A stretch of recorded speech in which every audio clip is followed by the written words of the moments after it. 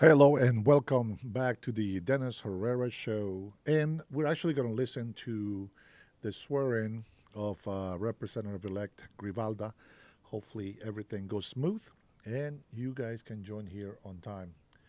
We will see you guys here in a bit.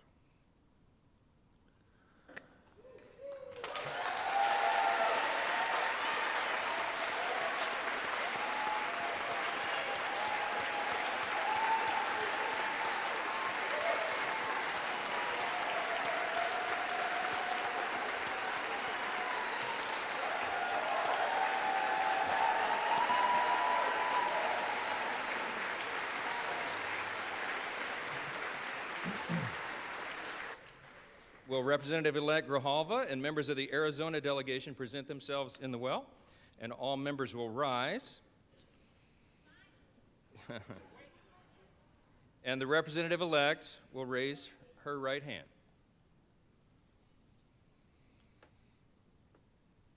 Do you solemnly swear or affirm that you will support and defend the Constitution of the United States against all enemies, foreign and domestic, that you will bear true faith and allegiance to the same, that you take this obligation freely without any mental reservation or purpose of evasion, and that you will well and faithfully discharge the duties of the office on which you are about to enter, so help you God? I do. Congratulations, you're now a member of the 119th Congress.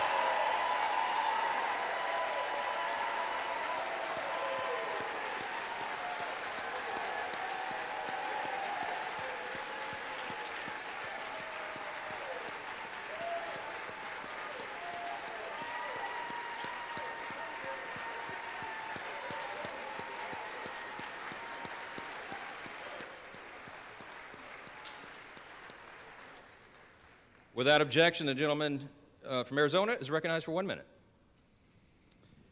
Thank you, Mr. Speaker. It is my pleasure to rise today to congratulate our newest colleague and fellow Arizonan on her swearing in as a representative of Arizona's 7th Congressional District, Congresswoman Adelita Grijalva. Congresswoman Grijalva has concentrated her career on issues associated and advocating for students and supporting families. As she follows her late father's footsteps, and boy, those are some footsteps, especially with those bolo ties. Wow. I have no doubt she will bring to the halls of Congress the same energy that has defined her years of public service.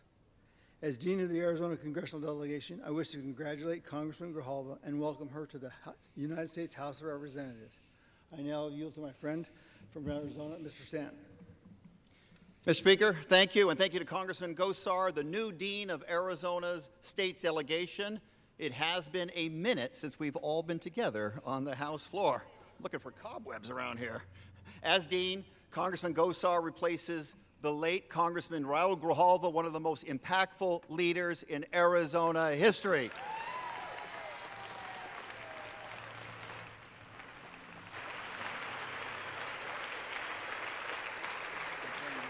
And now, with great pride, I rise today to do something we have waited 50 long days to do, exactly 49 days too long, and that is to introduce our colleague from Arizona, Congresswoman Adelita Grijalva. Since September 23rd, the people of Arizona have been waiting for this day, and the excuses for the delay have changed seemingly daily. First, they said they need an election certificate, though one isn't required. Then they wanted to make sure there was enough pomp and circumstance. Then we were informed about a non-existent Pelosi precedent. At one point, the speaker went on television and said, quote, "Bless her heart, she is representative-elect, she doesn't know how it works around here." Bless his heart, because here's how it should work. Let's call it the Adelita Grijalva precedent. When the American people vote, this chamber respects their will and seats them immediately. Politics should never come into play.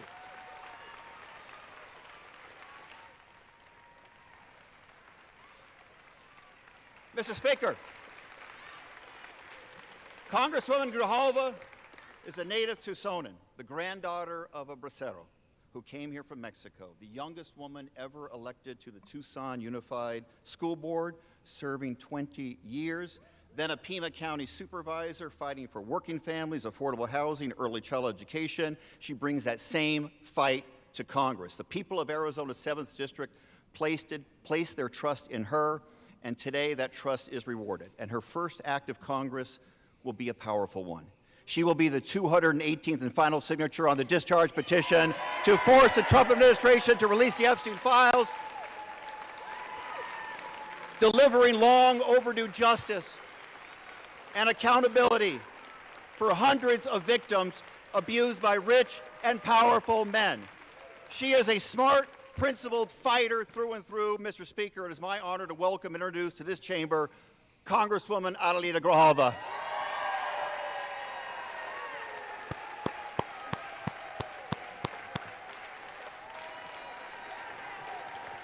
Muchas gracias. Good job.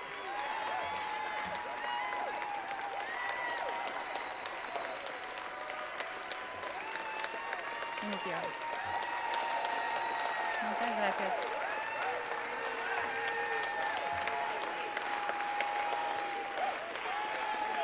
Gracias. Thank you. Thank you. Thank you.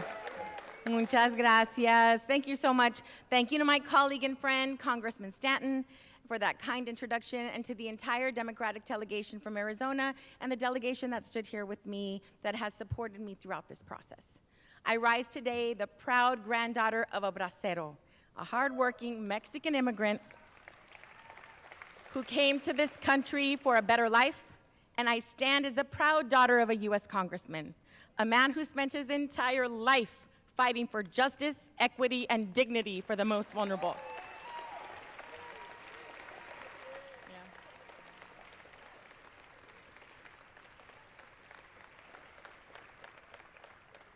From working as a vaquero to serving in Congress in just a single generation, that is the promise of this country. That is the America I want to raise my three beautiful children in, Adelina, Raul, and Joaquin. Stand up, baby. Look at them.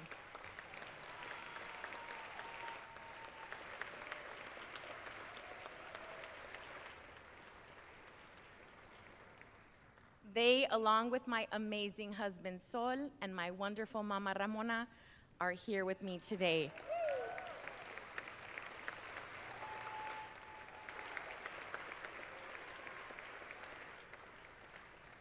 Muchas gracias por su apoyo y tu amor. And thank you to la gente of Southern Arizona for making history, electing me, the first Latina, the first Chicana from Arizona to ever go to Congress.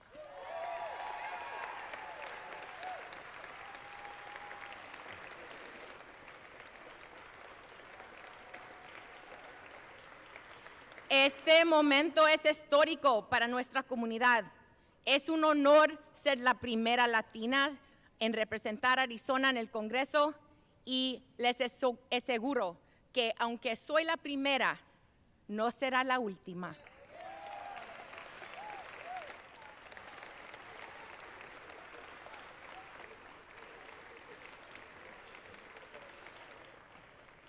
And while we celebrate this moment today, our American promise is under serious threat.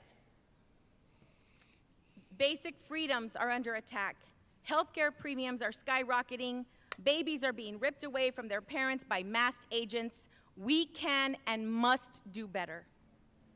What is most concerning is not what this administration has done, but what the majority in this body has failed to do. Hold Trump accountable as a co-equal branch of government that we are.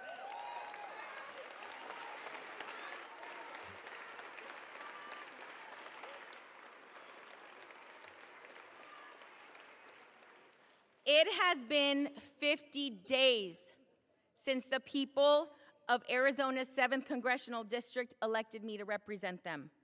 50 days that over 800,000 Arizonans have been left without access to the basic services that every constituent deserves.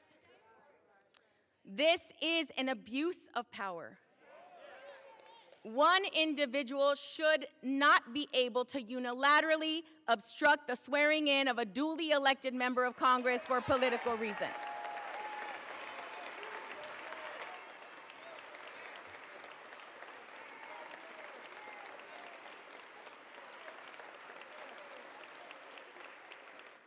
Our democracy only works when everyone has a voice.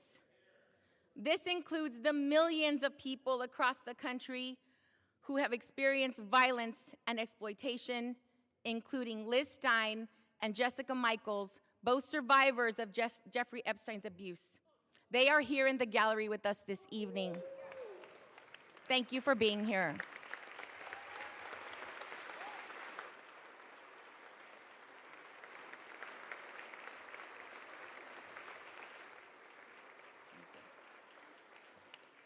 Just this morning, House Democrats released more emails showing that Trump knew more about Epstein's abuses than he previously acknowledged. It's past time for Congress to restore its role as a check and balance on this administration and fight for we, the American people. We need to fight for our immigrant communities and veterans. We need to stand up for our public schools, children, and educators. We need to respect tribal sovereignty in our environment.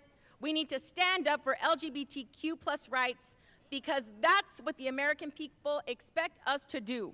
Fight for them.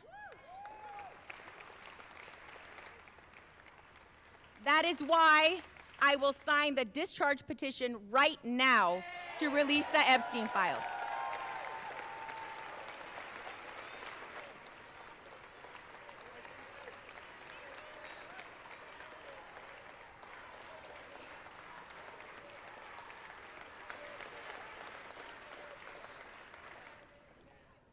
Justice cannot wait another day. Adelante, mi gente. Muchas gracias. Thank you very much. I yield back.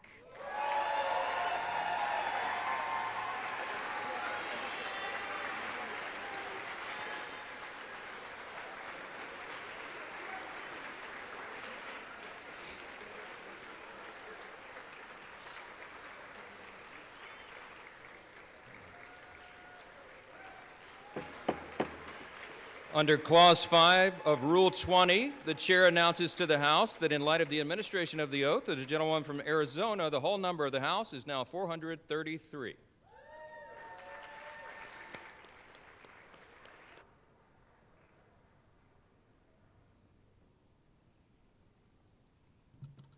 Fantastic. Congratulations, Grivalda.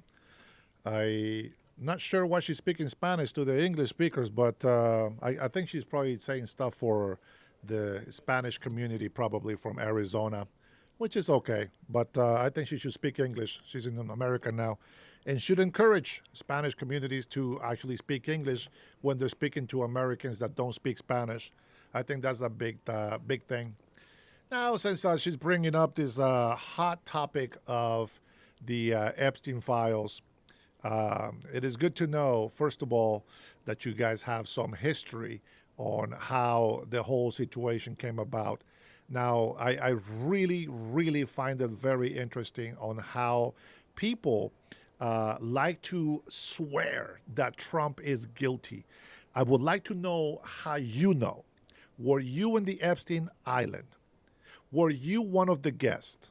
Because if you weren't, shut the hell up and stop treating people like they are guilty when you don't have the facts straight. So far, all the stories that we have gotten from some of the victims and everybody else, they have said Trump has nothing to do with it. Whether he was in the name on the list, that is irrelevant. It doesn't prove anything. So many people were in that list. And so that doesn't mean anything. If you guys want to sit there, man, and just hate somebody and just do a witch hunt, man, you guys can't do that, man. You guys need to think with common sense. You guys look ridiculous doing shit like that. It's just like, you know what? Wait until he actually goes to court, if that's the case. They already had a court case. The judge throw everything out. I'm going to ask you guys to do something for me. You're in my chat. Be respectful. Richard, I'm going to give you one warning.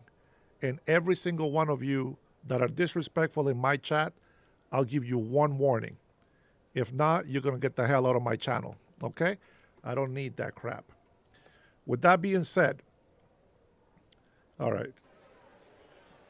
Do I have any mods in here? Omar, you're a mod. Can you get rid of all these morons that are in here insulting? If you're going to want to hear and talk about something, let's talk about something. Don't come over here and start insulting me. You don't get that privilege. So was Bill Clinton. So was a lot of people. Okay? So we'll see. We'll see. No, Chain. One thing is handling the truth, and another one is to get insults from people that I don't even know who the hell they are. So let's go ahead and start cleaning up this chat. Bye, Miguel. Bye, Richard.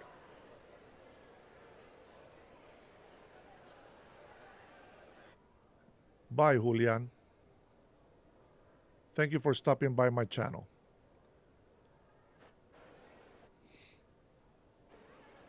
Well, who was the other person?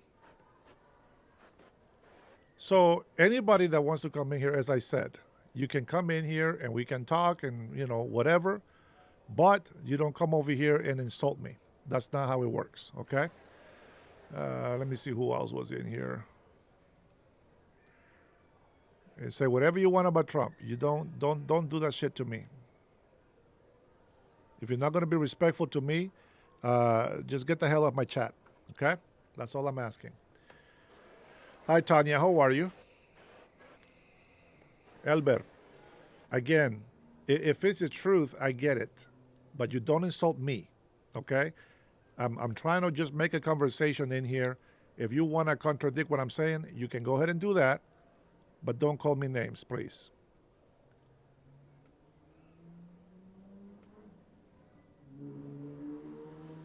Bye.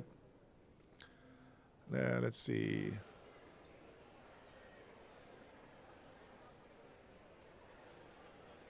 Why did I call you weak?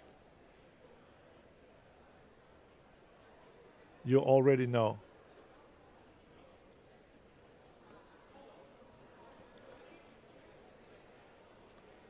All right. I'll give you guys a chance to go ahead and give me a call. 425-583-1155. Go ahead and call that number if you want to tell me why I am a liar, or why do you believe that President Donald Trump is a pedophile? If you have no facts, whatever you say is exactly what you're projecting about yourself. So go on and call me and tell me what proof you have that Trump is a pedophile, besides what you heard from legacy media, besides the lies that you've been hearing from the left. You tell me how you know. Boricua, welcome. Thunder Local. What is Patrick? What did Patrick say? Where's Patrick? No, that's okay. That's not an insult to me. Number one, I'm not lying, and what you're saying is not true. Hey, Derek, how are you? Thor? Yeah, Trump might be a coward. Yeah. I know that he has had a tough life. I can tell you that much right now. Hasn't been easy to be Trump in their life. Now, if you guys don't know his life, I will encourage you to go find out. There's a lot of shady schemes that he's done in his life, a lot of bankruptcy, casinos, etc. People that he, used, and the system was used very well. One of the things that you don't know is who Trump really is. I'm not saying he's a perfect guy. What I'm saying is he has a bad past. He has a couple of divorces in his marriage. As a person that has gone through that, I can tell you that everything was negative on my side. And the difference is that, Trump did cheated on his wives, and that's different. But any of you here that are so righteous to cast the first stone, the first thing you do, it's you yourself are immoral. You have no Christian values. You are hypocrites that want to come over here and cast stones without knowing the truth. Now, you can say that about everybody else, that's fine. But you don't throw shit at me. And if I said you guys and you respond, that means that you are the one that's guilty. Anybody else, they're just making comments.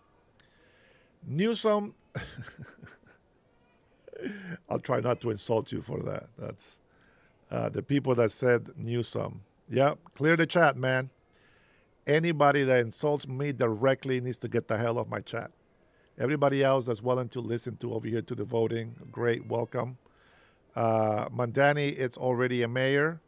He can not be a president, but thanks for playing. This is how I know I get a lot of illegal immigrants on my chat. Jay, release the Epstein files. I agree. 100%. Yeah. Is that what's hurtful to you, Chain? That President Trump is still rich? One of the things that I know about him when he was going through a lot of crap, a lot.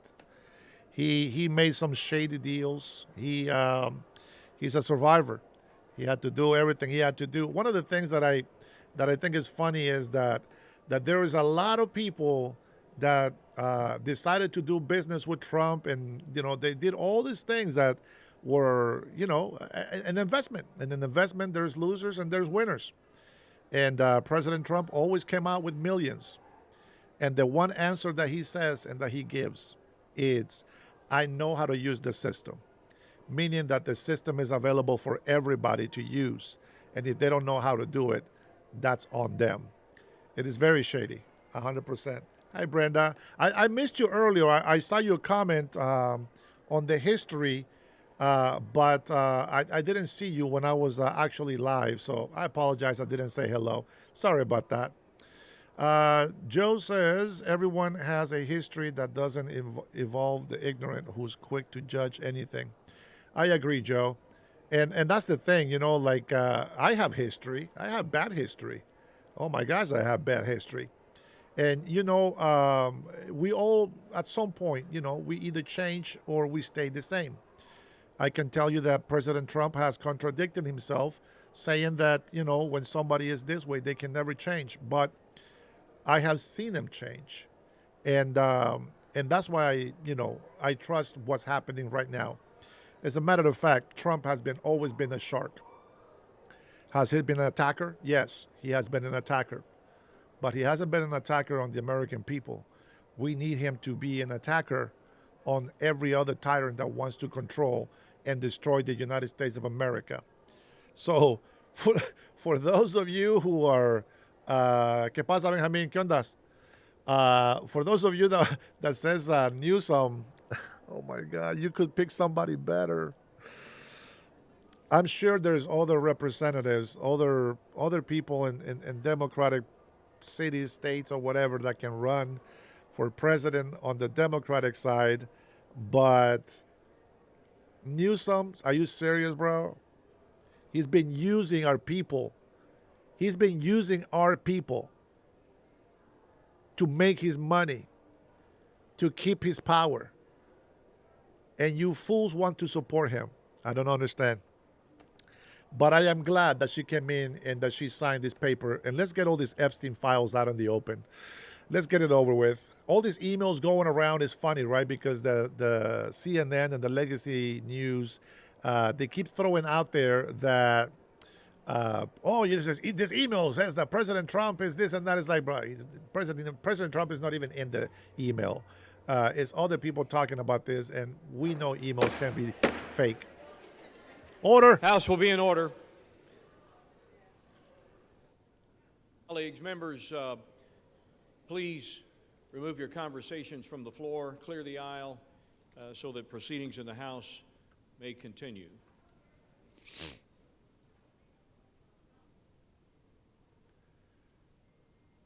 For what purposes, the gentleman from Tennessee rise?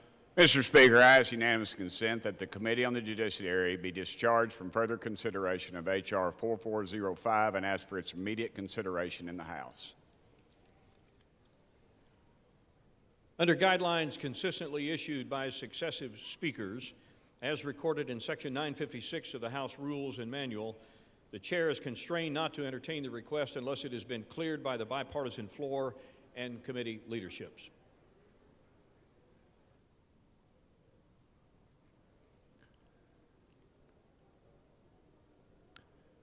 He is not. What purpose does the gentleman from Tennessee seek recognition? Parliamentary inquiry, Mr. Speaker. We Republicans are requesting this unanimous consent. Are Democrats objecting to this request? Chair reminds the gentleman from Tennessee that as indicated by Section 956 of the House Rules and Manual, it is not a proper parliamentary inquiry to ask the chair to indicate which side of the aisle has failed under the Speaker's guidelines to clear a unanimous consent request, as was stated.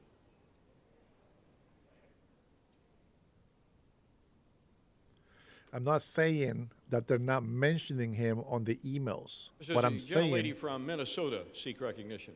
Mr. Hey, Speaker, hold on, Miss Minnesota. What I'm saying is that he's not a sender or a receiver of those emails. Anybody can mention anybody on emails. But don't worry, the files will be here soon enough. By the direction of the Committee on Rules, I call up House Resolution 873 and ask for its immediate consideration. The clerk will report the resolution. House Calendar Number 46, House Resolution 873. Resolved that upon adoption of this resolution, it shall be in order to take from the Speaker's table the bill H.R. 5371, making continuing appropriations and extensions for fiscal year 2026 and for other purposes, with the Senate amendment thereto, and to consider in the House without intervention of any point of order a motion offered by the Chair of the Committee on Appropriations or his designee that the House concur in the Senate amendment. The Senate amendment and the motion shall be considered as read. The motion shall be debatable for 1 hour, equally divided and controlled by the Chair and ranking minority member of the Committee on Appropriations or their respective designees. The previous question shall be considered as ordered on the motion to its adoption without intervening motion. House will be in order.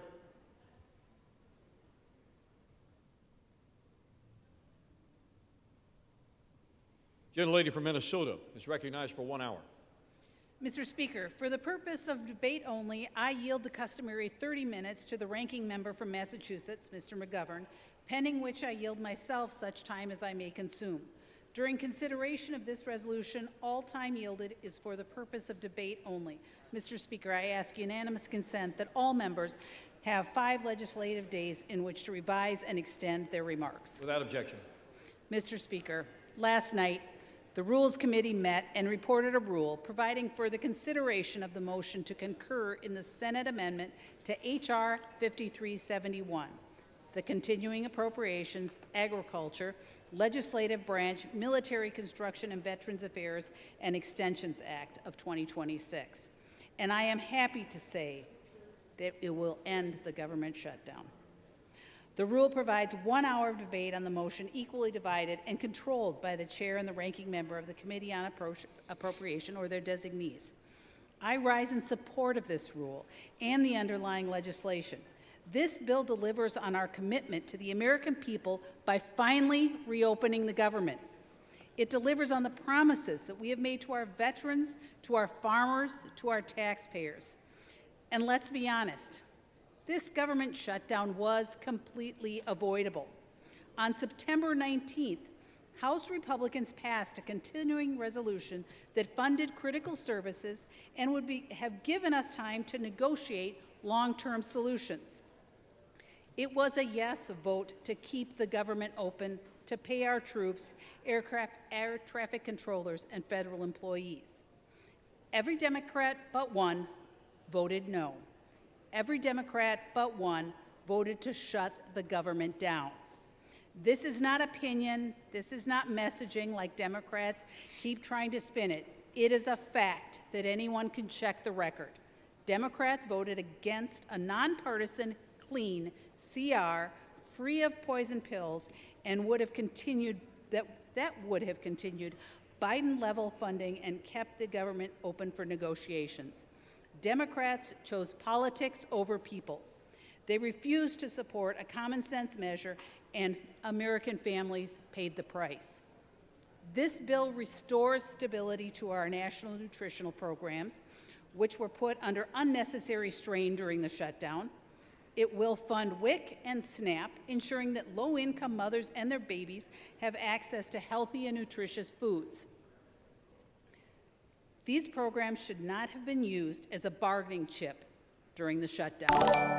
Republicans are stepping up to protect Americans and ensure these programs remain stable and funded. That is what responsible governance looks like. There are 3 appropriations bills included in this CR, put here to jumpstart our appropriations process. H.R. 5371 delivers for rural America. It provides funding for the Farm Service Agency to support our nation's farmers and ranchers. It invests in rural development programs, including funding affordable rental housing assistance for low-income families and seniors in rural communities. These investments strengthen our local economies and ensure that rural communities are not left behind. For our troops, this bill demonstrates our dedication to veteran medical care, including funding for mental health, telehealth services, homelessness programs, caregiver programs, opioid misuse prevention and treatment, medical research, health care tailored to our female veterans, rural health care initiatives, and construction for new VA hospitals and veteran cemeteries. We're also funding veteran disability programs, education benefits, and employment training. Funds will be invested in military family housing projects to support those that support our troops, and in projects to improve quality of life for our service members, including hospitals and schools. Mr. Speaker, H.R. 5371 is what governing with a purpose looks like. If Democrats had joined us in September to pass a common-sense continuing resolution, we could have avoided this Democrat shutdown altogether. But they chose reckless posturing over responsibility. Now Republicans are stepping up to restore stability and reopen the government for the people. I stand in support of this bill, and I urge my colleagues to support H.R. 5371 and stay focused on what matters, serving the American people. With that, Mr. Speaker, I reserve. Gentlelady reserves her time. Gentleman from Massachusetts is recognized. Well, thank you, Mr. Speaker, and I want to thank the gentlelady from Minnesota for yielding me the customary time, and I yield myself such time as I may consume. Gentleman is recognized. It's great to see you all, Mr. Speaker. We've been looking for you guys everywhere. Where the hell have you been? Imagine my shock when I found out that you guys went home. 8 weeks of taxpayer-funded, paid vacation for Republicans. And why did Republicans do it? They did it because Democrats had the audacity to ask them to try to lower people's health care costs. And while they sat on their couch for 8 weeks, we were working. We listened to people who told us their health insurance premiums are doubling and tripling.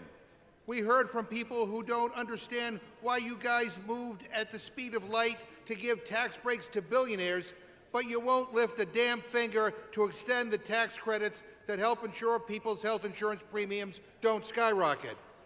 This CR, this dirty CR, which does nothing to solve the healthcare crisis, is one of the most immoral, unethical, evil things that I have ever seen happen in all my time in Congress. But it's just part of a larger pattern of indifference from Republicans that we have seen time after time after time. When the billionaire class needed another tax cut, when they wanted to funnel money to the people who write their campaign checks, boy, did Republicans deliver. They rammed through their awful, big, ugly bill in a nanosecond. What the hell is wrong with them? While regular people are struggling to pay bills, Donald Trump's net worth has gone up by $3 billion since he became president. People's health insurance premiums are doubling and tripling, but Republicans say there is no affordability crisis, even as their tariffs are costing people an extra $1,200 per year. Regular people can't afford the rent, and Republicans are letting Trump gild his bathroom and build a ballroom to host the rich and powerful elites who own the GOP. These guys are bailing out Argentina. Argentina! They're giving $40 billion to an entirely different country rather than helping the 42 million Americans who can't afford to put food on the table. And here's the clincher, Mr. Speaker.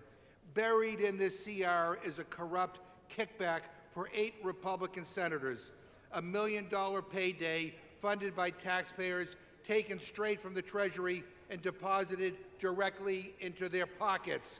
What the hell is wrong with this place? They promised to put America first. The only thing you guys put first is yourselves.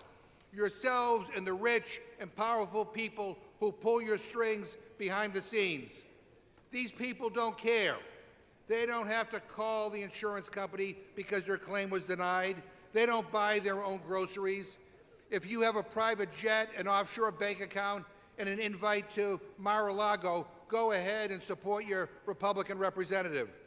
But if you're a regular person who feels like you're getting screwed over, if you are fed up with the status quo here in Washington that only works for those at the top, this majority is not fighting for you, but we are.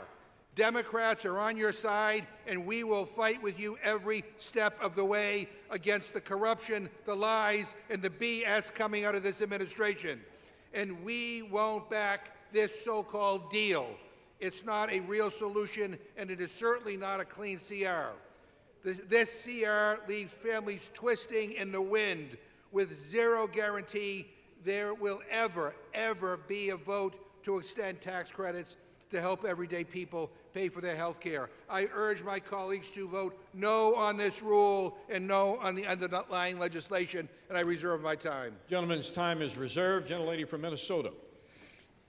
Thank you, Mr. Speaker. And there is so much to unpack and to object to in the ranking member's opening statement. But I just want to comment on one of the issues. And I find the statement that Republicans were on vacation laughable.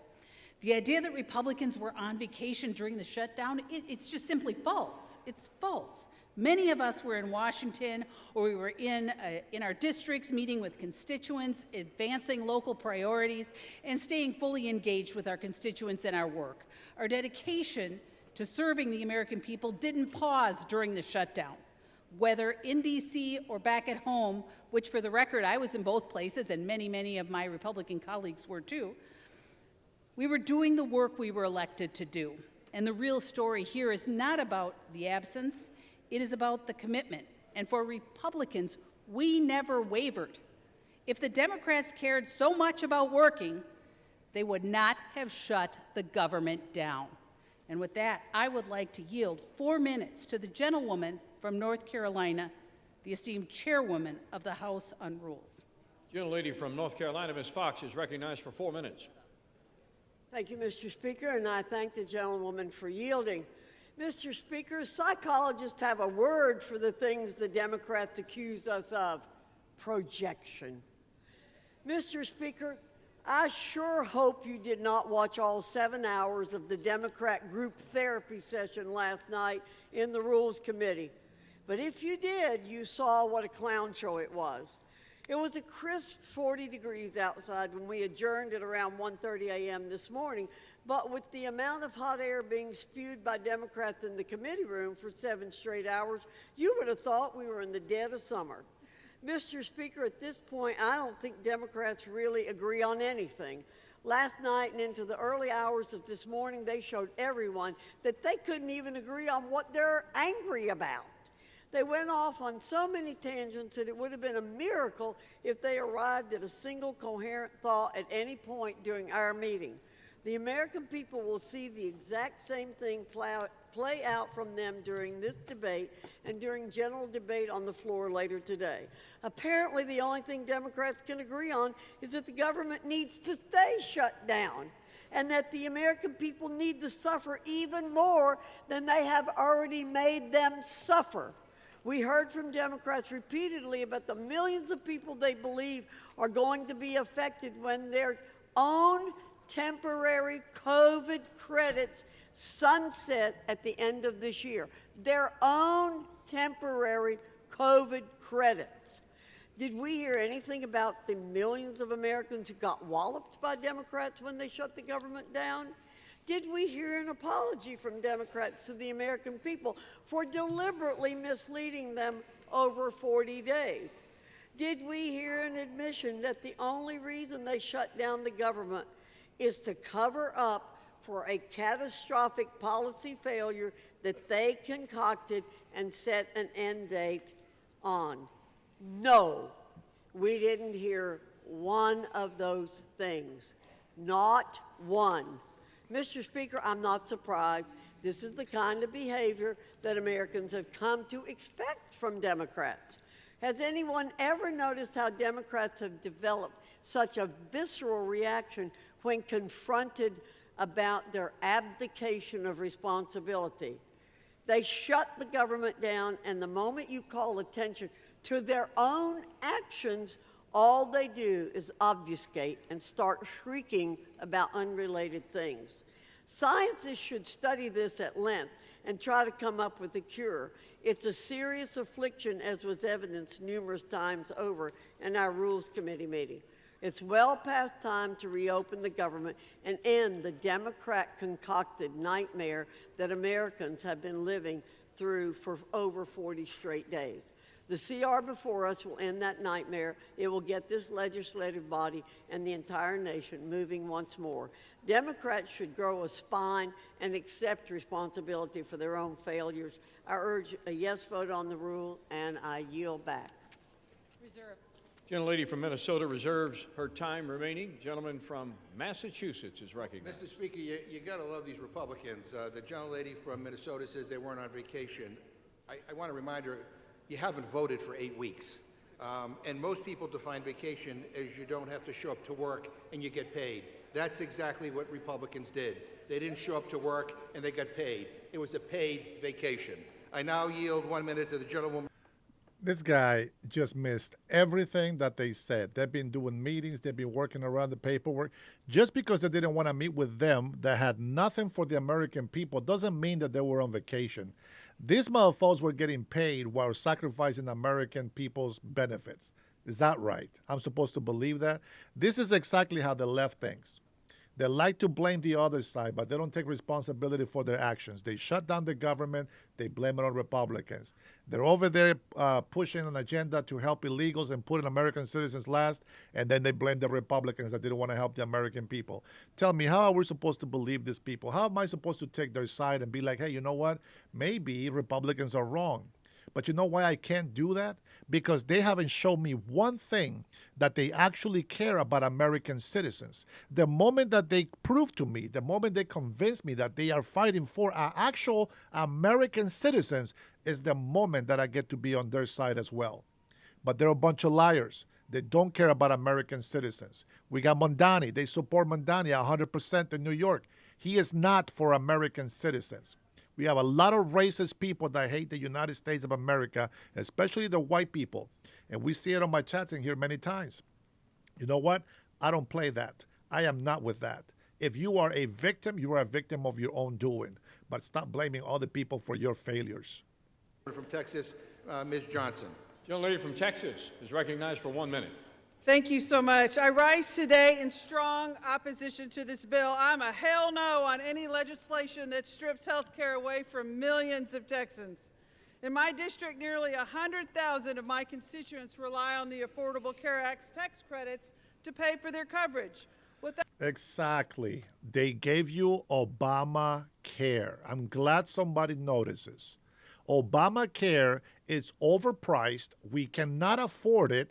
We got fined when doing our tax reports for not being able to afford health care. And the rich people are getting a big-ass kickback and money. This is supposed to go 47% up at the end of this year. We are not going to extend the Obamacare. It is a piece of shit healthcare plan that we shouldn't have had allowed it for the last 10 years. So if you don't know what Obamacare is, you shouldn't say anything because Obamacare is a disaster, 100%. And many people can tell you if they apply for Obamacare, it's a disaster. Unless you're on welfare, you don't know what Obamacare is. Without these life-saving credits, many of them will go without health care at all. Every day during this shutdown, my office has heard from thousands of families across my district saying, for the love of God, save my health care. And tucked away in this bill is a brazen payoff, millions of taxpayer dollars funneled to the benefit of a handful of senators, while families are struggling to afford groceries and health care. We are being asked to sign off on a deal that lines the pockets of the very people who wrote it. That is an insult to every hardworking taxpayer who expects honesty from their government. The contrast could not be clearer. Republicans are operating in the currency of cruelty and corruption, while Democrats are fighting with courage and compassion. The American people deserve better, and I will never stop fighting to protect the basic necessities every family needs to survive. I yield back. Gentlelady from Minnesota. Mr. Speaker, I yield 2 minutes to the gentleman from Georgia. Gentleman from Georgia is recognized for 2 minutes. Thank you, Mr. Speaker. And, you know, the American farmer needs this bill to pass. The American soldier needs this bill to pass. Our air traffic controllers need this bill to pass. The men and women who protect us here in this Capitol and all federal law enforcement need this bill to pass. I'm one of those who represents a lot of federal employees, and they've been without a check for a long time, Mr. Speaker. This is very simple, very simple. It's way past time to open the government up. There are going to be a lot of excuses about coulda, shoulda, woulda, and you need to take this provision or that provision out, or they're going to vote to keep the government shut down. Well, let me tell you something. The vote today, it is straight up or straight down. You vote to open the government up today, or you vote to keep it closed. That's all there is to it. Now, as for the provision that's been mentioned a few times about the Senate language, I have introduced a piece of legislation already to repeal the Senate language, and I'm hopeful that we'll have a vote on that as soon as we get back. Mr. Speaker, I yield the remainder of my time. Reserve. Gentlelady from Minnesota continues to reserve her time. Gentleman from Massachusetts. Mr. Speaker, you don't love these guys. I mean, they're all introducing legislation to repeal provisions in a bill that they're going to vote yes on. I mean, you figure that out. Mr. Speaker, the previous question is the House Democrats' last attempt to make a change to this rule before it gets voted on. And I want to use this opportunity to talk about a last-minute provision that was slipped into the CR in the Senate. It's an outrageous giveaway to pad the pockets of 8 Republican senators. And it's one of the most corrupt things I've seen in my life. So if the House defeats the previous question, I will offer an amendment to the rule to consider as adopted an amendment to the continuing resolution offered by Representative Subramanian which would strike the corrupt giveaway out of the text of this bill so it does not make it into law. Mr. Speaker, this is a massive payday for Republicans. It would allow 8 of their senators to shovel millions of dollars into their own wallets. I'm talking cash money, not for their states, not for their constituents, no, for their own personal bank accounts. Why should a United States senator or any party get a special right that nobody else has? No state legislator, no governor, no judge, no citizen in the entire country has this right. But we are creating it for a handful of Republican senators. It is immoral.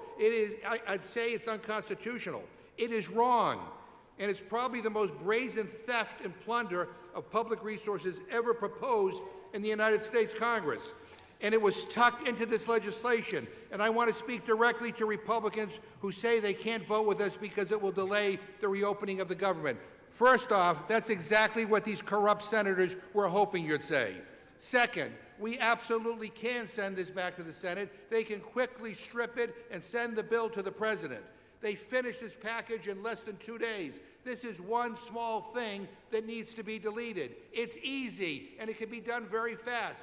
But, and please spare me the excuses that we'll get this done next week with a new bill. Once this is law, that's it. It is signed into law forever. It will never change. It is permanent, and you voted for it. And Republicans you all know that. So don't say you're going to pass some new bill next week to address this. That's just an excuse to do nothing that will fix it. Republicans moved at the speed of light to give tax breaks to billionaires, and the least they can do is give the same urgency to stop this shamelessly corrupt fleecing of the American people. Now, I get it. Trump is suing the U.S. government for $230 million, and I guess these senators want in on the action. They want their own payday, but I've never seen this level of grift, shameless corruption, and theft of public money in my entire life, ever. So, Mr. Speaker, I ask unanimous consent to insert the text of my amendment into the record along with extraneous material immediately prior to the vote on the previous question, and to discuss our proposal. I yield a minute to the gentleman from Virginia, Mr. Subramanian. Without objection on the UC request, the chair will remind the gentleman from Massachusetts and others to please refrain from engaging in personalities toward members of the Senate. Gentleman is recognized. Thank you, Mr. Speaker. Thank you, Ranking Member McGovern.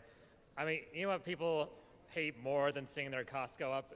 Is seeing their costs go up while corrupt politicians line their pockets with taxpayer money. That's what they really hate, but that's what this bill does. Republican senators slipped into this bill a legal pathway for them to personally receive millions of dollars in taxpayer money for being investigated after January 6th. And the other side talks about fiscal responsibility and says there's no money for health care, but somehow there's taxpayer money for Republican senators. This is an ethics violation, this is a breach of trust, and it calls into question the very legitimacy of this institution. So I put forward an amendment to reject this corruption, but committee Republicans voted it down last night, and they said they knew it was corrupt, but that there was nothing that could be done, and that the system didn't work. Well, you are the system.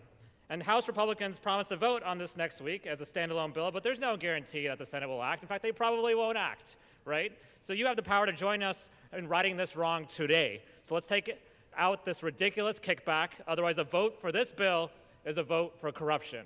I yield back. Gentleman yields back. Gentlelady from Minnesota. Thank you, Mr. Speaker. And I never said, Mr. Speaker, that this bill was perfect. And not everyone agrees with the provision, and our colleague from Georgia had just mentioned and is already addressing it.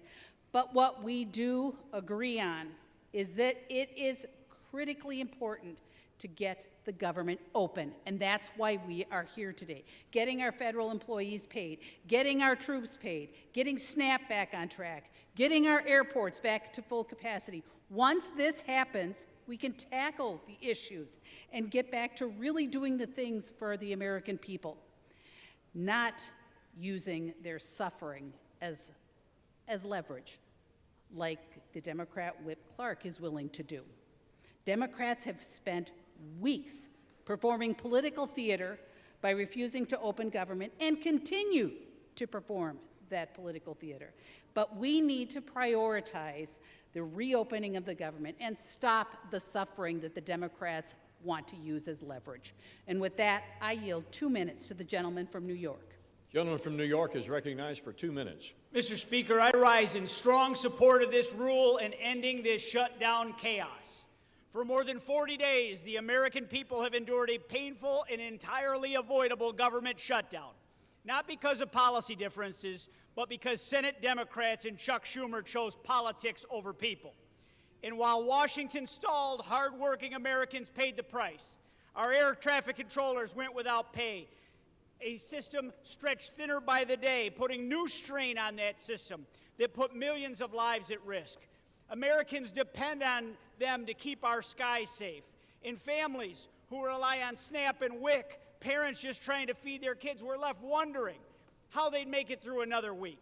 And at the same time, our border agents and our Coast Guard members, they continued to serve this country as their own families went without pay. And through it all, while everyday Americans carried the weight of the shutdown, Senate Democrats had chance after chance to end it. But instead, they chose to prolong the pain. That is not leadership, that's hypocrisy. It was never about budgets or priorities. It was about power. It's not about turning government on. For them, it's about turning government into performance, where the people paying the highest price are the ones furthest from Washington. For more than 40 days, families were used as political pawns and props, while those responsible stood in front of cameras pretending to solve the crisis that they created. I actually saw a member from my home state stand at a food bank, decry the fact that nutritional assistance was in question, then swear up and down that they would vote against ending this shutdown. That is the epitome of hypocrisy, and the American people deserve better than that. House Republicans did our job. We passed a clean continuing resolution weeks ago, the same kind of straightforward measure that should have been agreed to immediately to keep this government open. But Senate Democrats blocked that 14 times, prolonging this shutdown just to score points to their woke, angry mob. This measure before us today is the same bipartisan framework they could have passed 40 days ago. The only thing that has changed is the political calendar. So, Mr. Speaker, I urge my colleagues to support the rule, stand with the American people, the families of veterans and public servants who have carried the burden of this shutdown, and let's reopen our government, and let's get this country moving again. And I yield back, Mr. Speaker. Gentleman from Massachusetts. Mr. Speaker, I ask unanimous consent to insert into the record an article from ABC News entitled, "Inflation Climbs to the Highest Level Since January, Beef Prices Soar." Without objection. I request unanimous consent to insert into the record an article from the Washington Post entitled, "From Groceries to Gas, Americans Say They're Spending More Under Trump." Without objection. I ask unanimous consent to insert into the record an article from the New Republic entitled, "No, You're Wrong. Trump Spirals When Pressed on Rising Food Prices." Without objection. I ask unanimous consent to insert into the record an article from the New Republic entitled, "Trump Admits He Doesn't Care About Affordability as Economy Plunges." Without objection. I ask unanimous consent to insert into the record an article from MSNBC entitled, "Not a Big Issue, Republicans Shrug as Consumers Confront Healthcare Sticker Shock." Without objection. I ask unanimous consent to insert into the record an opinion article published in MSNBC entitled, "Trump's Argentina Bailout Once Again Puts America Last." Without objection. I ask unanimous consent to insert into the record an article from PBS entitled, "Trump Administration Working on Doubling Argentina Financing to $40 billion." Without objection. I ask unanimous consent to insert into the record an article from Forbes entitled, "Presidency Boosts Trump's Net Worth by $3 billion in a Year." Without objection. I ask unanimous consent to insert into the record an article from People.com entitled, "Donald Trump Hosts Great Gatsby-Themed Halloween Party as 42 million Americans brace for SNAP benefits to expire." Without objection. I ask unanimous consent to insert into the record an article from the New York Times entitled, "Trump's Latest White House Makeover, the Lincoln Bathroom in Marble and Gold." Without objection. I ask unanimous consent to insert into the record an article from The Nation entitled, "The Bill to End the Shutdown is Full of Giveaways to Republicans." Without objection. And Mr. Speaker, I yield myself 15 seconds. Gentleman is recognized for 15 seconds. I'm sorry that the gentlelady thinks that trying to stop people's health care premiums from doubling and tripling and quadrupling is political theater, but we don't.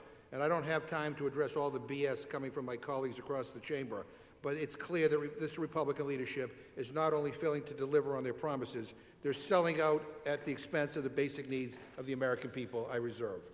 Time is reserved. Gentlelady from Minnesota. Mr. Speaker, I yield 2 minutes to the gentleman from Texas. Gentleman from Texas, Mr. Roy, is recognized for 2 minutes. Thank the gentleman from Arkansas. I thank the gentlelady from Minnesota. And here we are on September 19th. House Republicans passed legislation which would have funded government through November 20th. Here we are on November 12th, and we are basically where we would have been had we just passed the bill that we passed in September. And what did we get for all of that? What happened over all these days? Well, my colleagues on the other side of the aisle were searching for a reason for voters to support them next November. They were searching for a cause. And we know this because there was intervening elections and a lot of rhetoric, but no result. We're here right now with Democrats having joined senators to send a bill over here to fund government through the end of January with 3 appropriations bills, which we worked through regular order, that keeps spending relatively flat, advances the priorities the American people sent us here to advance, to back up the president, who is securing the border, which he was sent to Washington to do, to restore our military to focusing on defending this nation rather than advancing woke priorities, which the American people sent him here to do, for us to continue to work to grow and to build this economy after 4 years of being wrecked with reckless spending, but also abhorrent policies. The American people are now saying, what on earth were Democrats doing? And my Democrat colleagues' response is health care, because it's the only default position they have is the default to health care. And the fact is, it's because they broke the system so badly that they are now coming and asking us to have the Treasury print money to then give out in order to enrich insurance companies with massive subsidies. That's the actual fact. And the American people understand this. And they recognize that they don't want insurance companies to be enriched, but they want to be able to go get the doctor of their choice. The American people understand this, and so do we. And we're here to open the government, and we're here to stand up for doctors and patients instead of insurance companies and big regulators. I support this legislation. I know my Republican colleagues do. The question really is, will Democrats, or will they wish to perpetuate the shutting down of government to enrich insurance companies? I yield back. Gentleman from Massachusetts. Well, a couple of things, Mr. Speaker. I don't think we want to be lectured by somebody who, over the years, has been the king of government shutdowns and who worked for a United States senator that pushed for a government shutdown and to object to the Affordable Care Act. But by the way, I just want to make it clear to everybody: this is a Republican shutdown. They control the White House, they control the House, they control the Senate. You know, this government shut down because they don't want to negotiate. It's their way or the highway. This is a Republican shutdown. They own it. I now yield 1.5 minutes to the gentleman from Maryland, the distinguished ranking member of the Judiciary Committee, Mr. Raskin. Gentleman from Maryland is recognized for 1.5 minutes. And thank you, Mr. Speaker. Thank you, Mr. McGovern. This bill, which they now call imperfect, contains the single most corrupt provision for legislative self-dealing that anyone in this chamber today has ever voted on.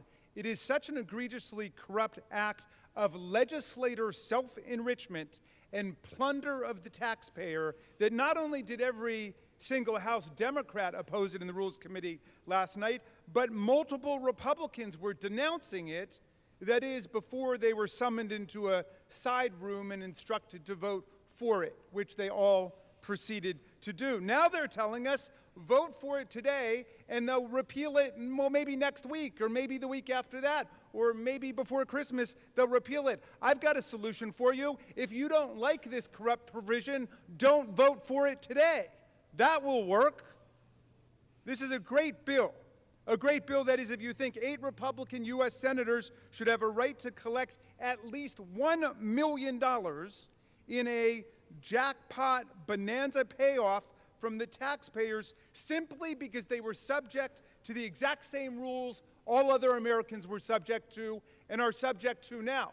And they don't propose to change those rules for anybody else, not for more than 300 million Americans, not for the members of the House of Representatives, not for governors and mayors, but for themselves. They want to deal themselves a special legal privilege. In this Republican class war, Great Gatsby economy, where President Trump has made more than $3 billion since he reoccupied the White House, the federal building which he has proceeded to demolish in large part, where millions of Americans face losing their health care and their SNAP benefits. This provision is an affront to our taxpayers, to the rule of law, to everyone who believes. Could I ask for 15 seconds more?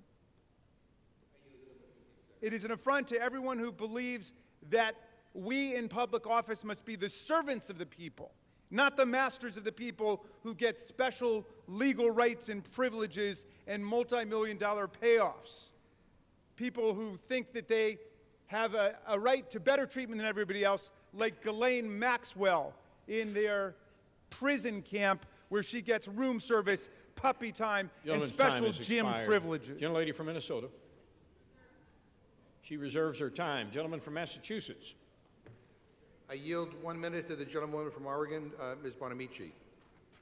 Gentlelady is recognized. Thank you, Mr. Speaker. I rise today in opposition to this continuing resolution. I will not support a bill that will continue the Republicans' assault on Americans and their pocketbooks. At a time when Oregonians and Americans are already struggling with rising costs, this bill locks in devastating cuts to health care and drives up the cost, in many cases significantly. The assault on health care and the Republican shutdown more broadly, they're further proof that the first 10 months of this Trump administration have been chaotic, harmful, and completely out of touch with the needs of the American people. Donald Trump held an extravagant Great Gatsby party at Mar-a-Lago the night before SNAP benefits expired, while the administration and Republicans continue to ignore the needs of working families. That's not governing. They've abandoned their responsibility to bring down costs and grow the economy. And Mr. Speaker, this bill was already bad, but now they added this corrupt get-rich-quick scheme to give hundreds of thousands of taxpayer dollars to Trump-aligned senators. That is outrageous. Oregonians and Americans Americans deserve better. My colleagues should listen to their constituents, vote no, and come back to the table and join us in the work to make health care affordable and accessible to all. I yield back.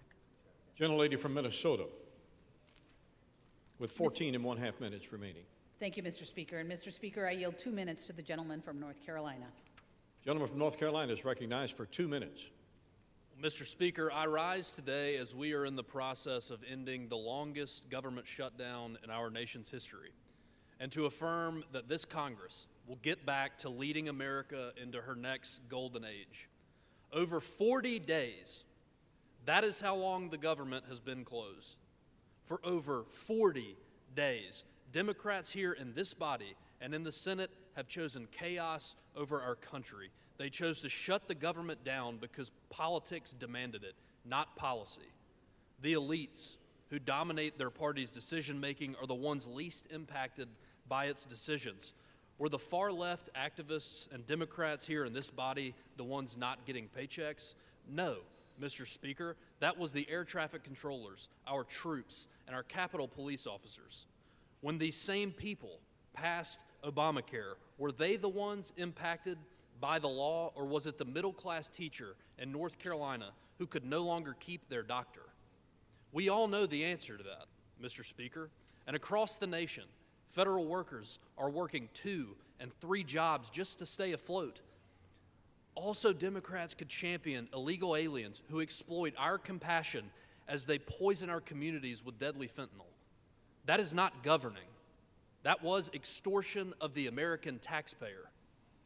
But that ends today. Today, we are in the process of finally reopening the government, returning to the business of the people, and further implementing the mandate our constituents sent us here to deliver on. Democrats chose to have a month of political theater, but political shows don't do one thing to help make the cost of everyday items more affordable. It is time to govern and to focus on making America more affordable for the middle class. Mr. Speaker, I urge a yes vote on this rule, and with that, I'll yield back. Gentleman from Massachusetts. Mr. Speaker, we're getting lectured on governance by a guy who is just coming off an 8-week paid vacation. Give me a break. At this time, I'd like to yield 1.5 minutes to the gentlewoman from New Jersey, the next governor of New Jersey, Ms. Sherrill.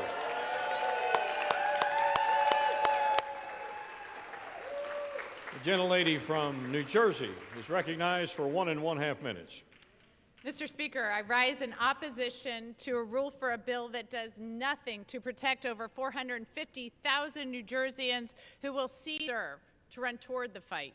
And so I ran for Congress after I saw Washington Republicans attacking the Affordable Care Act. I promised I would take on the status quo. I would fight the big fights, because that's what people expect of their leaders. That's what people deserve from their leaders. And I'm proud of the wins that I've delivered as your representative for New Jersey's 11th District, capping the cost of insulin and prescription drugs for seniors, funding the Gateway Tunnel, the PACT Act for veterans, flood mitigation projects, delivering for Picatinny Arsenal. You have trusted me, New Jersey, and last week you placed your trust in me again, electing me your 57th governor.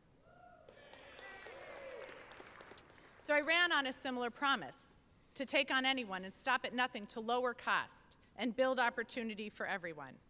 This will be my last speech in this chamber. I intend to submit my resignation next week and turn to protecting all of New Jersey. So my parting message to Jersey is, thank you. To my staff, thank you for your dedication to serving the 11th District of New Jersey. To my colleagues, do not let this body become a ceremonial red stamp from an administration that takes food away from children and rips away health care. 30 seconds. Gentlelady's given another 30 seconds. That rips health care away from people and takes food away from children. To the country, stand strong. As we say in the Navy, don't give up the ship. Thank you, and I yield back.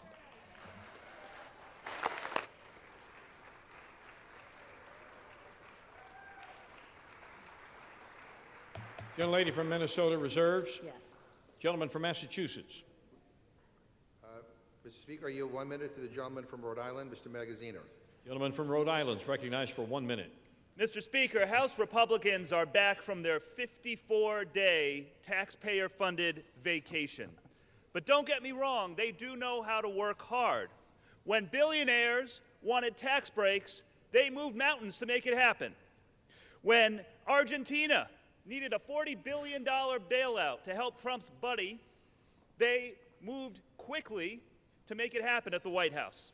But when working people need help, when millions of Americans are seeing their health insurance costs double and triple, and Americans all across this country are feeling like they're going to have to go without health insurance for the first time in their lives because they can't afford it anymore and have to make that terrible decision about which of their family members they're going to cut off of their insurance, House Republicans are nowhere to be found.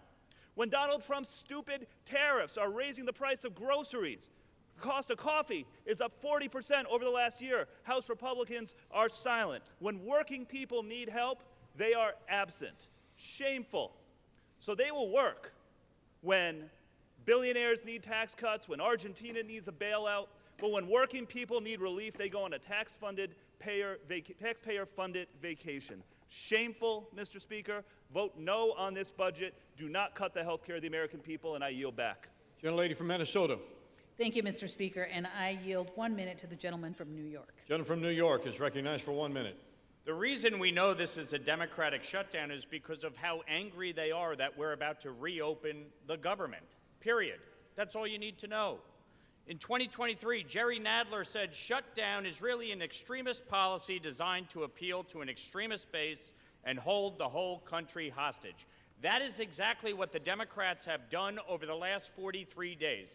They have held the American people hostage, trying to extract insane things like free health care for illegal immigrants. If they were serious about tackling the health care affordability crisis in this country, then they would address the fundamental problem with Obamacare.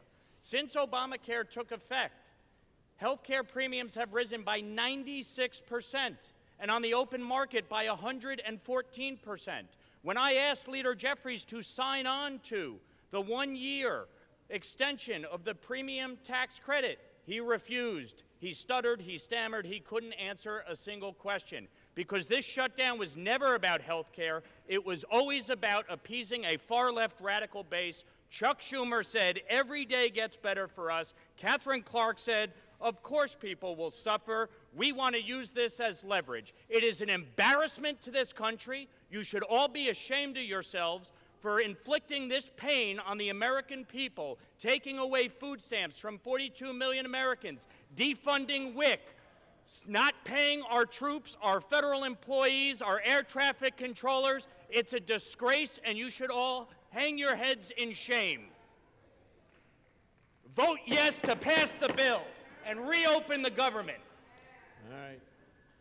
Let me remind my colleagues. Yeah. I fully recognize that there's a lot of pent-up anxiety and emotions have been elevated somewhat, but please, in the interest of the decorum of this House, to direct your comments to the chair and do not engage in personalities toward the Senate, toward the President, and others. Gentleman from Massachusetts with 14.5 minutes remaining. Yeah. Well, Mr. Speaker, let me just say the gentleman from New York sounds as extreme as his voting record. And I'd like to say to the gentleman who just spoke, by supporting this bill, he's betraying 7,000 constituents in his district who rely on the ACA to afford their health care. Boy, I'm glad he's not my representative. At this time, I'd like to yield 1 minute to the gentleman from New York, Mr. Kennedy. Gentleman from New York is recognized for 1 minute. Mr. Speaker, as the representative of Western New York, where so many people in my community, like others across the country, are already struggling to afford health care, I urge my colleagues to reject this disgraceful bill. As an occupational therapist, I know exactly who these cuts will hurt. I've heard from so many who are desperate for a lifeline, like Iris, a mom in Buffalo who's worried about how she'll keep her kids' health insurance, or Andy, a nursing home resident in Tonawanda who relies on Medicaid to get the services he needs, or the kids at Bourne Hava, a special needs school where I provided therapy, who depend on early intervention services. Donald Trump and congressional Republicans began their assault on the people of our country in the big ugly bill. This bill further devastates health care and leaves millions of Americans to pray they don't get sick. Shame on anyone who goes along with it. This country deserves better. I'll be voting no, and I urge all of my colleagues to do the same. I yield back. Gentlelady from Minnesota. Reserve. Reserves. Gentleman from Massachusetts. Mr. Speaker, some big news and breaking news in the last hour. I'm proud to say that our newest colleague, Representative Adelita Grijalva, just became the 218th signature on the Massey Kana discharge petition to compel the release of the Epstein files. And to all my Republican colleagues who refuse to sign on, time is up. You need to figure out where you stand on this because you're about to go on record. Is your loyalty to Trump more important than going after pedophiles? Because make no mistake, these files will come out. It is no longer a question of if, only when, and whether the White House chooses to stand with the survivors or throw them under the bus. And at this time, Mr. Speaker, I'd like to yield 1 minute to the gentlewoman from Oregon, Ms. Dexter. Gentlelady from Oregon is recognized for 1 minute. Thank you, Mr. Speaker. I rise today in strong opposition to this rule and the underlying bill. As a physician who spent 20 years saving lives, I did not come to Congress to let health care be decimated by Congress. I came to fight for my constituents who deserve to be able to see a doctor they trust, afford their medication, and keep their families healthy. If House Republicans let the ACA tax credits expire, they are complicit in forcing Oregonians to make impossible choices, like whether to keep their insurance or put food on the table. As a physician, I know what comes next. People go without. They go uninsured, they delay care, and they skip refills. They get sicker, and sometimes they end up in medical debt that is devastating. The cost of living is already too damn high. Republicans are committed to cutting your care. They patently rejected amendments to protect Americans, ignoring millions of American families who are desperate for relief. I will be an absolute no on the rule and the underlying bill, and I refuse to give up on ensuring affordable health care for all. Thank you, Mr. Speaker. I yield back. Gentlelady from Minnesota.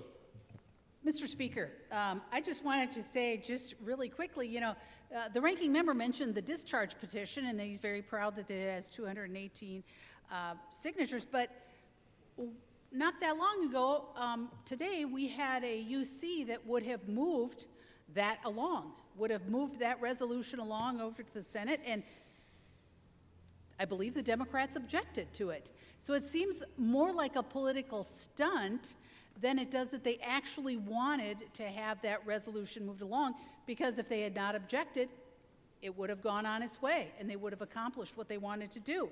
So I don't see their real desire to have the resolution passed. I see it more of, like I said, a political stunt.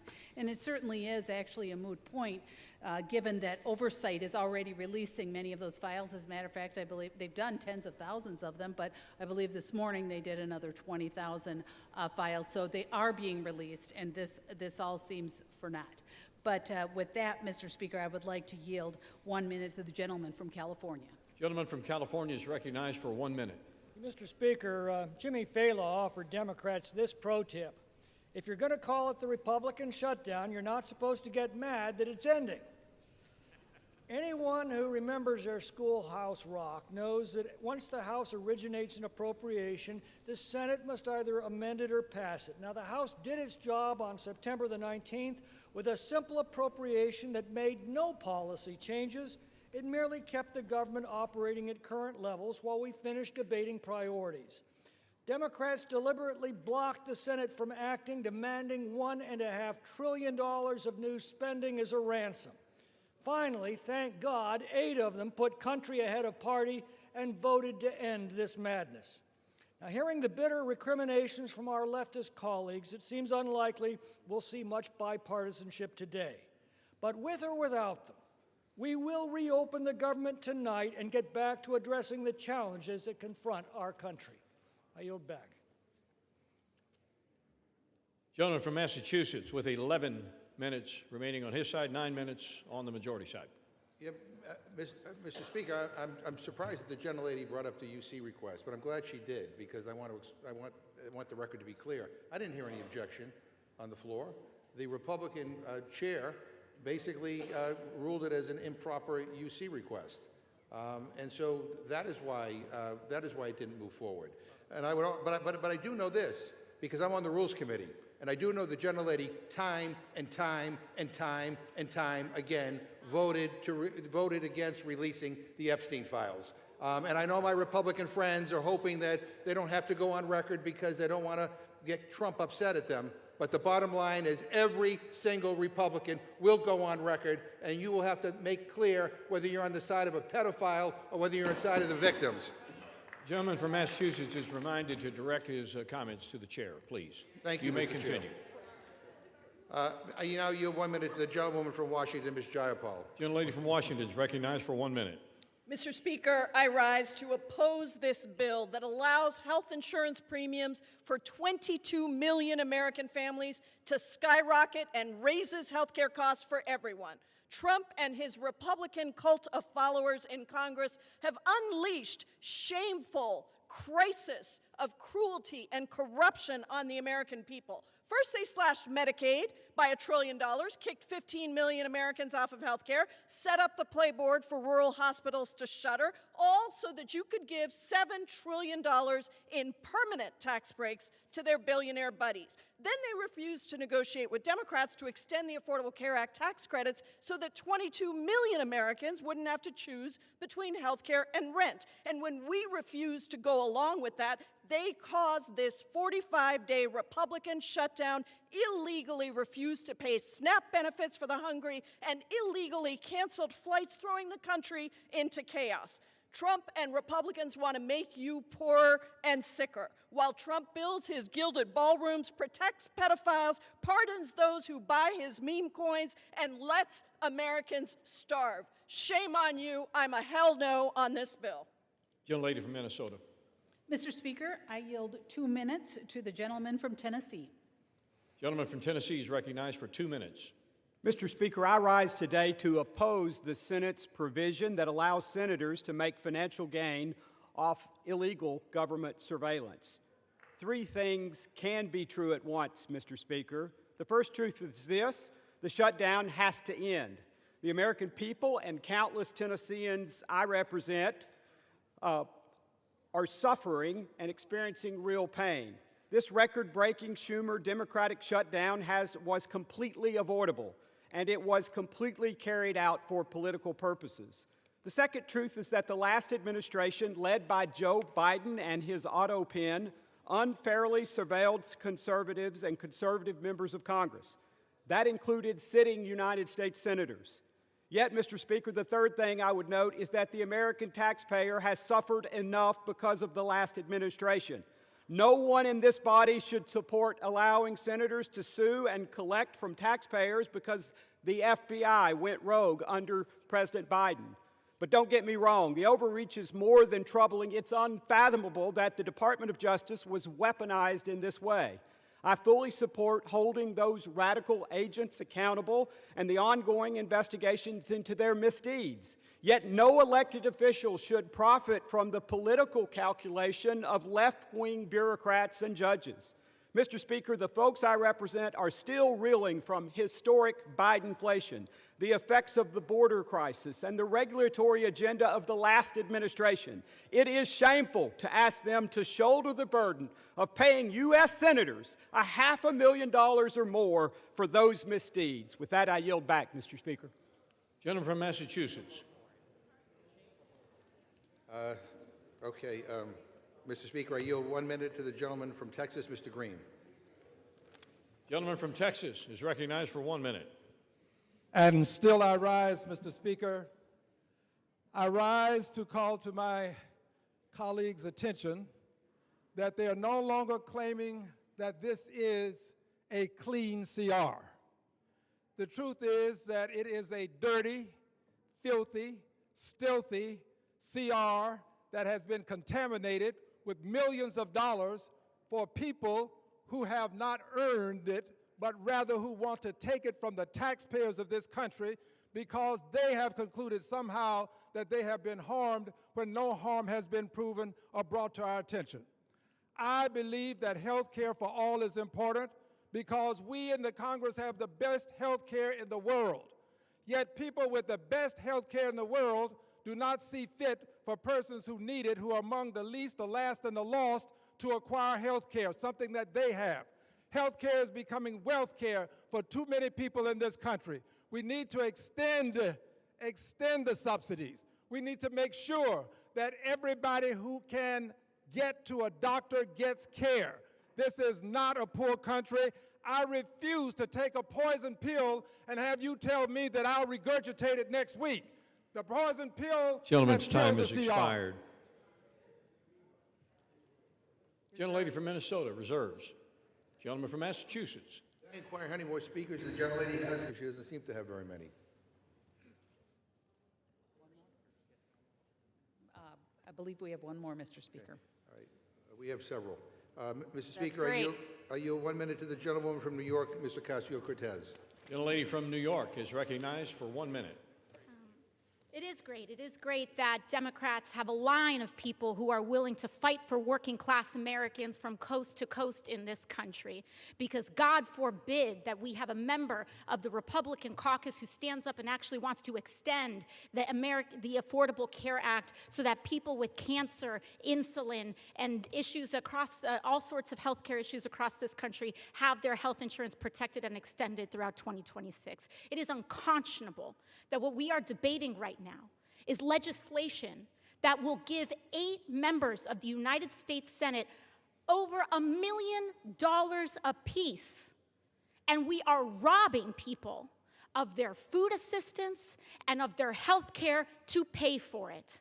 How is this even on the floor? How can we, as members of Congress, Republican or Democrat, vote to enrich ourselves by stealing from the American people? That is what this legislation does. In fact, Senator Graham just went before the press earlier today saying he was going to seek well over $1 million from the American people from this. We cannot support it, and we cannot stand for it. Thank you.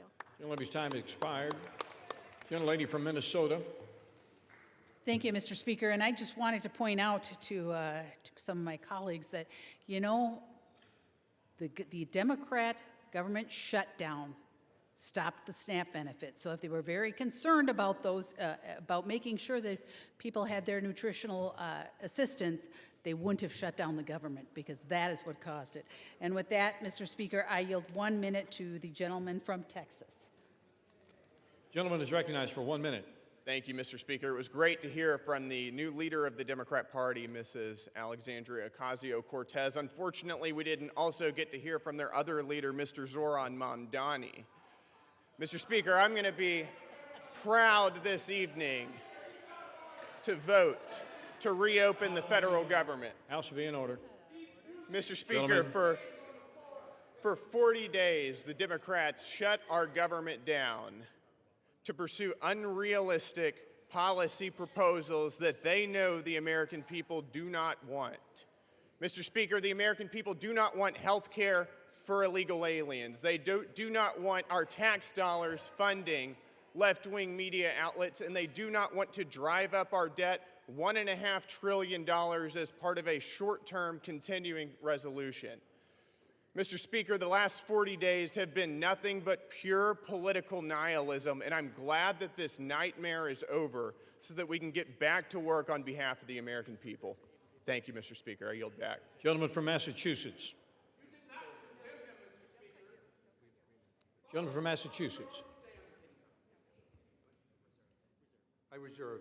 Gentleman reserves his time. Gentlelady from Minnesota. Reserve. Reserves. Who seeks time? Well, Mr. Speaker, let me first of all just say to the gentlelady, this is Republican shutdown. It didn't need to happen. All you need to do is extend the ACA tax credit so that people wouldn't get screwed on their health insurance bills. But I also point out to her that the President of the United States illegally withheld SNAP benefits.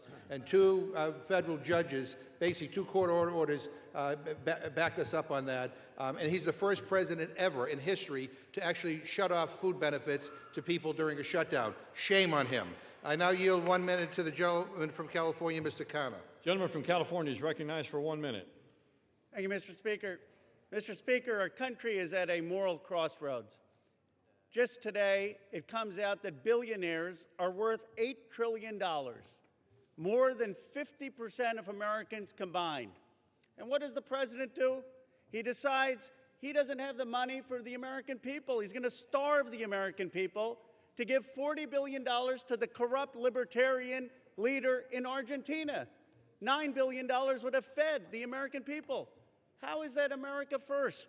And then he says, I don't care about the cab driver who's paying $2,600 now per month in health insurance as opposed to $44 because I don't want to save the 20 million Americans who are going to face high premium increases. How is that America first? We need national health insurance in this country. We need to tax billionaires in this country. We need to fund SNAP in this country, and we need to stop funding Argentina and corrupt foreign leaders. Gentlelady from Minnesota. Thank you, Mr. Speaker. And I just wanted to address for just a second the health care issue that the Democrats continue to bring up and act like this had anything to do with everyone in the country's premiums. Because we are talking about the COVID-era Affordable Care Act's COVID-era subsidies. So this is not what is affecting other people's premiums, other than those folks that qualify for those COVID-era premium subsidies. That's it. They continue to make it sound like this is responsible for every kind of increase that people are seeing. And so the Affordable Care Act's original subsidies will remain in place. So that's the original subsidies, ensuring that millions still qualify for the income-based tax credits and capping out-of-pocket costs relative to income. It's the COVID era. I can't say that enough. It is the COVID era subsidies that are in question here. Premium increases are actually driven by multiple factors, including medical inflation, provider consolidation, and rising drug costs. But to actually reduce premiums, that's what we must address. And we must have comprehensive discussions about that, not just political theater and sound bites. We have to actually sit down and have those discussions, and that's what getting the government back open will do. I reserve. Gentlelady reserves her time. Gentleman from Massachusetts. Mr. Speaker, the ACA polls at 65%. Donald Trump is at 37%. I now yield 1 minute to the gentlewoman from Massachusetts, Ms. Presley. Gentlelady from Massachusetts is recognized for 1 minute. Mr. Speaker, I rise today on behalf of every elder who can't afford their prescription, every parent who went to work hungry so their child could eat. In the United States of America, there is no lack of resource, only a deficit of empathy, political will, and courage. At its best, government is a backstop, a compassionate steward of the public good. At its best, government catches people when they stumble in a moment of hardship. At its best, government does right by the people, all the people. Struggle does not discriminate, Mr. Speaker. Hardship is not a character flaw. It has zero to do with work ethic. Every single person is one diagnosis, one layoff away from hardship. Life can change at an instant. What we are bearing witness to is not only a lack of political courage, but it is a fundamental betrayal of the people. Incompetence and indifference to the suffering of our constituents and our neighbors. The shame and the sham of it all. Any member of Congress who would vote to deny a child a meal or medication, it is child abuse and neglect. I ought to file a 51A on you for that. Every person in this chamber, every person in our country has lost a loved one to cancer, and yet you would vote to deny people life-saving cancer treatment and research. Republicans control the House, the Senate, and the White House, and with the majority, you have chosen to enact harm to make people hungrier, poorer, sicker, and less safe. The shame and the shame of it all. You, the people, deserve better. We, the people, deserve better, and I won't stop fighting until you get it. Gentlelady from Minnesota. Prepared to close. Gentlelady is prepared to close. She has 4 minutes remaining. Gentleman from Massachusetts. Yeah, I'm not. So I'd like to yield 1 minute to the gentleman from Wisconsin, Mr. Pocan. Gentleman from Wisconsin is recognized for 1 minute. Thank you, Mr. Speaker. Yes, the federal government will officially reopen with the House vote today. But here's what won't happen. We won't protect the 22 million people paying more for the Affordable Care Act, or the 15 million people losing their health care outright due to Republican actions in the big ugly law, nor will we stop the health care rate increases for everyone in this country.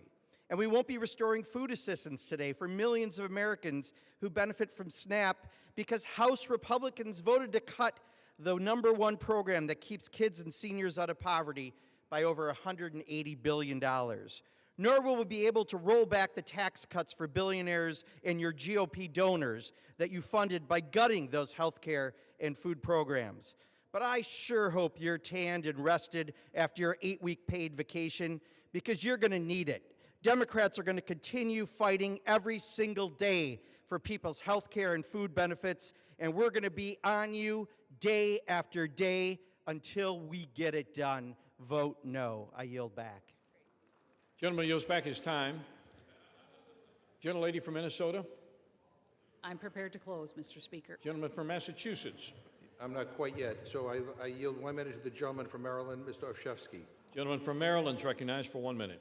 Mr. Speaker, this funding deal is why Americans have lost faith in Congress. It does absolutely nothing to address the crushing cost of health care and what amounts to a massive tax hike on working families. It does absolutely nothing to stop President Trump from canceling the very funding we would provide, something he's already done again and again. But here's what it does. It allows senators to write themselves, and only themselves, million-dollar checks because their phone records were legally subpoenaed, checks paid for by American taxpayers. It's corruption at a whole new level. With bribery and insider trading, someone breaks the law. Here, Congress is writing a law that protects and funds corruption. It's brazen and disgusting in an effort to legalize corruption, and anyone who votes for this CR is complicit in that corruption. If government still belongs to the people and not the powerful, we must reject this self-serving scam. I yield. Gentleman yields back his time. Gentlelady from Minnesota is still prepared to close. Gentleman from Massachusetts with 2.5 minutes remaining. So I'll close, Mr. Speaker, for our side. Mr. Speaker, I don't have enough time to rebut all the absurd claims made by the other side. Suddenly, they all have an opinion on health care. They had a decade to come up with a plan, and they came up with nothing. But I'm glad they finally acknowledged that this is a dirty Sierra that shovels millions of dollars into the pockets of Republican politicians. They hate this bill so much that they're all going to vote for it. They say that we shut the government down. Really? The last time I checked, Republicans are in charge around here. We heard for months about their mandate. They control the House, the Senate, and the White House. They have a duty to keep the government open, and they failed. They did not have the votes. They refused to negotiate with us because we wanted to help regular people instead of billionaires. And now they want to blame us for the consequences of their own actions? What the hell is wrong with them? Give me a frigging break. America is the richest country in the history of the world. We are blessed with an abundance of so much. There should not be an affordability crisis. Every single person in this country should be able to have a good job, a living wage, affordable food and health care, and have a shot at a better future. That's what I'm fighting for. That's what we're fighting for. That's how I want to make America great. That's the Democratic vision for what this country could be. And from a moral perspective, from a set of values, we believe it is immoral to have a system that gives so much to just a few billionaires while depriving so many of the basic things they need to live a good life. And it is clear to me after this debate that Republicans do not share those same values. And I'm going to fight like hell. We are going to fight like hell because I believe in America. We believe in America. And we believe that the hopes and the dreams of the American people will prevail. And with that, I yield back. Gentleman yields back his time. Gentlelady from Minnesota with 4 minutes remaining to close. Thank you, Mr. Speaker. And as we wrap up this debate, I want to take a moment to cut through the noise from our colleagues, from our colleagues on the left. Instead of focusing on the legislation before us, they're resorting to fear tactics and tossing out false claims about what this shutdown is really about. The CR would have kept the government open to continue and finish the appropriations process. And yet, the Democrats refused and instead chose to shut down the government. And you know, my colleague mentions values. Democrats claim that our values are different, and Democrat Whip Clark said, of course there will be families that are going to suffer. but it is one of the few leverage times we have. So if that's the values they're talking about, I don't share those values. I won't make the American people suffer, whether it be their SNAP payments, whether it be keeping air traffic controllers paid, whether it's paying our troops. Making the American people suffer is not the values that I share. And for the record, Republicans did not cause this shutdown, and we've not been on vacation. I've been splitting my time between D.C. and the district, as I mentioned before, meeting with constituents in both, meeting with federal agencies, hosting a teletown hall, and I know how hard my Republican colleagues have been working for their constituents and the American people. It was the Democrats who shut down the government when they refused to support a clean CR that would have kept the lights on and protected critical services. And now it's the Democrats who continue to shift the blame. Now, getting back to the issue at hand, let's talk about what this bill actually does. H.R. 5371 restores the funding for SNAP and WIC. It reimburses the contingency reserves to make sure that programs remain stable and reliable. Actually, President Trump moved $300 million of tariff revenue to fund WIC during the shutdown. Republicans are the ones protecting food security and not playing games with it. This bill also delivers for our farmers and ranchers and for rural development and invests in the community that feed this country and keep the economy strong. It supports our troops and federal workers. It ensures our service members and their families have the support they need, and it honors the promises we have made to those who have served. And yes, it reopens the government, restores stability, and resumes regular order. So let's be honest about what a yes vote means. A yes vote is a vote for veterans care. A yes vote is a vote for SNAP and WIC. A yes vote is a vote for $700,000 a fire engine in Ranking Member McGovern's district, and $1 million for the Navajo Nation Community Development Division in Representative Ledger Fernandez's district. A yes vote is for farmers. A yes vote is for our troops, and for federal workers. And yes, it is for reopening the government. And a no vote? Well, that's a vote against all of that, including the development of a wastewater treatment facility in Mr. Negus's district, and $1.5 million in watershed conservation in Representative Clark's district. It's a vote against federal workers. It's a vote against health care. It's a vote against feeding hungry children, and it's a vote against common sense. Mr. Speaker, with that, I yield back the balance of my time, and I move the previous question. Question is on ordering the previous question on the resolution. Those in favor say aye. Those opposed, no.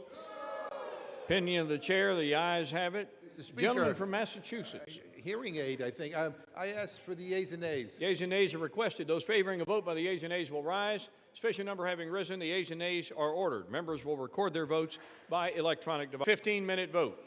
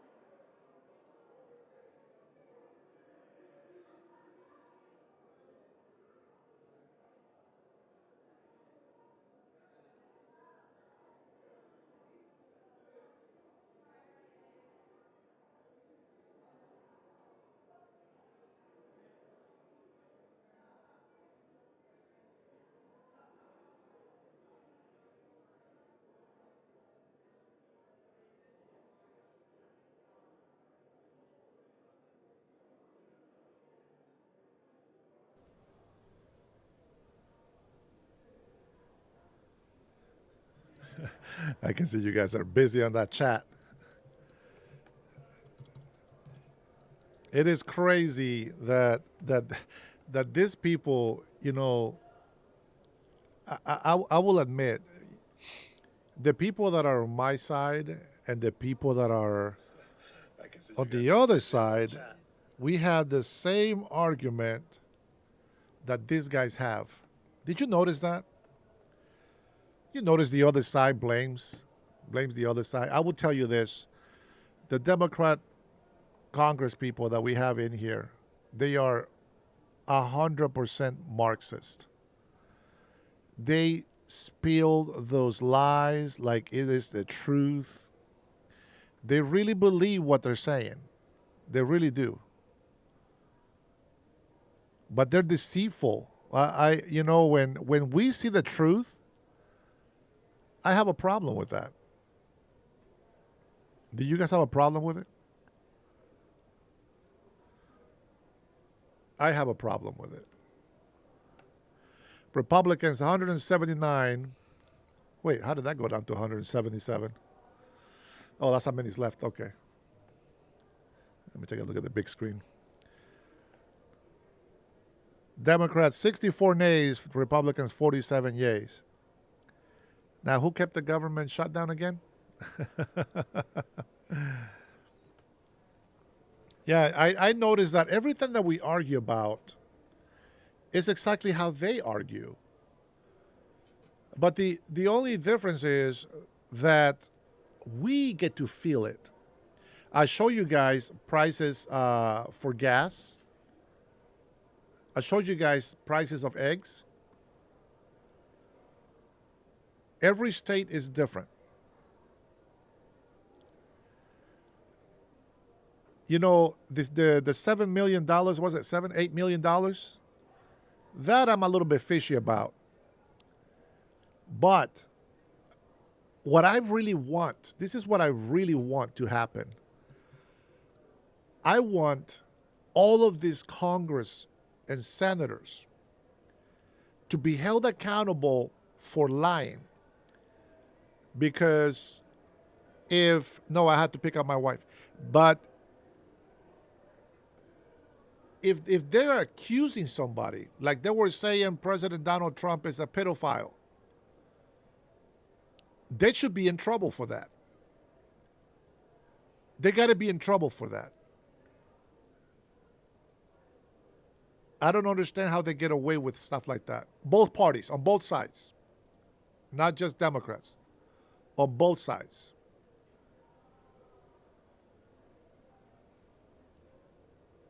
They need to get in trouble for lying to us.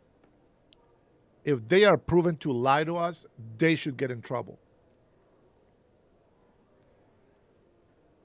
That I'm not happy about with any of these Congress people.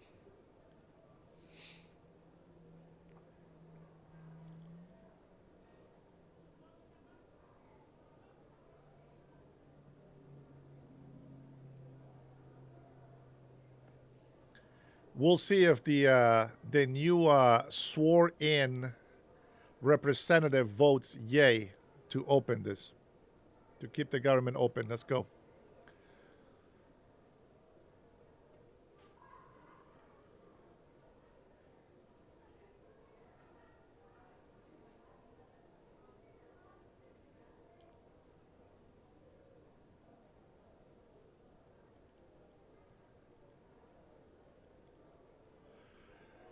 But yes, Güero, I am hungry.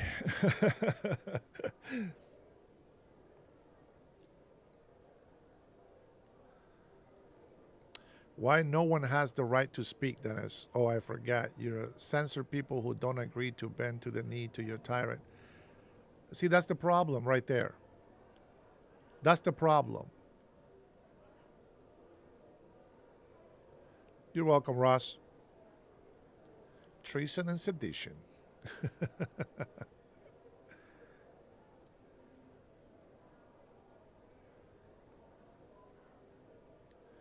I think I said this before. When you guys, when people attack me, they attack me directly. When I speak out, I speak general.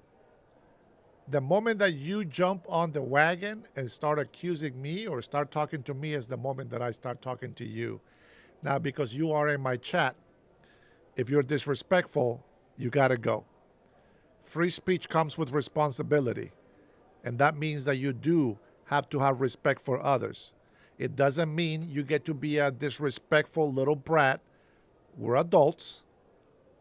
So if you want to be an adult, if you want to be better than me, you can always speak better than me.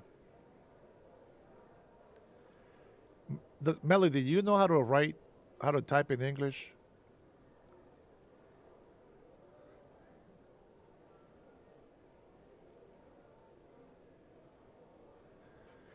It's like, when I'm talking and you're putting your negative comments on the chat, it's the same thing that you do when you called in on the phone and kept talking over me and arguing over me, negative things without even listening to what I'm saying.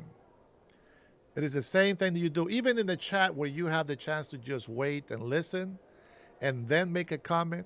You still just can't help yourself.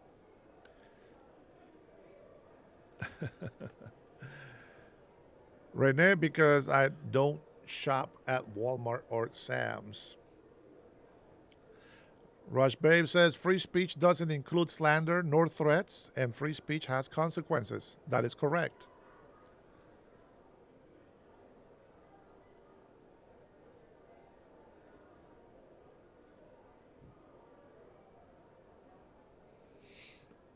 If you are out on the street, you can say whatever the hell you want.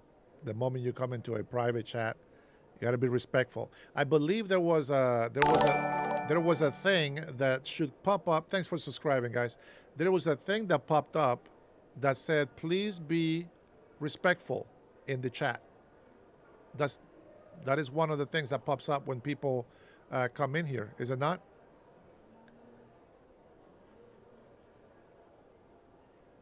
I could have swore there was. I could have swore there was.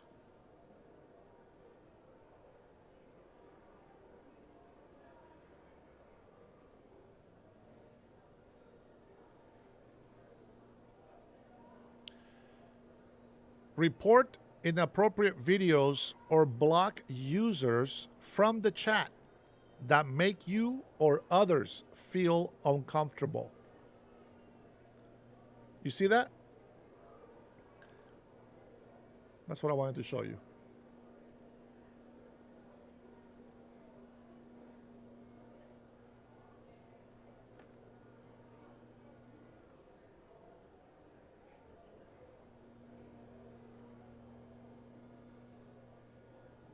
There you go.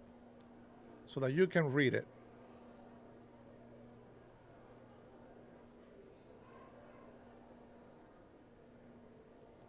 Right here.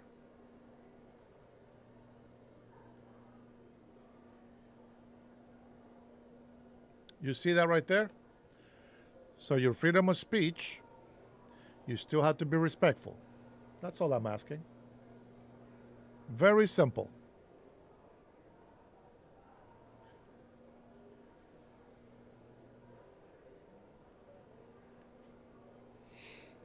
All right. Let me read a couple of comments in here. Let's see. Intro says it's not disrespectful to tell you what's happening and what are the consequences. So to tell me what's happening is okay. To call me a liar and to start insulting me, that's disrespectful, especially when you're in my chat. If I come to your chat, I don't come and call anybody a liar. You can say anything about Trump. You can say anything about politicians. That's fine. When I go to another chat, whether it's the same or not, it doesn't matter. I put a comment, be like, whoa, what happened to this stuff that happened here? I ask questions. If I leave a comment, I don't tell people, you're a liar, you're a hypocrite, oh, you don't know what you're saying. No. I put in a little quick fact. Hey, you know what? This $20 billion right here, this is what happened to it. There you go. Easy, right? It's not hard. It's not that you're offending me. It's like it's annoying because other people want to hear something good, not insults. You know what I mean? Thank you, Ada. Appreciate you, Ada.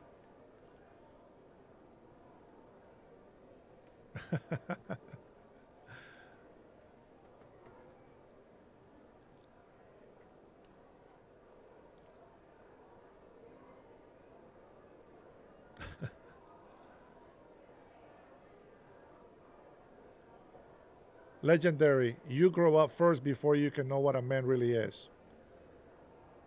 That's not a word from a grown-up man. That's not a word from a grown-up. You're being childish. Stop it. Get help.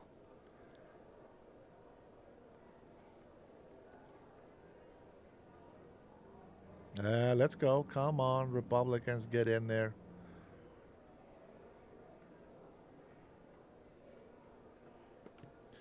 Guys, if you don't want to be in my chat, you can leave. If you don't want to be in my chat, if you don't want to respect my rules, guys, it's okay. You can leave. It's that simple. All right, enough talking, I guess.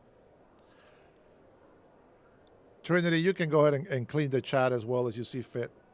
I only want comments that has to do with them over there, nothing against another person in here or myself.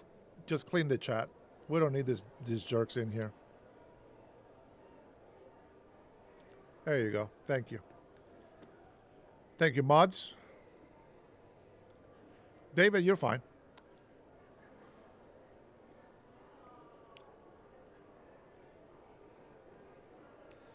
No. I don't want you to be a thorn. If you're going to challenge me on something, challenge me, but don't be an asshole.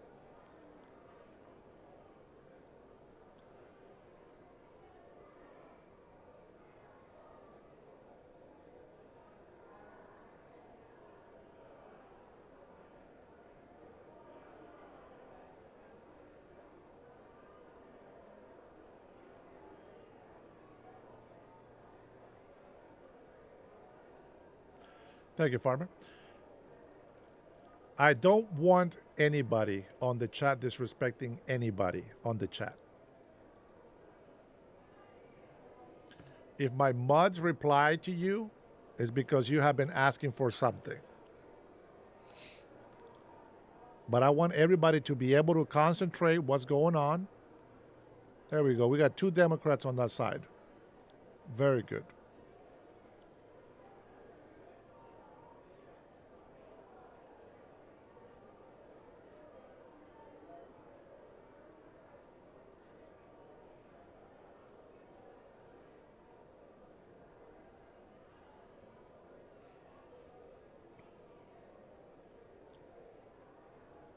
Apologize for what? Hi, Tanya. Did I say hi to you yet? Ban hemp products being in text. Don't know. Christopher says, I feel like there's something bigger to this. I voted for Trump, but who's to say something very big is going to happen this November? It's kind of uncanny. I really think something is going to be wild. You know what I'm afraid of, Christopher? It's that if Trump gets to somehow, they found this evidence and somehow he's guilty and he goes to jail. Well, for one, we have great backup. With J.D. Vance, perfect. And he can run for another term, perfect. They cannot say anything against Vance.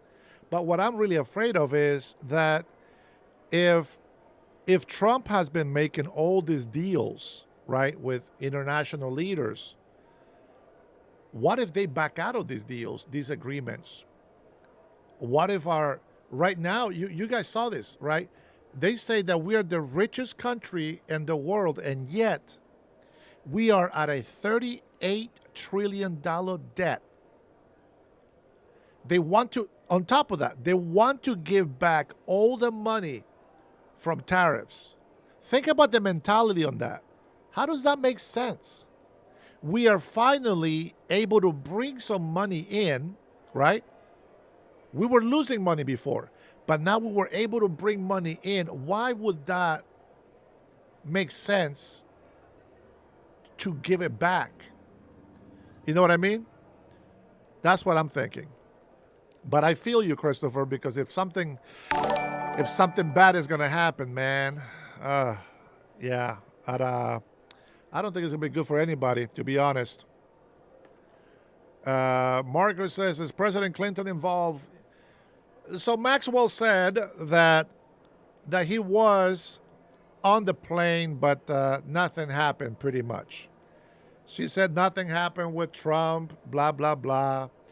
And you know, from given the fact that President Trump was good friends with Epstein at some point. They spent a lot of times together. And one of the things that people don't bring up, it's why he cut ties with him. Now, there was a bad deal with real estate, but there was also something that Epstein was doing to one of the daughters of one of his workers. I believe that's what the story was.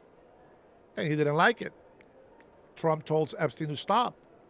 He continued to harass the girl. So you know what? Get off my property. There is no more best friends.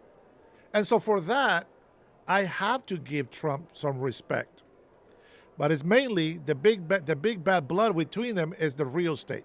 I believe that. Trump has been a fighter. He's been a competitor. And we know that real estate, that's the eye of his apple. That's the apple of his eye, I mean. You know, so yeah, there's got to be something in there, but, you know, rumors are rumors, right? Hearsay, sure say. We have to wait for the facts to see what happens. Man, keep your fingers crossed, guys. Democrats took their 2 votes back. How does that happen? Once you vote, it's supposed to stay, isn't it?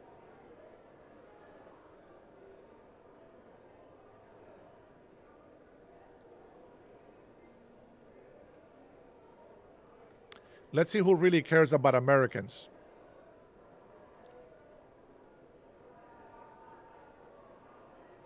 Yeah, Jamar, I agree. It's stupid, but yeah, bring them out, man. Shut them up. If that makes them happy and we can move forward, give all the files out, man.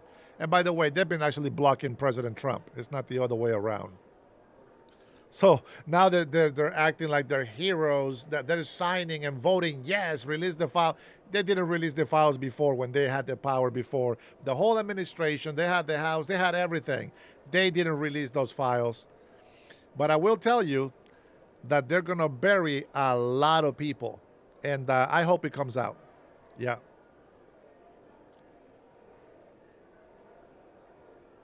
Yeah, Evolve, I think, yeah, you might have something there.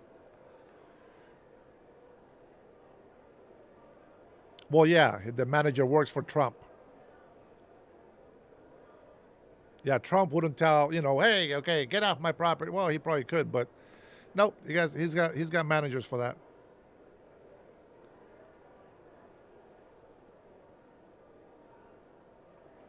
Come on, Republicans, stop being slow, man. Hurry up, get in there.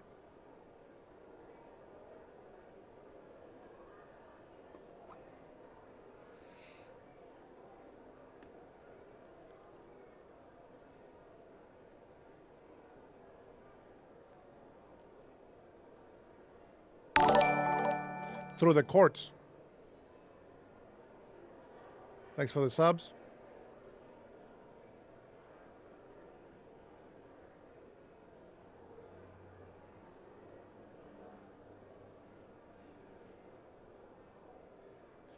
Without proof and conviction in an actual court, nobody has evidence.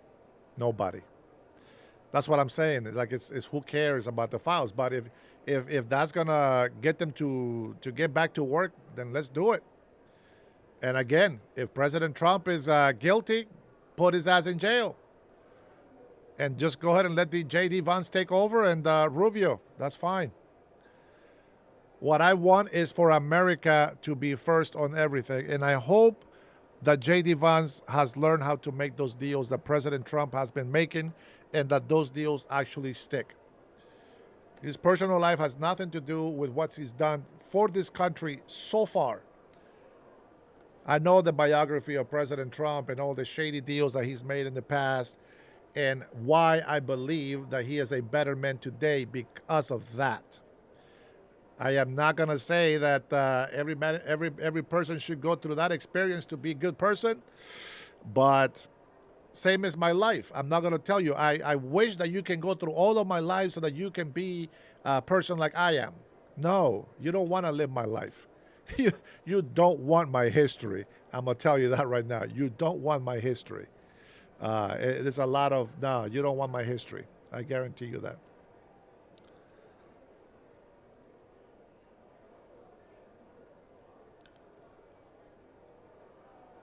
I will turn anybody in if they are guilty of a crime. Absolutely. See, there's a difference between being a loyalist and a patriot. Right now, I believe, and I have seen everything good that is happening. You see, I don't hate Trump, so I can see the good things that are happening, and I support it 100%. Shall he be guilty and be taken away? It is what it is. And if anything that Trump has taught me, it's that if somebody is guilty, they got to go because he must continue to fight.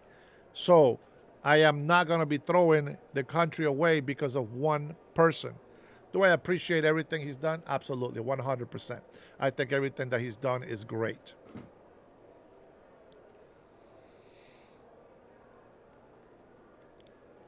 No one cares, but you share these stories anyway.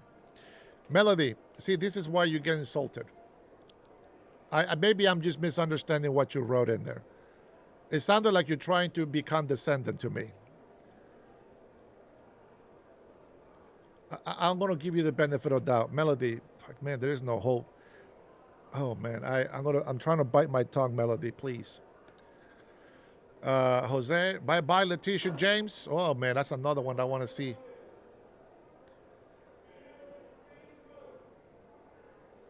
Come on. There we go.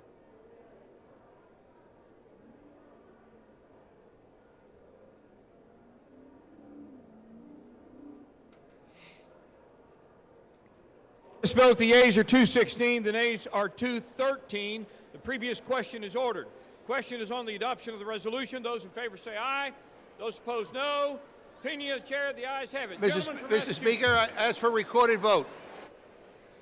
Recorded vote is requested. Those favoring a recorded vote will rise. Sufficient number having risen, a recorded vote is ordered. Members will record their votes by electronic device. This is a 5-minute vote. Give it up, Boldy. You lost already.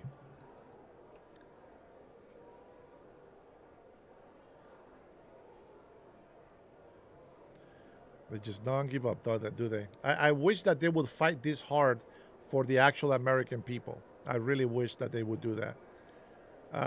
Let's see. Mary says, face it, folks. Trump is done. He isn't coming back, and he will be gone before his term is over. Mary, we just talk about, we need proof.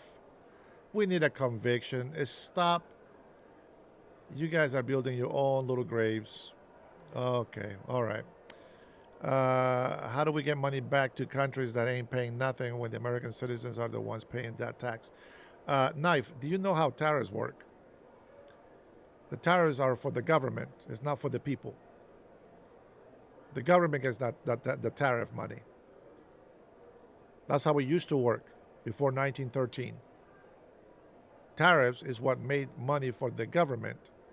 The citizens did not have to pay taxes until somebody thought it was a great idea to start collecting taxes from the citizens because apparently they forgot what it was like to pay taxes to the crown. So it happens in history. Rush Babe, I think she is a single mother that cannot keep a man. I think you hit that right on the nail, right? The nail on the head. She one bitter woman. Who can put up with this woman? Oh my gosh, even when I'm trying to be nice, I'm trying to give her the benefit of doubt. She just doesn't stop. She's tenacious in the wrong way. Let's see. I have enough proof, says Mary, for a court case right now, including audio. You know what else I got? I have a fake audio of me talking like Newscom. I sound just like him. Yeah. You can't believe those lies. We had to let the courts decide, and hopefully, make the best candidate win.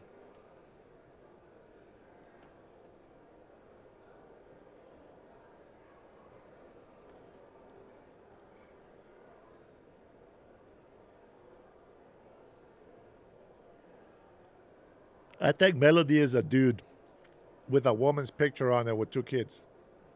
I don't think that's her. I think it's a dude. His name is probably Jerome.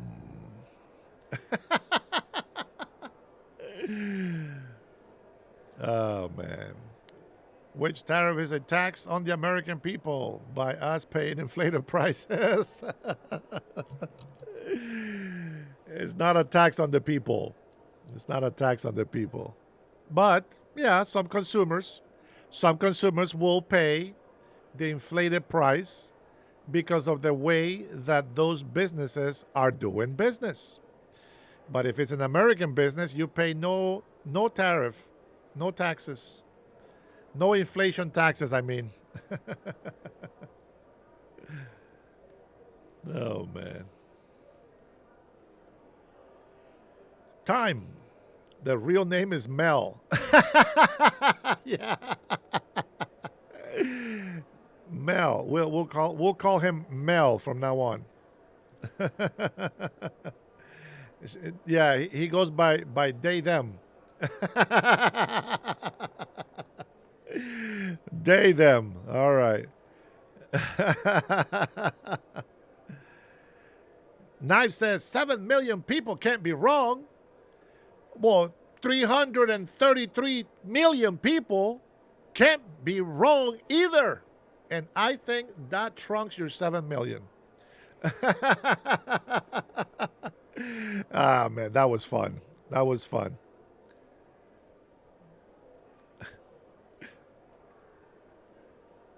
Chippy says, don't stoop down to their level.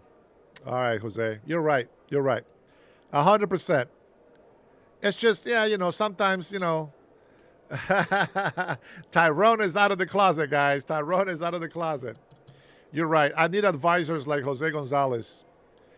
I need advisors like that in my life. I need people to keep me in check, keep me strong, level-headed, and that's when we go to work, baby. Yeah, I agree, Chippy. Yeah, I agree. Man, you can see you guys are lovely people, man. You guys are lovely patriots. I appreciate you. Bernier, welcome, buddy. Thanks for stopping by, saying hello, dropping a few emojis of having drinks. The boss. We have a lot of people celebrating that Trump is going to go to jail here pretty soon.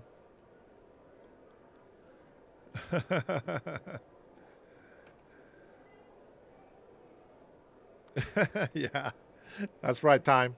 You tell them. Man, you guys, I got a lot. At least I got enough patriots, man, that know what they're talking about. You guys are awesome. Letitia James put her father on her, as her husband.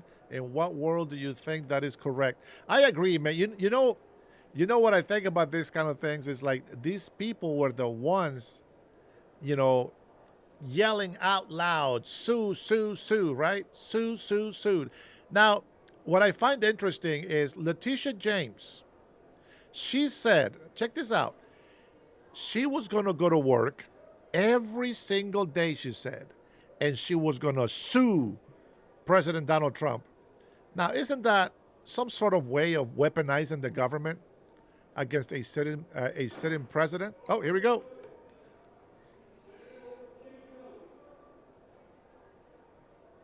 Come on.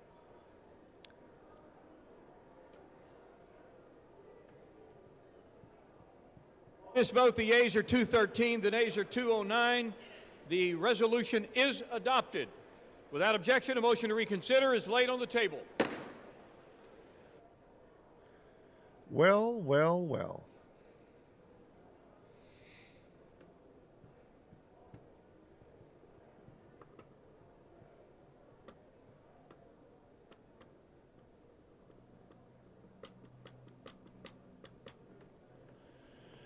Yep, I believe it, Cheryl. But you know what I also believe? That when God was helping Moses, when he separated the waters,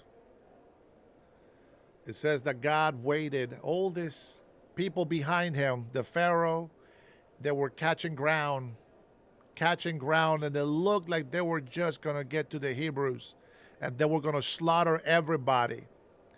And just when the last person made it across, the waters came down on all the Pharaoh and on all the Egyptians that Pharaoh sent forth, and they all drowned. I believe that's exactly what's going to happen with these Democrats. That's what I believe. We'll see. We'll see what happens. We'll see what happens. I will tell you this. I am an American patriot and not a loyalist. There's a big difference.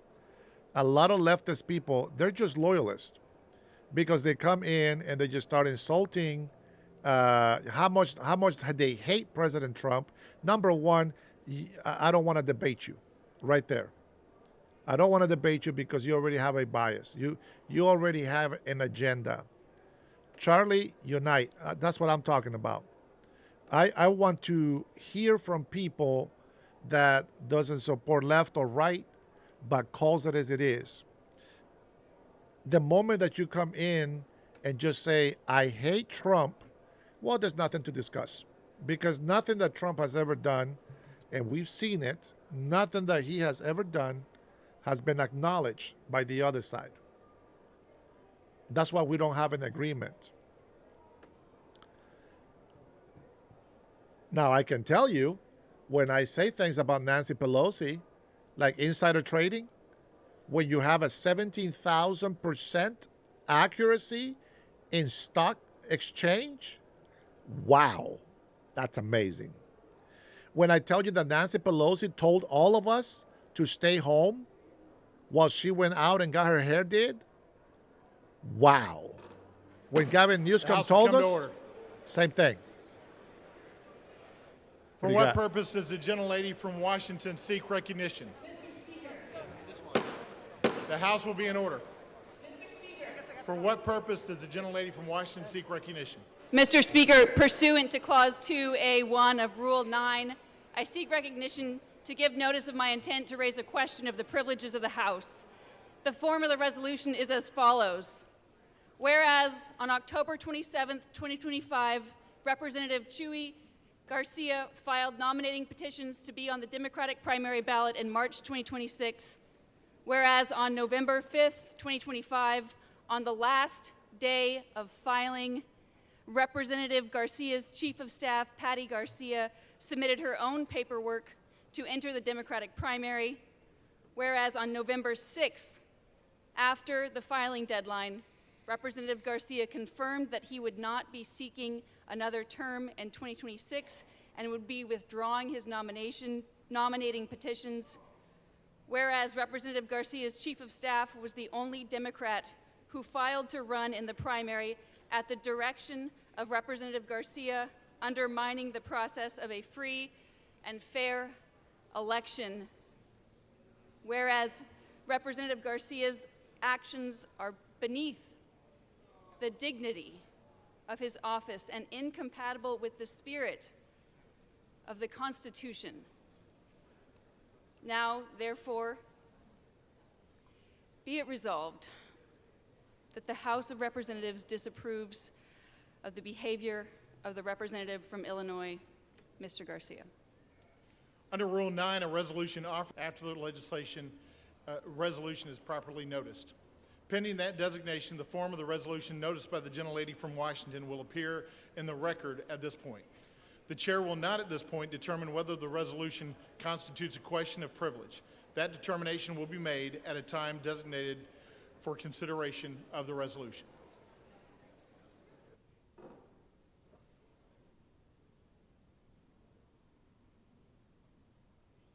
The House will be in order.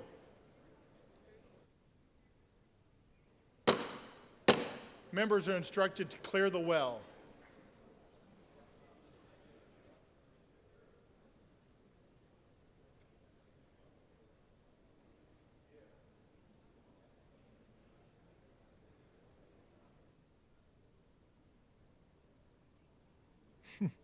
They all seem in a rush, don't they? The House will be in order and members will clear the well. For what purpose does the gentleman from Illinois seek recognition? Mr. Speaker, pursuant to House Resolution, I'm sorry? Who did?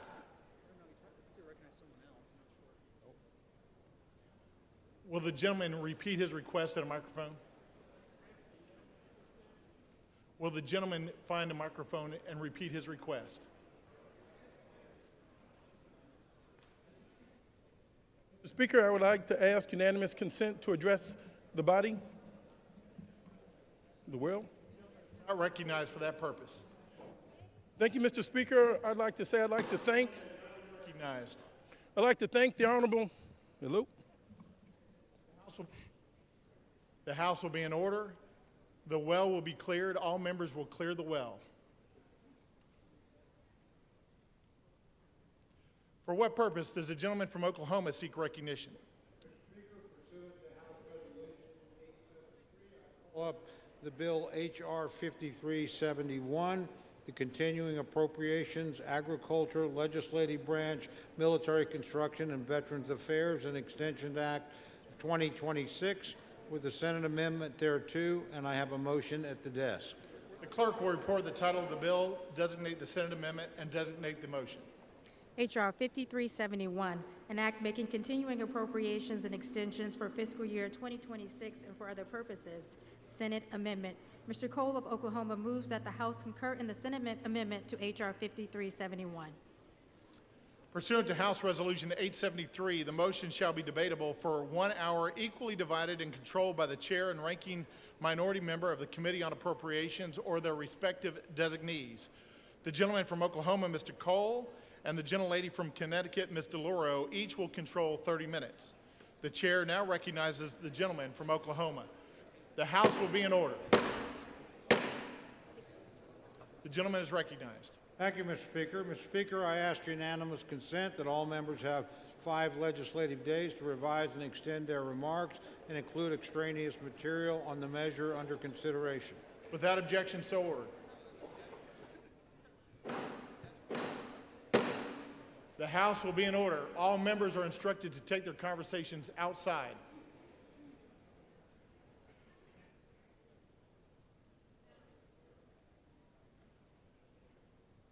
It's like a bunch of children in there.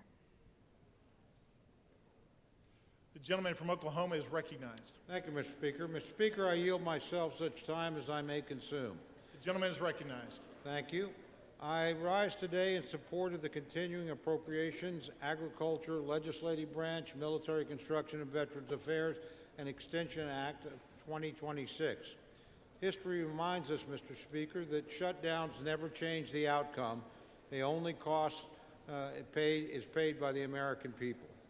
Over the last 43 days, the facts did not shift, the votes required did not shift, the path forward did not change. The only thing that did move was the level of pain Democrats inflicted on the nation. For 6 long weeks, Americans have paid the price for a shutdown they neither caused nor deserved. The pain has been all too real for far too many Americans, including families struggling without paychecks, seniors on the brink of hunger and food assistance lapse, airports in chaos, the communities bracing as programs that they rely on were stalled or stopped altogether. And with yesterday being Veterans Day, we especially reflect on the impact of this shutdown on those who served our nation, past and present.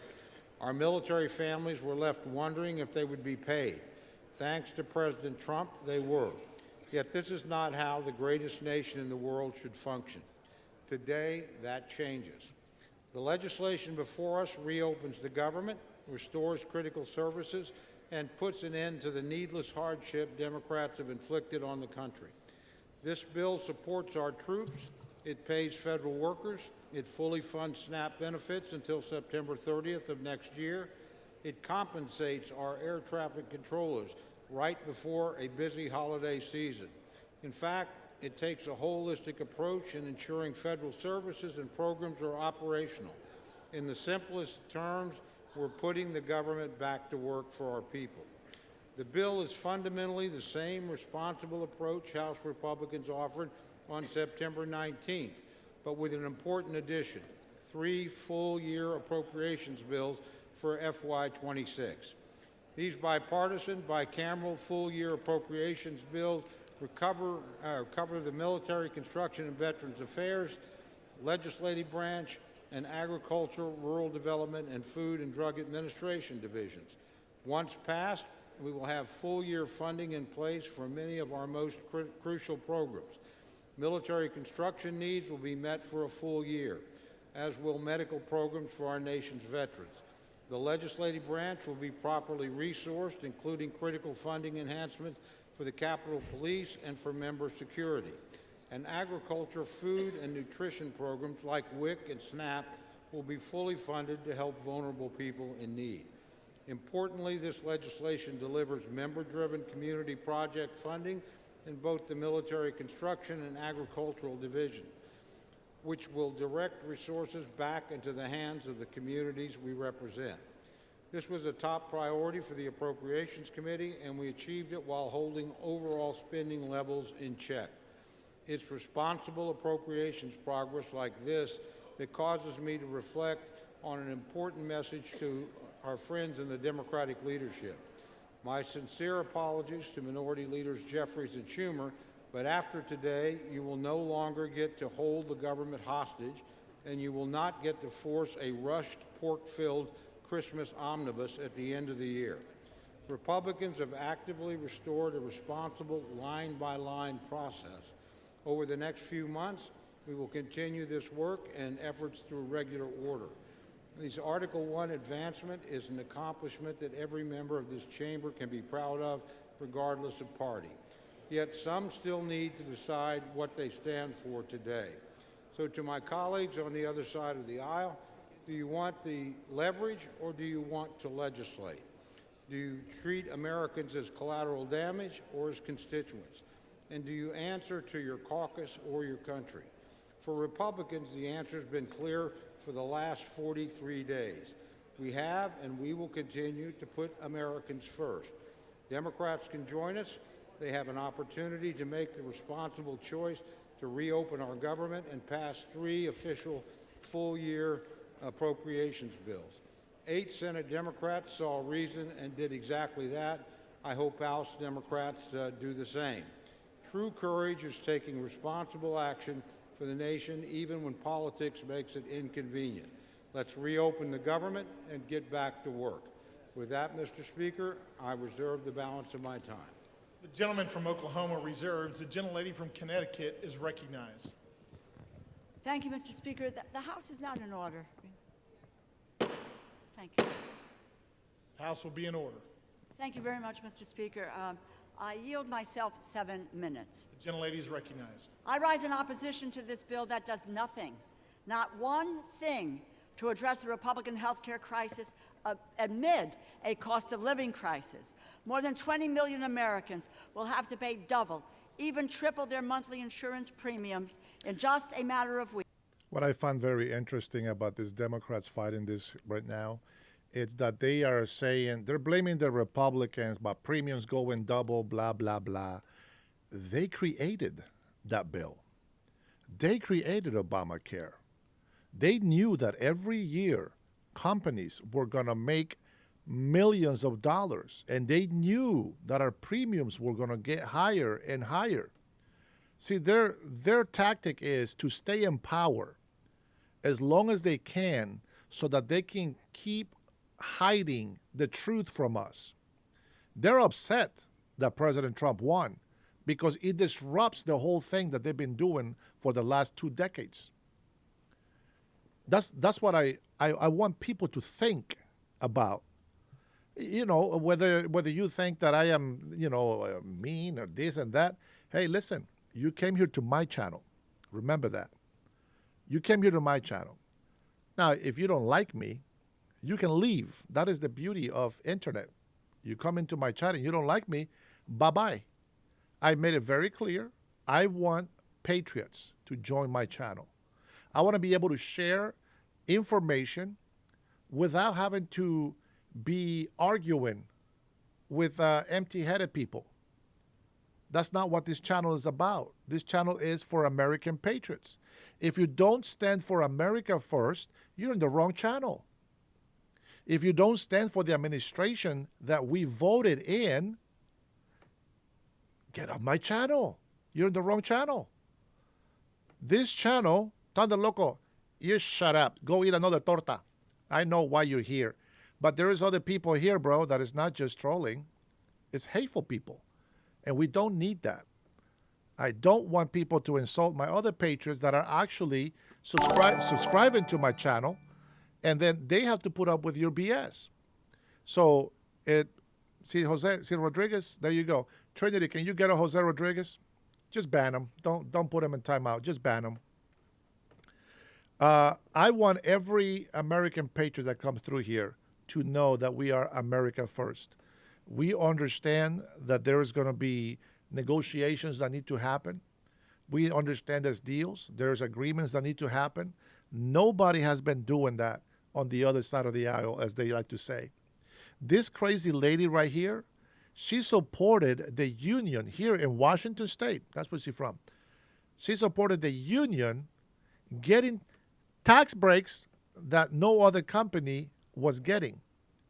They were able to get more money to the people, but here's the thing with unions. See, they tell you that they're going to fight for you so that you can get this X amount of money. But in reality, they get a Y amount of money. And they charge more to the company, which costs us a burden on the big companies. For example, if they were fighting for $15 so that you can get $15, what they're really fighting for is $20, because $5 of those dollars goes back to the union reps, to the actual union, not the employees that are part of the union as like a member of the union. I was a stewardess. I was a steward for the union here. 67, I think it was. I think it's 67, 47. 67, I think it was. And I know how that works. That's why I didn't want to work for the company that I was working for anymore. It's like, no, I need to go work for the union. They're getting paid a lot more money. They're getting better benefits. But the people the union represent, they don't get that. And this lady was in partnership with Bob Ferguson here in Washington State, talking bad about President Donald Trump's tariffs. Oh, tariffs have caused the farmers to go out of business. No, we've been losing farmers here for decades. Washington State is a state of farmers, and every year is less and less and less. They are allowing for illegal immigrants to be exploited in farms. Those migrants that have permission visas to work here, they laid off. Democrats love illegal immigrants because they can exploit them. They have allowed them, and you see more and more and more of them voting in our elections. I showed you a video just recently that they were talking to one of the attorney generals in here, and they said, hey, Salt, good to see you again, my friend. And they say, well, those illegals that voted, they got caught. We caught them, and, well, they got punished. Well, you caught them because somebody else caught them. That's why you let it out in the open. Somebody else caught them. But see, that's the problem. As long as they keep getting their wins, and this is what I mean, America first. How is it fair that the majority of Washingtonians are voting for change? They're using a democracy, votes to come in together so that we can get a change. And then Democrats keep cheating on the elections. That's not fair. I don't think that's nice. You know what? If somebody's voting for me, I want that to be audited. Why not? Recount. Let's make sure that everything got done right. Sometimes it's better to be in a little bit of denial about, the reality that you might have won something. Sometimes you got to double check just in case. Okay? So, yes, I will admit, sometimes there's ignorant people that come in here and they do trigger me because I'm trying to do everything to help America. I'm trying to do everything to help Americans. In my case, here in Washington, this is what we're speaking in this show. And the reason why I say I only want patriots in my show. Because what I want is, I want people to be comfortable speaking what they believe. I want this to be a channel where patriots come together. You can still question stuff, but be a patriot. Be for America first. If you don't like me, you can leave. Go somewhere else. But I like to know that the people that are in my channel actually love this country. I don't need illegal immigrants or illegal sympathizers to come in here and call me a sellout, to come in here and call me a coconut, saying that I'm white, in the inside, but I'm brown on the outside. That's racist. I laugh at it. It's not a big deal. But the point is, I want other people to not be offended. And so if we're on the street, it is what it is. But you are in a private chat, and I don't want you, if you're being a bad guy, a bad person in here thinking you're being funny, I don't want you to be offending other people that really want to get knowledge. They really want information. And anything that I give you in here, I always tell you, Trinity, can you clear that for me, please? Thank you. Everything that I tell you, if you disagree with me, I understand. I always tell you, don't believe everything I say. Go do some research.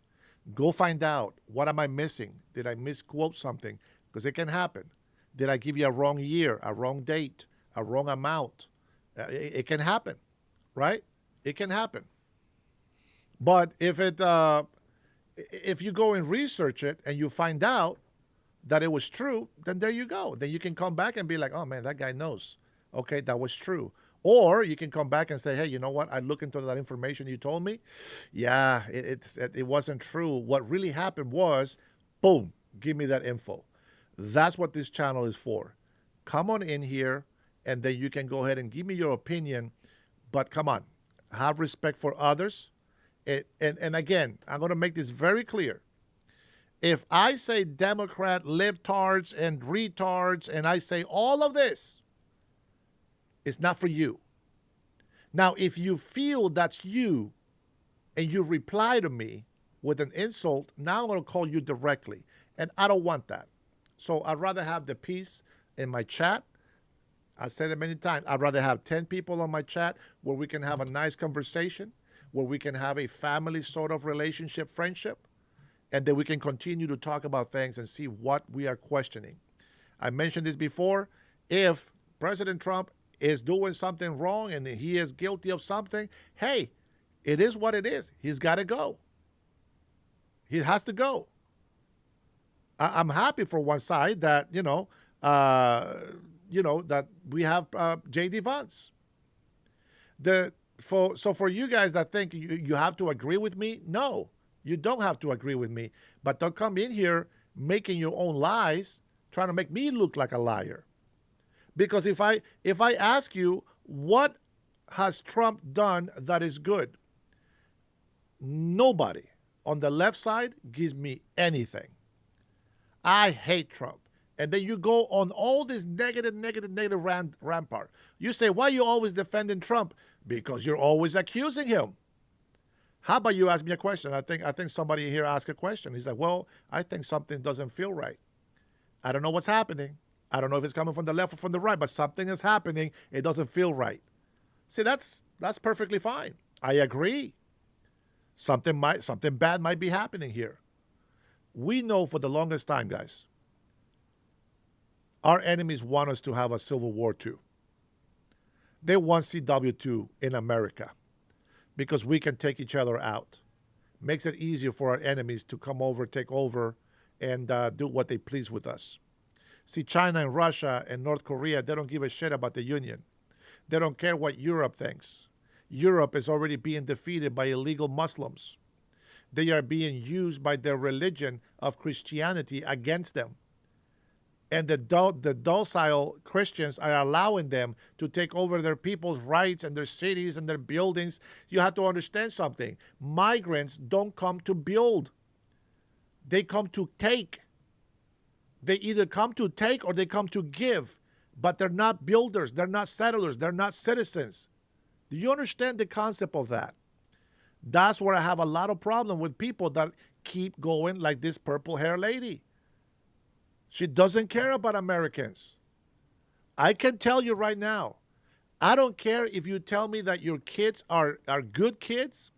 If I see they're bad kids, they're not hanging out with my kids. And that's the way I see it. I hope that clears up some smoke from the air, okay? So if anybody is coming in here and starts saying you're a liar, just boot them. You have permission. Just boot them.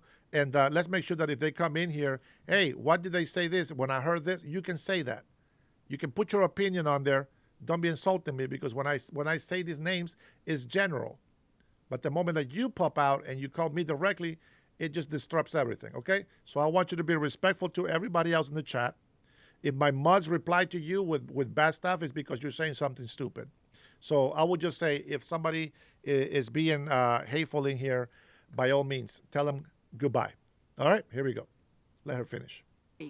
And this bill leaves families without even a glimmer of hope that their costs might go down. Energy prices are up, grocery prices are up, housing costs are up. When 2/3 of American workers are living paycheck to paycheck, you can understand why the most important issue on their minds is affordability. What does President Trump say? And I quote, "Affordability is a con job," end quote. How out of touch can you be? Here, hold on, lady. Here, I'm gonna give you an example of how we argue, okay? Here, watch this. You take a look at this picture right here, okay?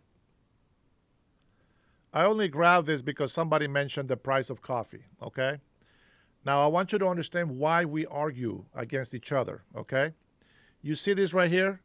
In Washington State on the top left, west, not northwest, $3.69 for a cup of coffee. If you go to Oregon, it's $3.21. If you go down to California, it's $3.88, right? And then you go down to Alaska, $3.27. But if you go down to here, Nebraska, $2.12. $2.66. North and South Dakota.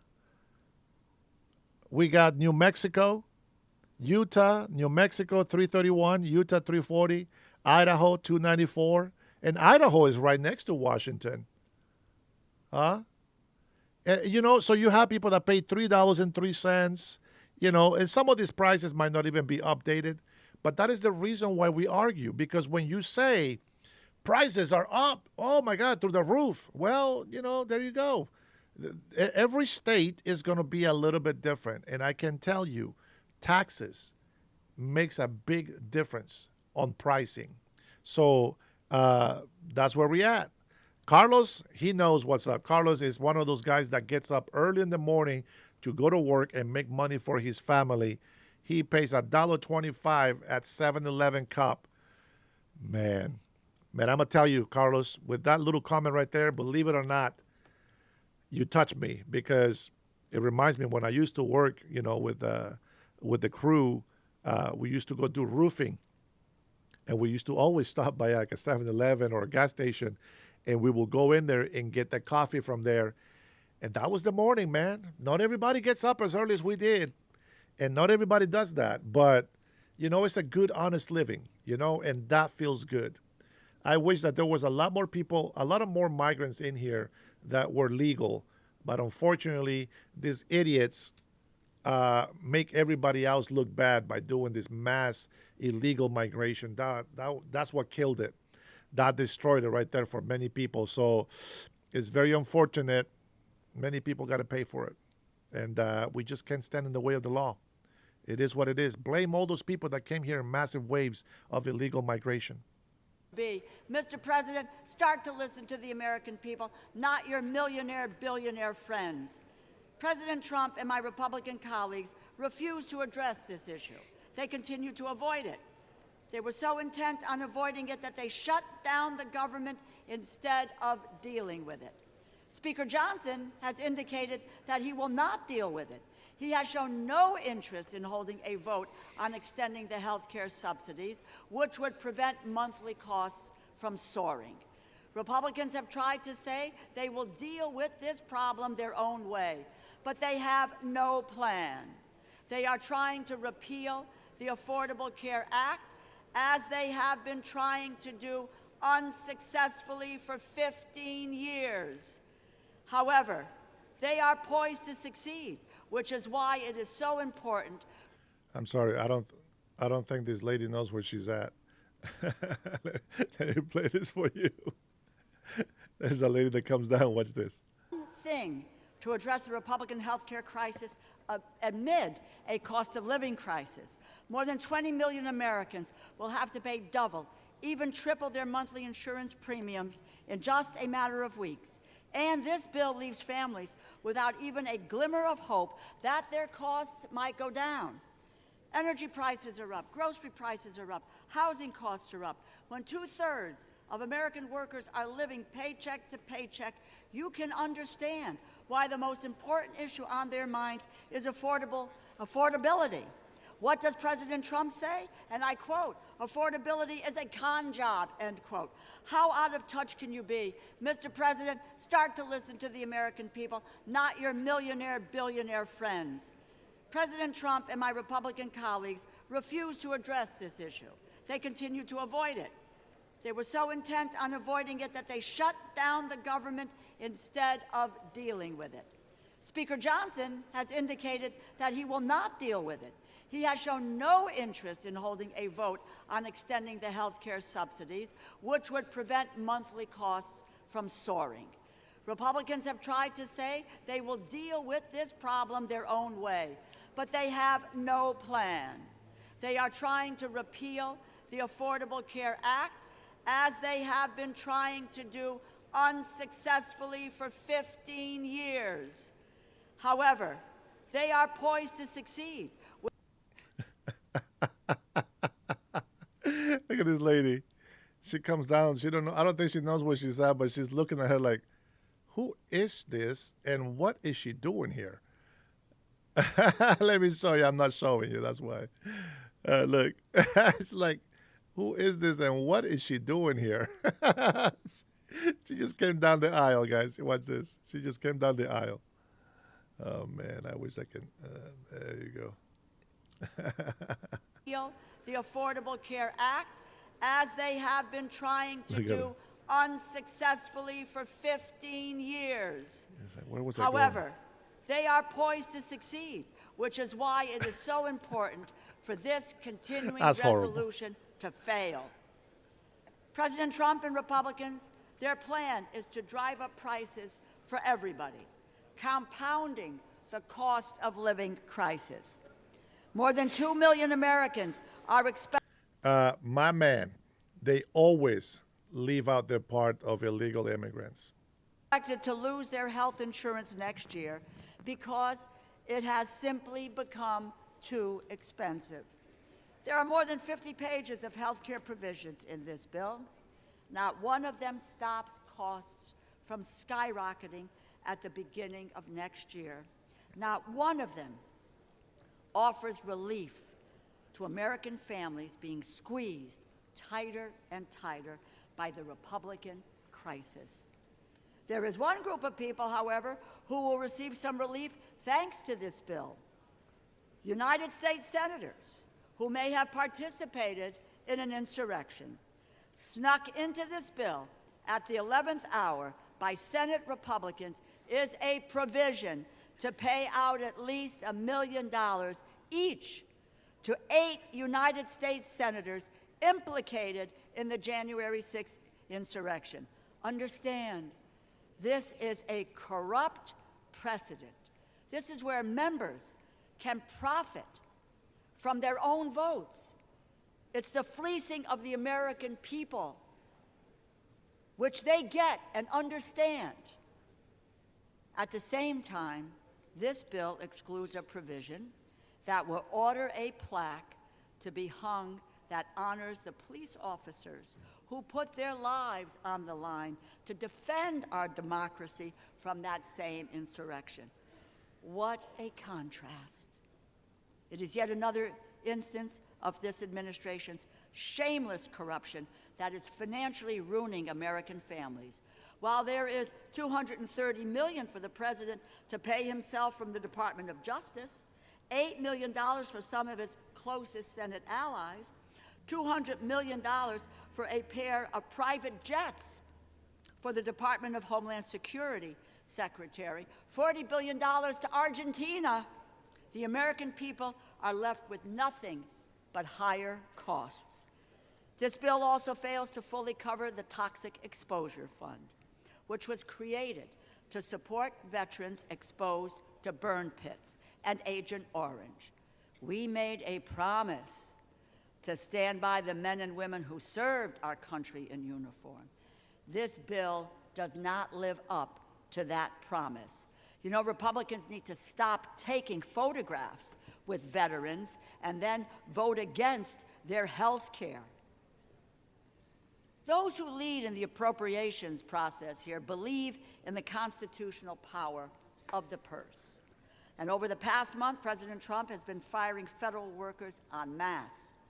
And when his administration has failed there, they have made life so miserable for federal workers that they had no choice but to leave. Federal workers should be, and I quote, traumatically affected. Those are the words of the Office of Management and Budget Director Russ Vought, an unelected bureaucrat. The federal workforce has dwindled by 200,000 since January, jeopardizing the public services that so many people rely on. Spare us your false concern. And since January, this administration has been stealing from our communities, withholding as much as $410 billion in funding approved by Democrats and Republicans, House, Senate, signed into law, and they are illegally blocking authorized funds from being distributed. Even now, as we debate this bill, the Trump administration is arguing to the Supreme Court that they should be allowed to withhold food stamp funding that Congress lawfully approved. They were ordered by 3 separate courts to distribute food assistance and are still fighting to withhold it. It is not connected to opening this government. They have the money. They have it now for food stamps. They just refuse to use it. Imagine using food as a political weapon, unspeakable and immoral.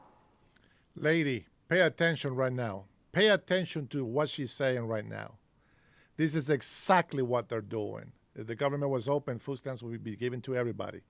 But listen exactly to what she's saying right now. And this is why I have a problem with these Democrat rats that we have in office. This is why I no longer support Democrats, because of these lies right here.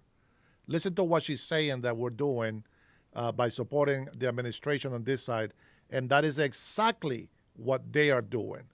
They are the ones that decided to shut down the government because they couldn't win it during a vote. It seems like their only plan is to strip children of food assistance while kicking their parents off their health insurance. Wow. They have demonstrated that that is who they are. These are their true colors. You cannot expect Democrats to go along with any bipartisan funding deal if that agreement can be undone with a party line vote. Congress must assert its authority over the power of the purse. I encourage my colleagues. We're going to go ahead and take a look at these emails. Trump's last-minute crisis push to hide the Epstein files has failed. The President of the United States mounting a last-minute campaign to try to turn Republicans who had signed on to release the complete Epstein files, but they defied him. And tonight, the motion moves forward to a full House vote, something Speaker Johnson had delayed for nearly 2 months. Delayed this Epstein vote by nearly 2 months by refusing to swear in the newest member of Congress, Adelisa Grijalva. And here's why, from the Republican who is leading the charge to release the Epstein files. I've already had a couple Republicans tell my office privately that they're going to vote for it, and I think that could snowball. Snowball. He's talking about the full vote, that tonight's move makes a reality. Wait, did I miss something? Have Republicans been voting against releasing the files? Is that why people keep complaining? Let's see, anybody in the chat? If they have been voting against it, I'm against that.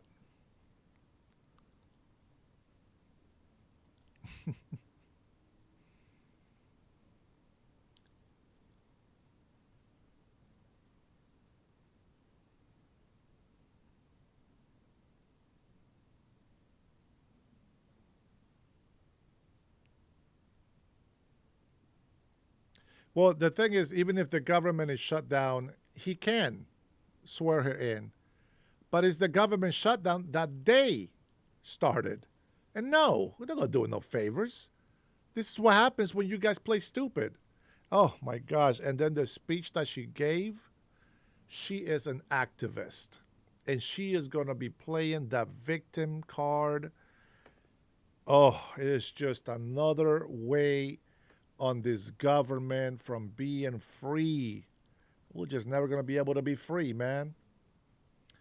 So let's see. Have Republicans been voting? I don't know. I thought they released the files already. Why are Republicans voting no to release the files? Well, I thought they did that already. I'm a little confused on that part, to be honest.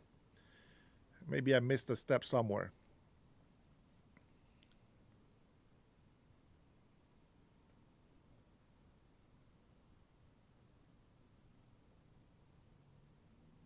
No, not a victim. No, I don't agree with this whole victim bullshit. He can swear her in whenever he wants. If the government shut down, he doesn't have to swear her in. They're busy trying to help out what Americans need to get done. So that's where I'm at with that. Break out your calculator, people. Rewind it to get the right numbers. Added together is more than food stamps. 43,000 pages of files are already released. Yeah, I mean, I know that we have released a lot of files, but I mean, they make it sound like we don't want to release them. But Trump said release the files. I'm not really sure what that means, to be honest. I'm a little confused with this guy's lies. But let's take a look at those emails and let's see what Trump says if he's actually in the actual email chain. People talking about you is one thing. You incriminating yourself is another. So let's see if Trump incriminated himself on these emails. I haven't watched this, by the way. So let's take a look. That vote is going to happen. He's talking about the full release of about 300 gigabytes of never-before-seen files about Jeffrey Epstein. And this comes as the House Oversight Committee today released a trove of explosive Epstein documents. Now, these new documents that we have show that Jeffrey Epstein was talking about President Trump multiple times in emails, despite Trump repeatedly denying he was in the Epstein files. Of course, we've long known that they were incredibly close friends, but Trump had denied he was in the files. Even after Attorney General Pam Bondi told Trump he was in the files, something, again, because of their friendship, he surely knew himself already, he continued to deny it. Did she tell you at all that your name appeared in the file? No. Well, she had. And today... Well, hold on, man. Lady, what the hell what kind of reporting is that? Did we not learn what BBC did to this man? That's not what he said.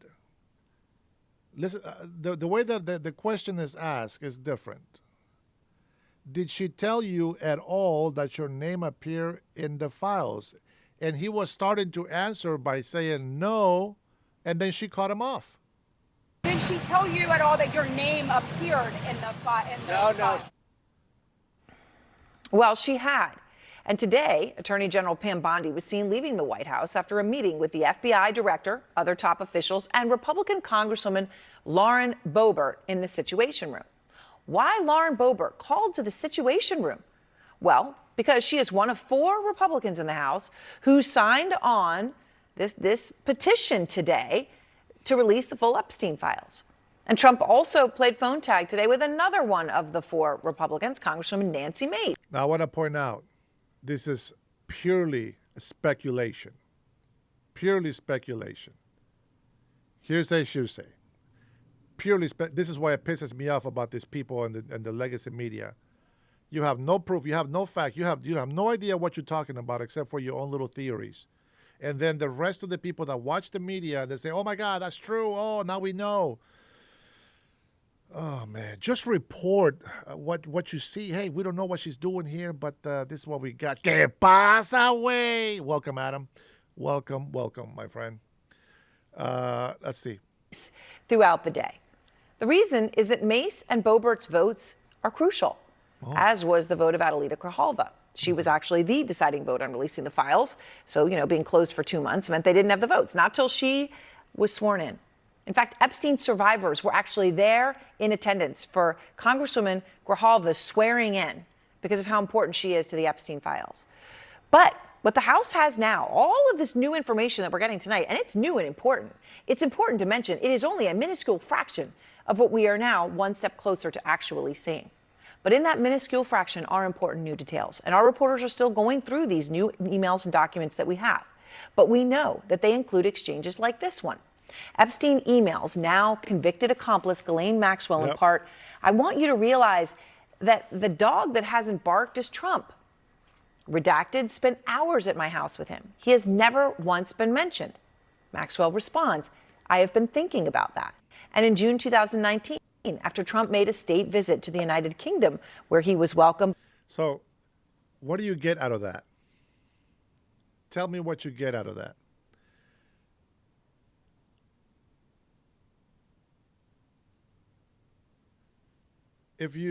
I want you to realize that that dog that hasn't barked is Trump. The victim, redacted, of course, says, I spent hours at my house with him. Huh. He has never once been mentioned. Police chief, etc. I'm 75% there, whatever that means. That doesn't mean jack squat to me right there. And then G-Max says, I have been thinking about that. But that doesn't mean anything. That doesn't mean anything. So why did they put these two little sentences from this so-called legit email, which, by the way, if you look at the date on there, April 2nd, 2011, and I believe that, what was it, 2012, when Trump and Epstein were done? This is probably happening around that time that the whole real estate deal was going on. But this emails doesn't mean shit. Let me see. There should be more. About that. And in June 2019, after Trump made a state visit to the United Kingdom, where he was welcomed by none other than the former Prince Andrew, Epstein wrote to now that guy. Maybe. Trump's former White House strategist Steve Bannon, quote, Prince Andrew and Trump today, too funny. Recall Prince Andrew's accuser came out of Mar-a-Lago, to which Bannon replied, can't believe nobody is making that connective tissue. Now, Trump, of course, has not been accused of any wrongdoing. Issue. Can't believe nobody's making you the connective tissue. Now, Trump, of course, has not been accused of any wrongdoing in connection with Epstein's crimes. But the president responded on social media today, and I quote, the Democrats are trying to bring up the Jeffrey Epstein hoax again because they'll do anything at all to deflect on how badly they've done on the shutdown and so many other subjects. And that's true. Put many at risk, and they should pay a fair price. There should be no deflections to Epstein or anything else, and any Republicans involved should be focused only on opening up our country and fixing the massive damage caused by Democrats. Of course, as always, when he calls it a hoax, it is important to point out that raping underage girls and being a registered sex offender for pedophilia is not a hoax. And Jeff Zeleny is out front. Now, what the hell does that mean? He's not a registered sex offender. I don't know what she means by that. I don't know. She's making. See, this is why they get in trouble. This is why they get in trouble, man. At the White House to begin our coverage tonight. Jeff, what more are you learning about this extraordinary pressure campaign that the White House is mounting on Republicans voting to release the Epstein files? They're not really even trying to keep it secret at this point. Well, the White House actually sought to explain this away as transparency, that they were briefing a member of Congress. That, of course, is Lauren Boebert, Republican of Colorado, as you mentioned, Aaron. But this was no extraordinary briefing. We have never seen anything the likes of which rolled out like this. The Attorney General of the United States, Pam Bondi, the Deputy Attorney General, Todd Blanche, who of course was the one who questioned Ghislaine Maxwell a couple times a few months ago. He was on hand. The FBI director was on hand, a few other aides as well, and trying to pressure the Congresswoman to not sign that discharge petition, to take her name off of it. But that is only the beginning of Luis, just be respectful. That's it. Just be respectful.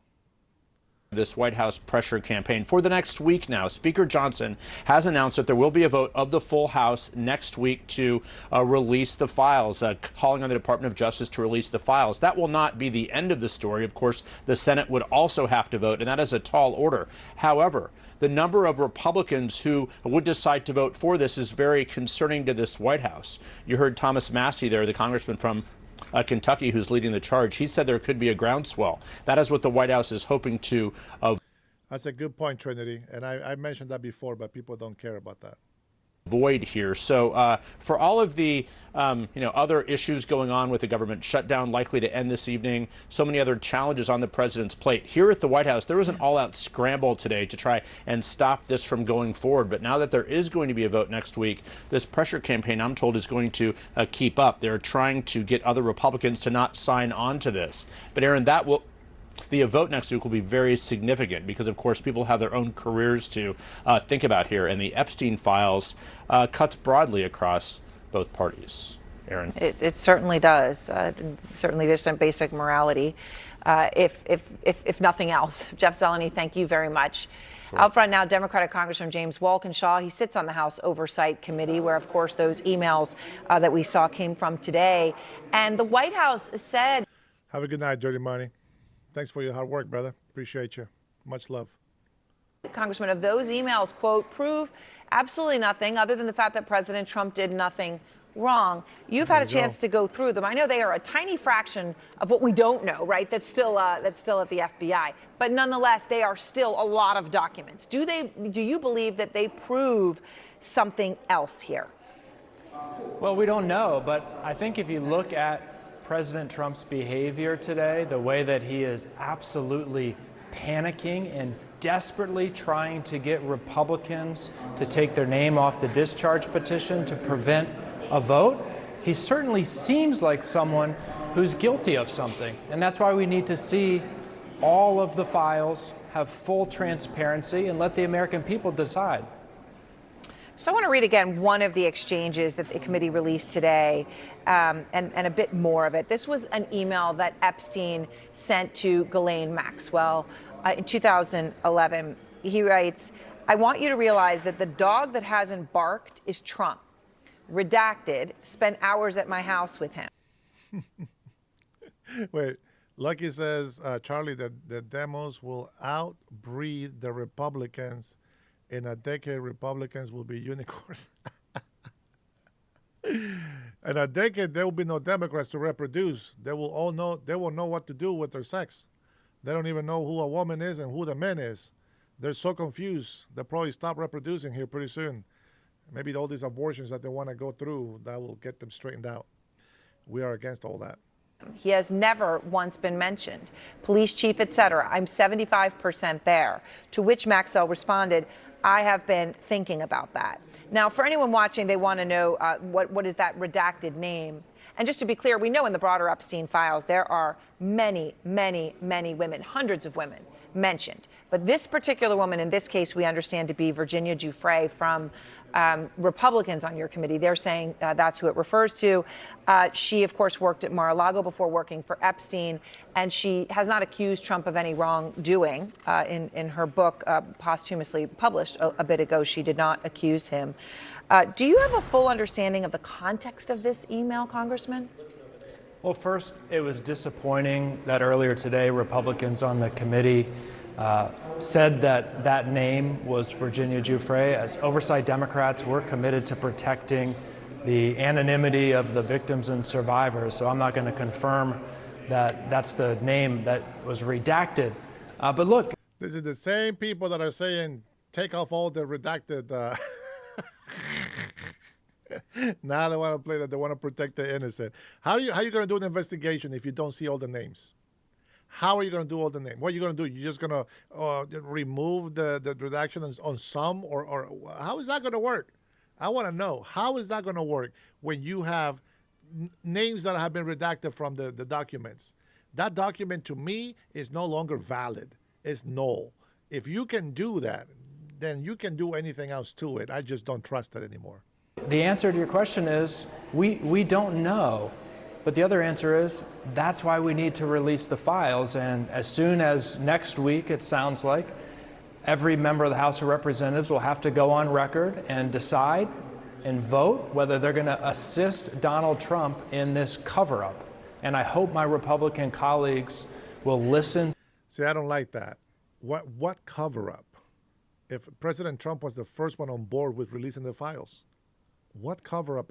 What are they talking about? Oh my God! I know that some people made some mistakes. I get it, but these guys are. I'm telling you right now, if they are accusing him as if they know that he's guilty, they're not judges. They're not lawyers. They should get in trouble for defamation. I know they're protected, but they should be in trouble. They should be held responsible because what they speak on the floor in all these hearings, it makes you and I fight against each other. That's their fault. They do that.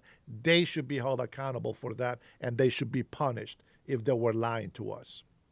To the survivors that we've heard from and join with us in calling for full transparency. The new documents came from the Epstein estate, right? To your committee, they came from the Epstein estate. I know you had subpoenaed these documents back in August. You released these today, right? So obviously this is the middle of November. What's happening behind the scenes on your committee right now? Well, the documents that were released today were part of a tranche of documents that were received relatively recently. So the committee hasn't been in possession of these documents for a long time. And a large volume of documents comes in periodically from the estate, and staff, Republicans and Democrats, go through those documents, and that's the process that's playing out here. Look, this drip, drip, drip is really bad for Donald Trump. It would make a lot more sense for him to just say, let's release the full files and get it all out there and get it over with. Why doesn't he want to do that? What's in those files that he wants? I think, see, there was nothing on those emails. I knew the emails didn't mean shit. But I think Trinity is right on this one. Wants to allow this. When she says that it was the holy weirdos.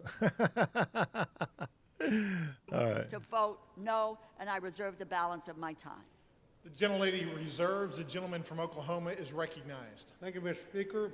Mr. Speaker, I yield 1 minute to our distinguished majority leader, the gentleman from Louisiana, Mr. Scalise. The gentleman from Louisiana is recognized for 1 minute. Thank you, Mr. Speaker, and thank my friend, the chairman of... That's enough of you guys. Let's get to the end.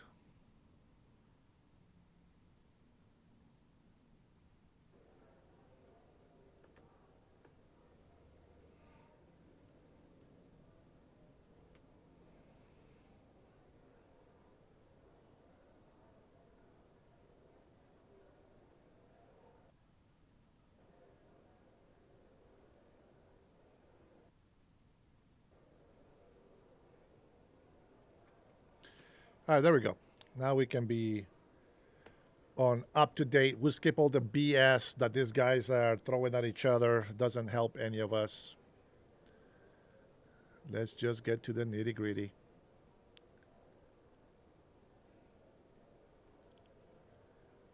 Four minutes, ladies and gentlemen. 4 minutes. Man, guys, don't get me wrong. I think that there's so many other things that we really need to address and to tackle. I'm all for the Epstein files release and worked and be done and this and that. But you know, if you hate Trump, nothing that they say, no evidence that comes out in the open, no matter what the witnesses say, no matter what the victims say that defend him, it's never going to be enough. When you hate a person, you are trying to find just one thing that sticks, and you roll with it, and that's wrong. I think that's wrong. When you become emotionally compromised, you are no longer good to make an opinion on it because it's too personal. It's too personal for you. When you have hate like that, it's too personal. You know, like for me with Biden, I disagree with Biden. I think he was full of it, this and that, right? But if there's no evidence that came out against him, then I would just be like, you know, okay. Later, Wiser. But we see the evidence on TV, his gaffes, you know, all these problems with him, you know, shaking hands in the air with nobody, you know, losing his way in a very small stage, waving at people that don't exist on the side of the plane. You know, his whole, you know, the thing. I mean, come on, we knew something was not right. And they lied to us, and they kept telling us, you're wrong. It's just a stutter. How dare you make fun of disabled people? And, oh, no, he's as sharp as a tack. He runs circles around me. And we're like, no, that's not true. We see it. We see it. And they know the point I'm making, Lucky, is this, that these people kept telling us that we were lying about Biden. They all defended him. Not one of them saying, oh, you know, he is, yeah, you know, he's not all there, right? No, because they were hiding him. They were using the beautiful digital pen to do whatever they wanted. And then Bernie comes down with this oligarchy. They are the oligarchy. They are the ones doing that. Let's not forget, these people in the Democratic Party, they're not like us. They are Marxist. They are just like Marxists. This is what they do. And that's why they support the socialist Marxists in New York. They lie to you and lie to you and lie to you until you believe that lie. Nancy Pelosi said it herself. It's just a smear. Yes, Adam. It's just a smear. You make a lie up about your opponent, and then you leak the information to the legacy media. This is what she said. This is why she's retiring. She can't hold a lie anymore. She forgets. And she thinks she's just talking to people she can trust. But she's spilling the beans out in the open. That's why she's retiring. So they kept telling us that we were lying about Biden, this and all this stuff. And then we came to find out that they were lying. They knew all about it. Tapper from CNN, he made a book about it. He's been writing this book for almost a year before he even, you know, published that. He mentioned he was going to publish it. And then yet he was still lying, saying that, no, you know, he's perfectly fine. Oh, I did the blah, blah, blah. And then about Obama, why do we talk about Obama? Because Obama and Hillary did the whole Russia collusion. They got the intel wrong. The intel the Russians had was about Hillary's health condition, nothing about Trump. And yet they decided to run on that story. And they leaked that information to the legacy media so that when they brought up the issue of this Russia collusion, the legacy media will corroborate their story with them. And they told us we were lying. And they lied to us, and they lied to us. You know what I'm saying? And that's what I'm against. You know, they think that we're dumb that way. But, you know, the truth, it will come out in the end. So,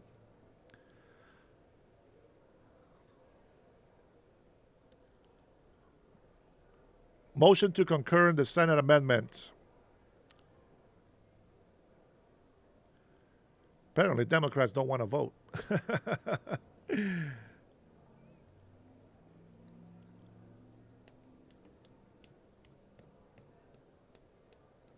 Yeah. Yep. You got it. Spill those beans, baby. Spill those beans. This is why they need to keep them in office. Let them spill the beans. Once they forget that everybody's watching them, they say all the lies that they've been telling us. Yeah. Oh, she set it up. Absolutely. She set it up. and BBC got involved with that speech to make it corroborate her story. She said it that he got all of the Republicans. He told the people to come and attack them at the House. She said Trump did that. And now we know that is not true. Now we know BBC lied about his speech, and Nancy Pelosi knew all about it. There was a hearing with witnesses. 3 times they offered the National Guard to her. Trump, the representative, offered the National Guard, and Nancy Pelosi said no, because it was Trump offering. That's a problem. And that's what I mean. If you hate the man, you are going to destroy every single one of us because of the hate for one man. Listen, if I'm hungry, I can starve. But if my children need to eat, even if my enemy gives me what they're eating, I'll let my children eat. Doesn't matter how much I don't like this person or how much I hate them. Right now, they have what we need. So we make amends until now. You wouldn't let your children starve, would you?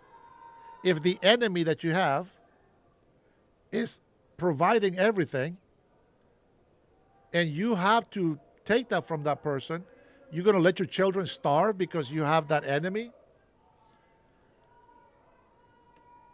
No, I guess Democrats didn't vote. Oh, 206. Oh, okay, 206, 216. And 6 Democrats say yes. Well done. Well done. Good job. See, we can work together. It can happen. I know, Brian. I know. The vote has passed. There will be order in the House.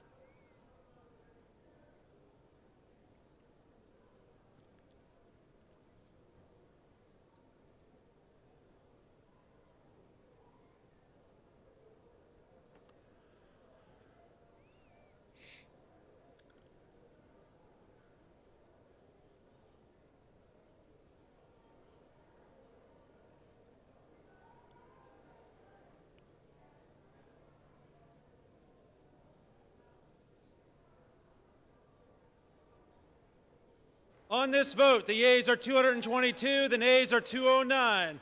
The bill is passed. The motion is adopted.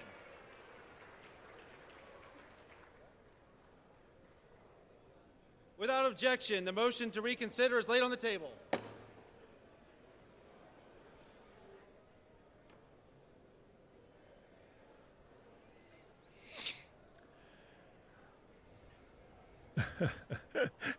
For the Trump's files. They're not his files, but yeah, okay.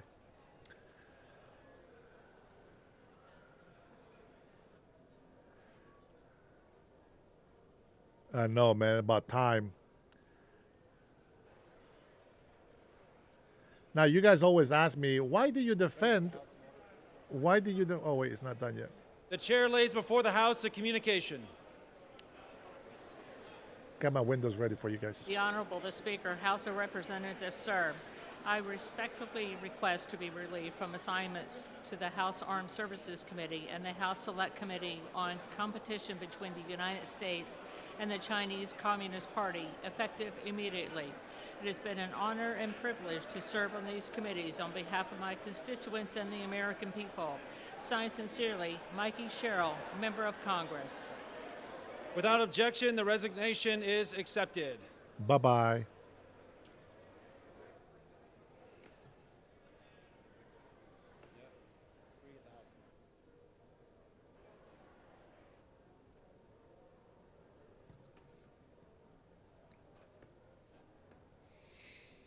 Let's see.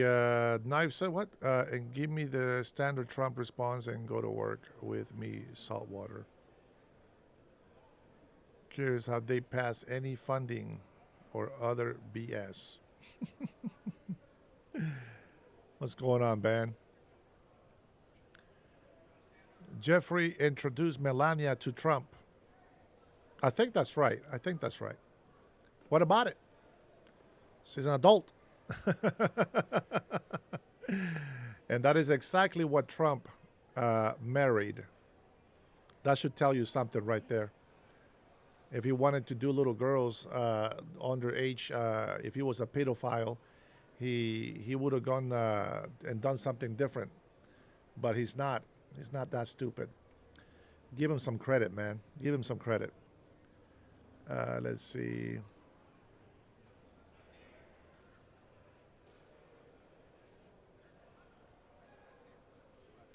Melody, what the hell are you talking about? All your podcast transcripts have been ran through fact check. Then it's not one truth is anything you said. Give me one. Show me one of those fact checks.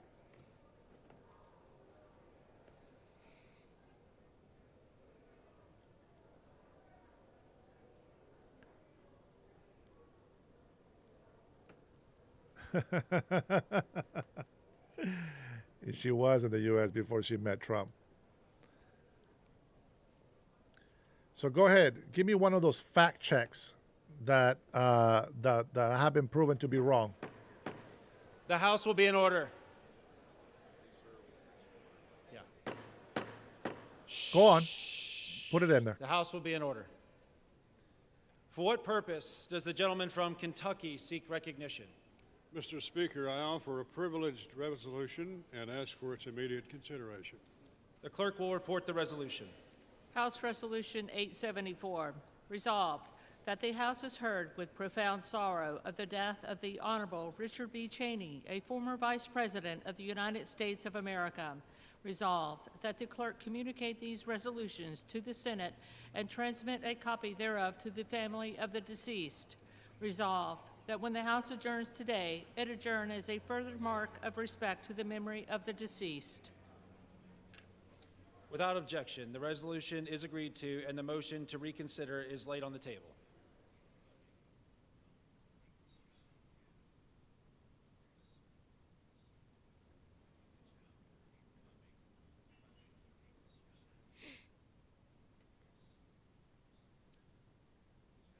Pursuant to Clause 13 of Rule 1 and House Resolution 874, the House stands adjourned until 9 a.m. tomorrow as a further mark of respect to the memory of the late Honorable Richard B. Cheney. Go ahead, Melody. Put that fact check on my chat, will you? I want to know what I said wrong so that I can correct it.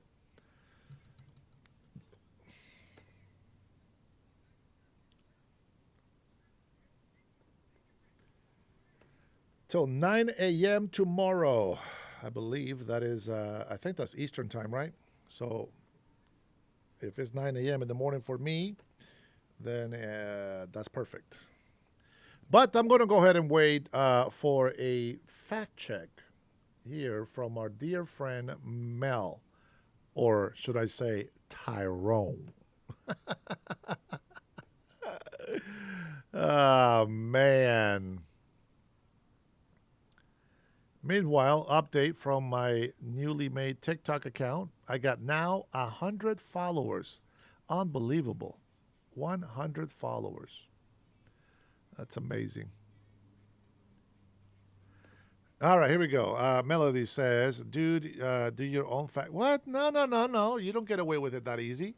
No, Melody. You said all my transcripts have been fact-checked, and they were all lies. Put one fact check that I said that was a lie. I need to learn so that I can change my facts. Go on now. Don't be shy. Put those little fingers to work on that keyboard and the little thing on your phone. Give me some information. Oh, that's because he's very smart. That's why. Trump will be very smart. I'm telling you what, he wouldn't go after your airhead. You are damaged goods, Tyrone. You are damaged goods. Charlie, that's right. No, I believe everything I'm saying is true. I mean, Again, I could be wrong with some dates, maybe some numbers here and there, but sorry, Tyrone, nobody believes your lies. He's using his girlfriend's his baby's mama's name for his account. Oh, see, Janet knows. Janet knows. American Man says, if you're old enough, I know you voted for Obama. And I'm sure he voted for Kamala as well, my friend, and Hillary. You guys are awesome. Smelly Melly talking about facts, baby. Yeah, that's Tyrone, guys. From now on, every time you talk to Mel, it's actually Tyrone. Okay? Tyrone with the fact checks. Except there is no checks or facts or anything that Tyrone can give us or share with us. See, all politicians love supporters. I don't know what the freak you're trying to say, but name one false thing you fact check said Dennis was lying about. Go on.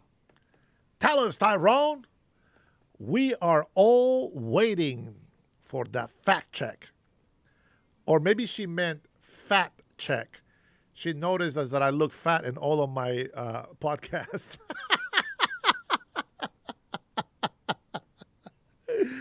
You're cracking me up. Now you're cracking me up. Okay, I appreciate that. All right, time for some X account checks. Let's go. Let's see what I got. Trouble. What is she doing?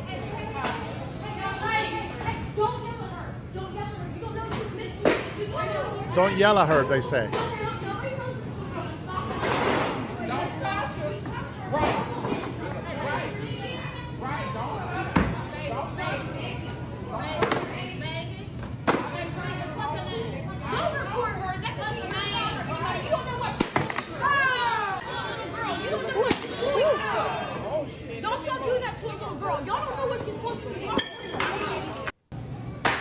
Don't you do that to a young girl, she says. He's just trying to take the bottle away from her. You see that?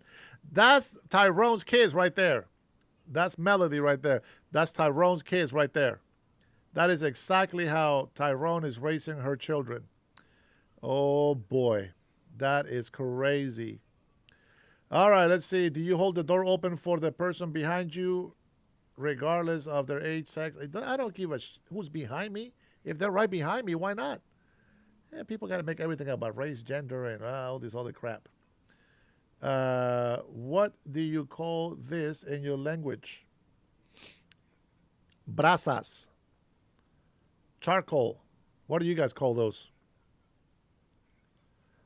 I call them brasas or charcoal.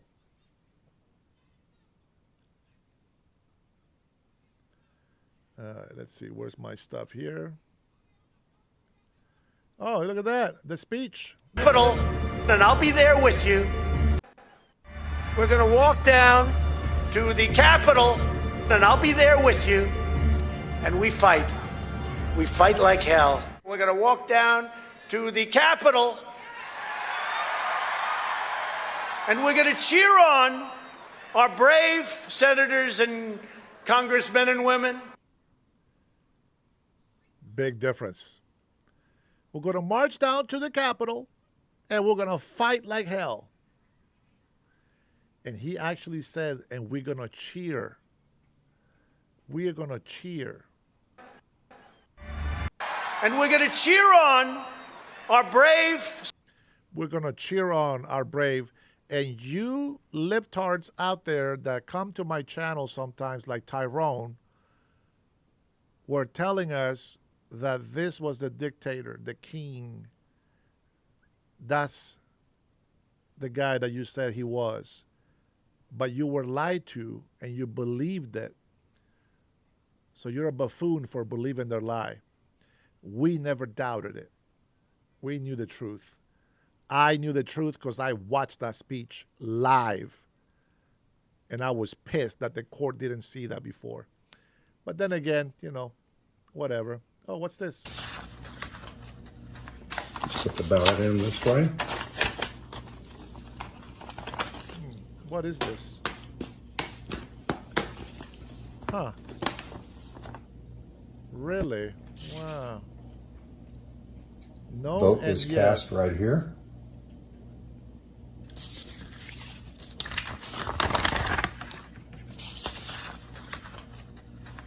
Put the ballot in this way. Huh.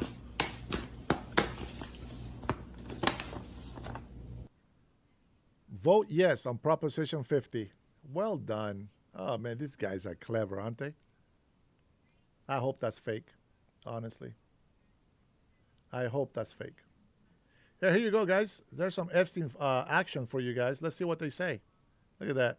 Everybody remembers that famous picture? Oh, look at that. Melania is there. Well, let's see what they say. New release, Epstein mentioned Trump multiple times in private emails. Yeah, this must be good right here.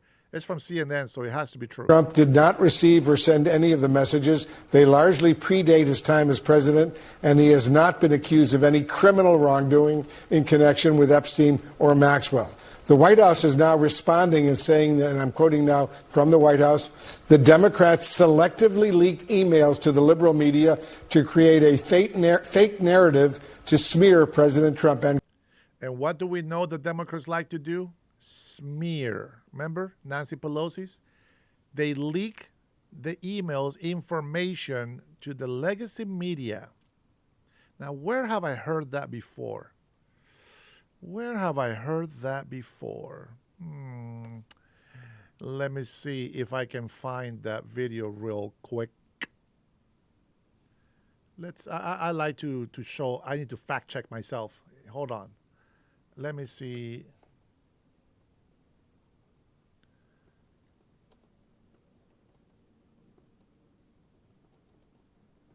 I hope I can find it.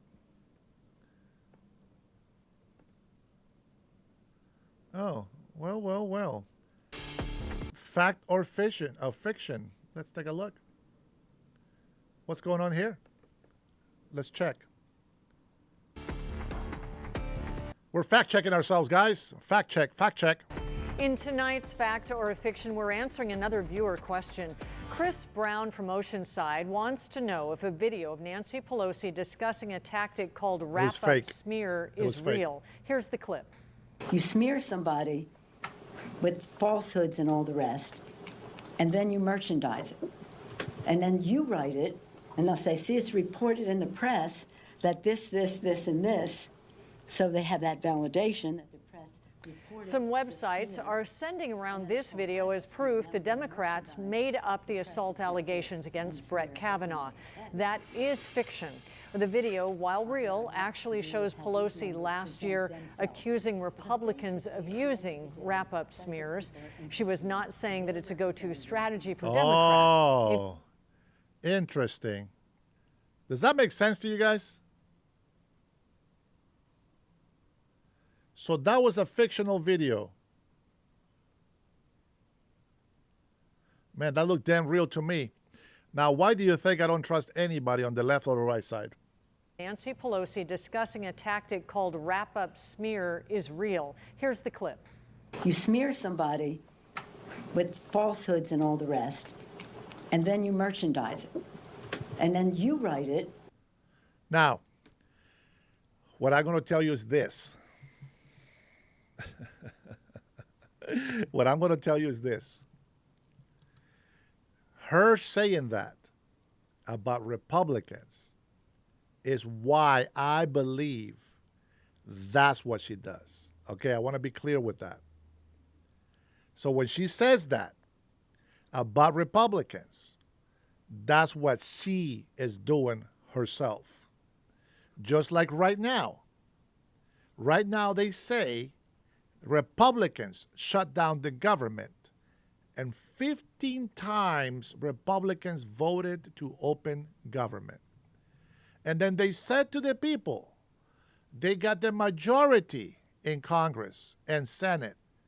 They can open the government. But it's bullshit because they know that we needed those 60 votes, which we eventually got them. We got them. But see, they were lying to you about that. They were lying to us about that. They have been crying wolf, wolf, wolf, that even if at some point they do tell the truth, we just can't believe them anymore. I just can't believe them. Remember, she's the one that told us we couldn't go outside on COVID, blah, blah, blah, and she was out there about her business. Remember, Newscom did the same thing. He was out there having a nice dinner with friends during COVID, when the rest of the country was shut down. Interesting. These are the same people that were telling us that we couldn't go to church and pray to God, but they would allow thousands of people to protest on the street because that was their given right. It's not that we just love Trump and we're just so blinded by it. We don't care what his past life has been. I know his past life from everything that we have seen from him. He was a playboy guy. He was not a moral, Christian man that's going to be married to a woman and be faithful. He was like every other American, especially those who said they don't believe in God, especially those who watch pornography, especially those who go and believe on LGBTQ. If you believe on all that stuff, you have no right to complain about President Trump's life. I know Tyrone supports that. I know Tyrone is old with this all immoral, crazy stuff. I know Tyrone likes to do that. By the way, guys, if you don't know Tyrone, that's Melody. Melody is Tyrone. So you guys know. It feels better when I call Mel Tyrone. It just, for some reason, it just fits. Let's see. What do we got? What do we got here? The hot sauce. Hot sauce is here. Couldn't go to a double A. Let's see. What about healthcare? I'm curious about the explanation. Well, for one, you remember that they rejected President Trump's healthcare idea on his first term, and they kept the Obamacare, the disaster of Obama healthcare. The affordable health care, they said, the same one that I can never or was ever able to afford. And when I did my taxes, I was getting a fine for not being able to afford health care. How is that right? Oh, okay. Let me check real quick. Let's take a look at that email here real quick. Wolf, get your butt over here. Thank you, Trinity. Oh, is it the same one that I showed you? Maybe it was just too late. Yeah, it is. Let's see if it's the same length. The difference is we don't engage in the politics of personal destruction. The fact is that if we just talk about the issues, for example, I think it would be interesting to people in these districts to know that the Speaker wants to take away the guarantee of Medicare. So I think talking about issues is where we should be. What is the difference in one person being Speaker than another? It's a self-fulfilling prophecy. You demonize, and then we call it the wrap-up smear, if hoods and all the rest, and then you merchandise it. And then you write it, and they'll say, see, it's reported in the press that this, and this. So they have that validation that the press reported the smear, and then it's called the wrap-up smear. Now I'm going to merchandise the press's report on the smear that we made. And it's a tactic, and it's self-evident. But I think I'm worth the trouble, very frankly. I love the fray. I'm not disrespectful of people's views. I respect any positive things that people want to say, or even negative, as long as it's constructive. Huh. Well, it is a real video, and take that as you will. But yeah. Now I want to share with you guys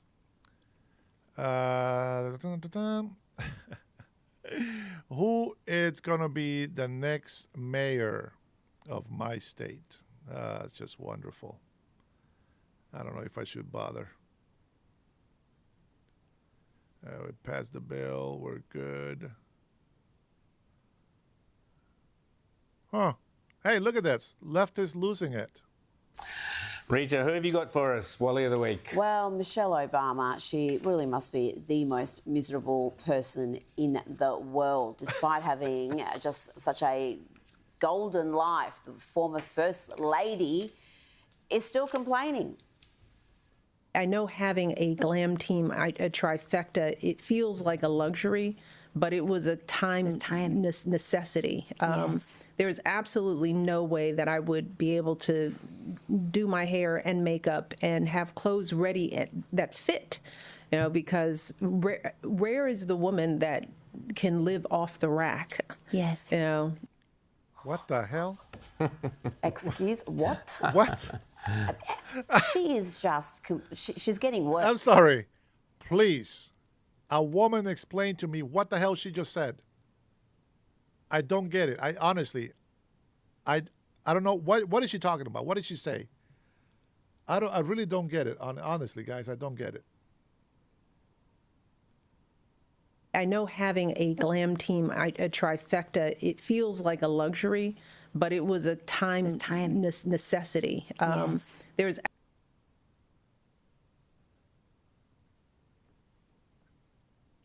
I think she's talking about having a team to help her dress up, makeup, etc. in the White House was a time thing. That's why she needed that many people, because who is going to be able to get ready on time? Women, ladies, I'm sorry, but this is all you. You guys can own that one. I didn't say it. She said it.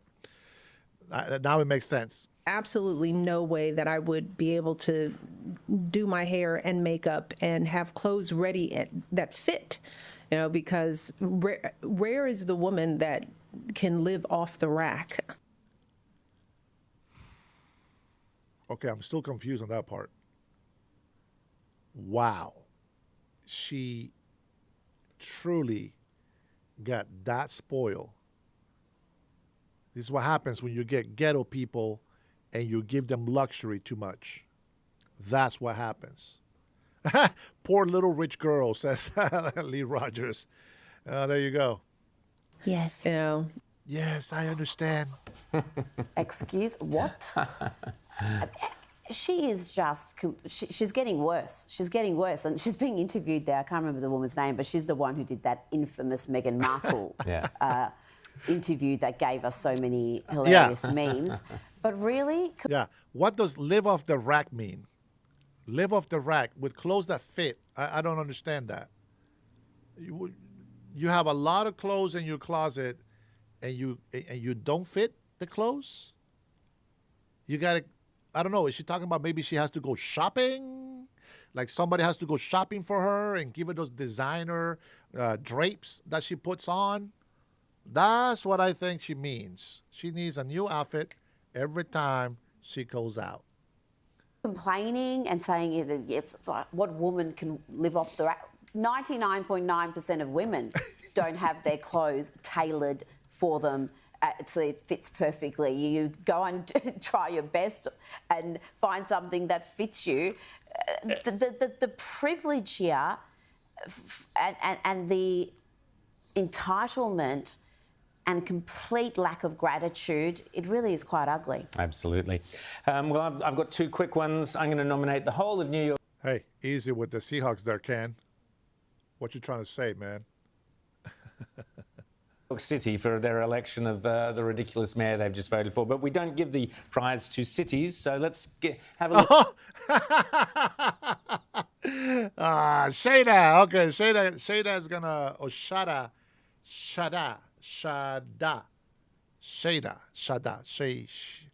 There is no Y.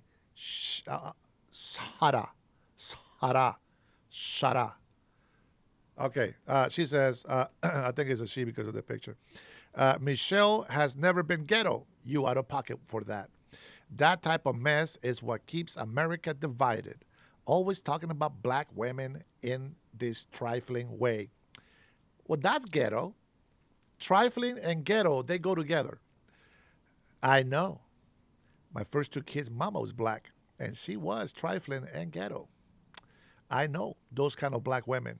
So, yes, if you compare Michelle Obama before the White House, how she dressed, and then after the White House. When she went into the White House, she looked like a man with long hair. And then in the White House, they transformed her into a looking woman, looking woman. Makeup, boom. She loved it. Big change. She looks more feminine. The shades, the color brings out the cheekbone. It kind of gives her a little bit more feminine face. I get it. It's okay. But what I'm saying is her reaction right there, what she's talking about, that's why she has ghetto mentality. Because now she has the luxury and she doesn't know how to accept that she needs to be herself. This is why she was so insecure being in the White House. Oh, I'm afraid of white people. Sometimes I don't know what to do. They are very scary. What black woman says that in her right mind? Let's see. Sade. Okay. Yeah, I'm sorry. I have a little accent. And then she says, "You're gross." Okay, whatever. I'm talking about her, not you. I'm talking about her. Brenda says she never had to worry about clothes when she was younger because she wore. Oh, man. I guess him and Barack used to share the same clothing before. Let's see. Mello say he looks like you though, so don't talk trash about him. What are you talking about? I don't know. That's not me. That can't be me. Okay, Jem says, TV channel, thank you for the super chat. This guy felt so bad about me being attacked so much here. Gave me a little super chat. Appreciate it. Obama was born in Kenya. He went to Hawaii to get that fake birth certificate we all know about. Yeah, and then Brenda says she never had to worry about that. Let's see. TV says, but you are Tio Tommy. My guy. Sure, I'll be Uncle Tom if that makes you happy. Sure, why not? Don is 100% correct. I don't know, guys. I can't fact check that. I can't tell that's the truth or not. I can tell you they can make up a birth certificate. It's easy. You just got to put that in the record. Boom. That is it. Tio Tommy says, what about ice? What about ice? Oh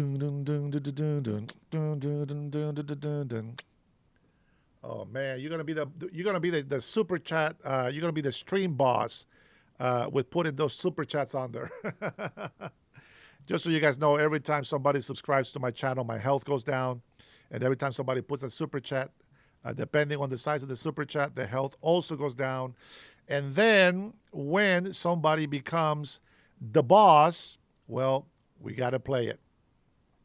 Only when they become the boss. So that's that. Let's see. Amit says, lying like Trump about fake certificates. Oh, man, this guy. Sorry, guys. Let me see. Where is this? Did I get rid of it? Doggone it. Keep sec. Okay.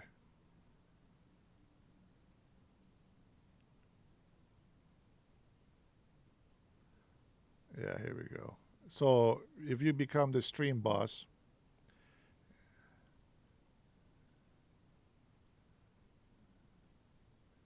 that's what we play. All right. So if you become a stream boss, this is.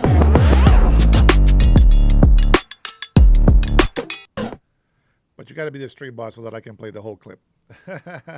It's just a whole beat. I love it. Let's see. Rajbev Ahmed, it was proven fake, and you can cut and paste it.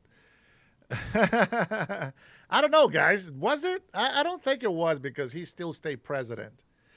That's probably going to turn out to be like something like Mondani. He lied on his paperwork to apply for citizenship, and now they say that he is going to be deported. But I don't think that's going to happen. I don't think it's going to happen. Don Trump says, amid typical libtard insults, welcome.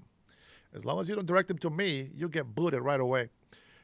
Jim, ICE has removed around 500,000. It's actually a little bit more than 500,000, but 1.5 or more have self-deported, which is the smart thing to do when we have millions of jobs being created in the next couple of years. Those people might have a chance to come back. We'll see how that goes. Yeah, like a boss.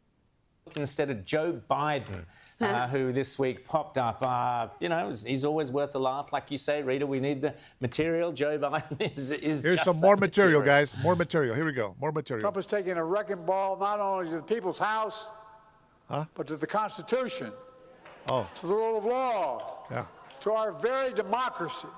Yeah. And yet, while doing this, Trump, at the same time, can provide, recently, on his own account, $40 billion line of credit to Argentina without even the government voting for it? Who in the hell does he think he is? Who he thinks he is the president of the United States who beat you, Joe, in a debate. Hey, be nice to Biden. He's sick. He's an old man. He's sick. Be nice to him. He's the president.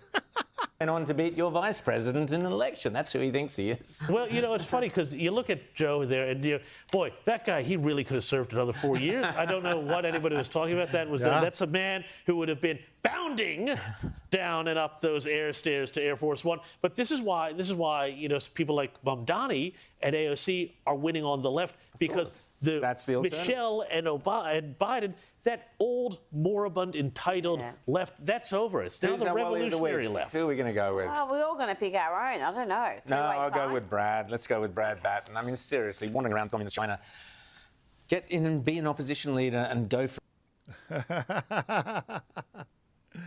Oh, man, that was funny. All right, Nancy, enough. That's enough out of you there. Unless they see it's reported in the press that this, and this. Enough. Thanks for the subs. We are almost at 0.900, guys. Almost. Let's see. Biden gave Will more than $40 billion to actual terrorists. Sure did. $20 billion currency exchange that already made a profit. This is true. You guys are awesome. You guys are on top of it.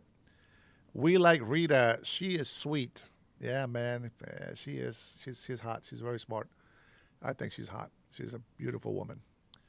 Let me see. But enough about Rita. We need to find more information here. Here's a one that you guys like. Let me see.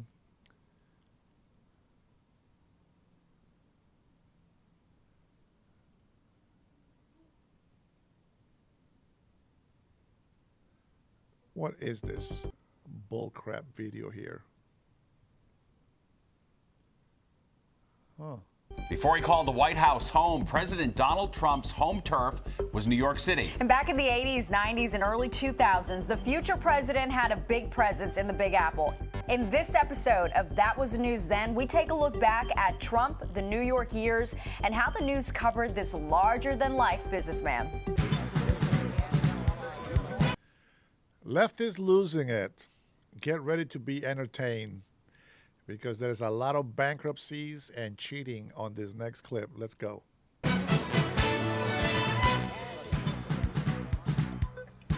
We begin with getting to know a little bit more about the man who would become the 45th and 47th President of the United States.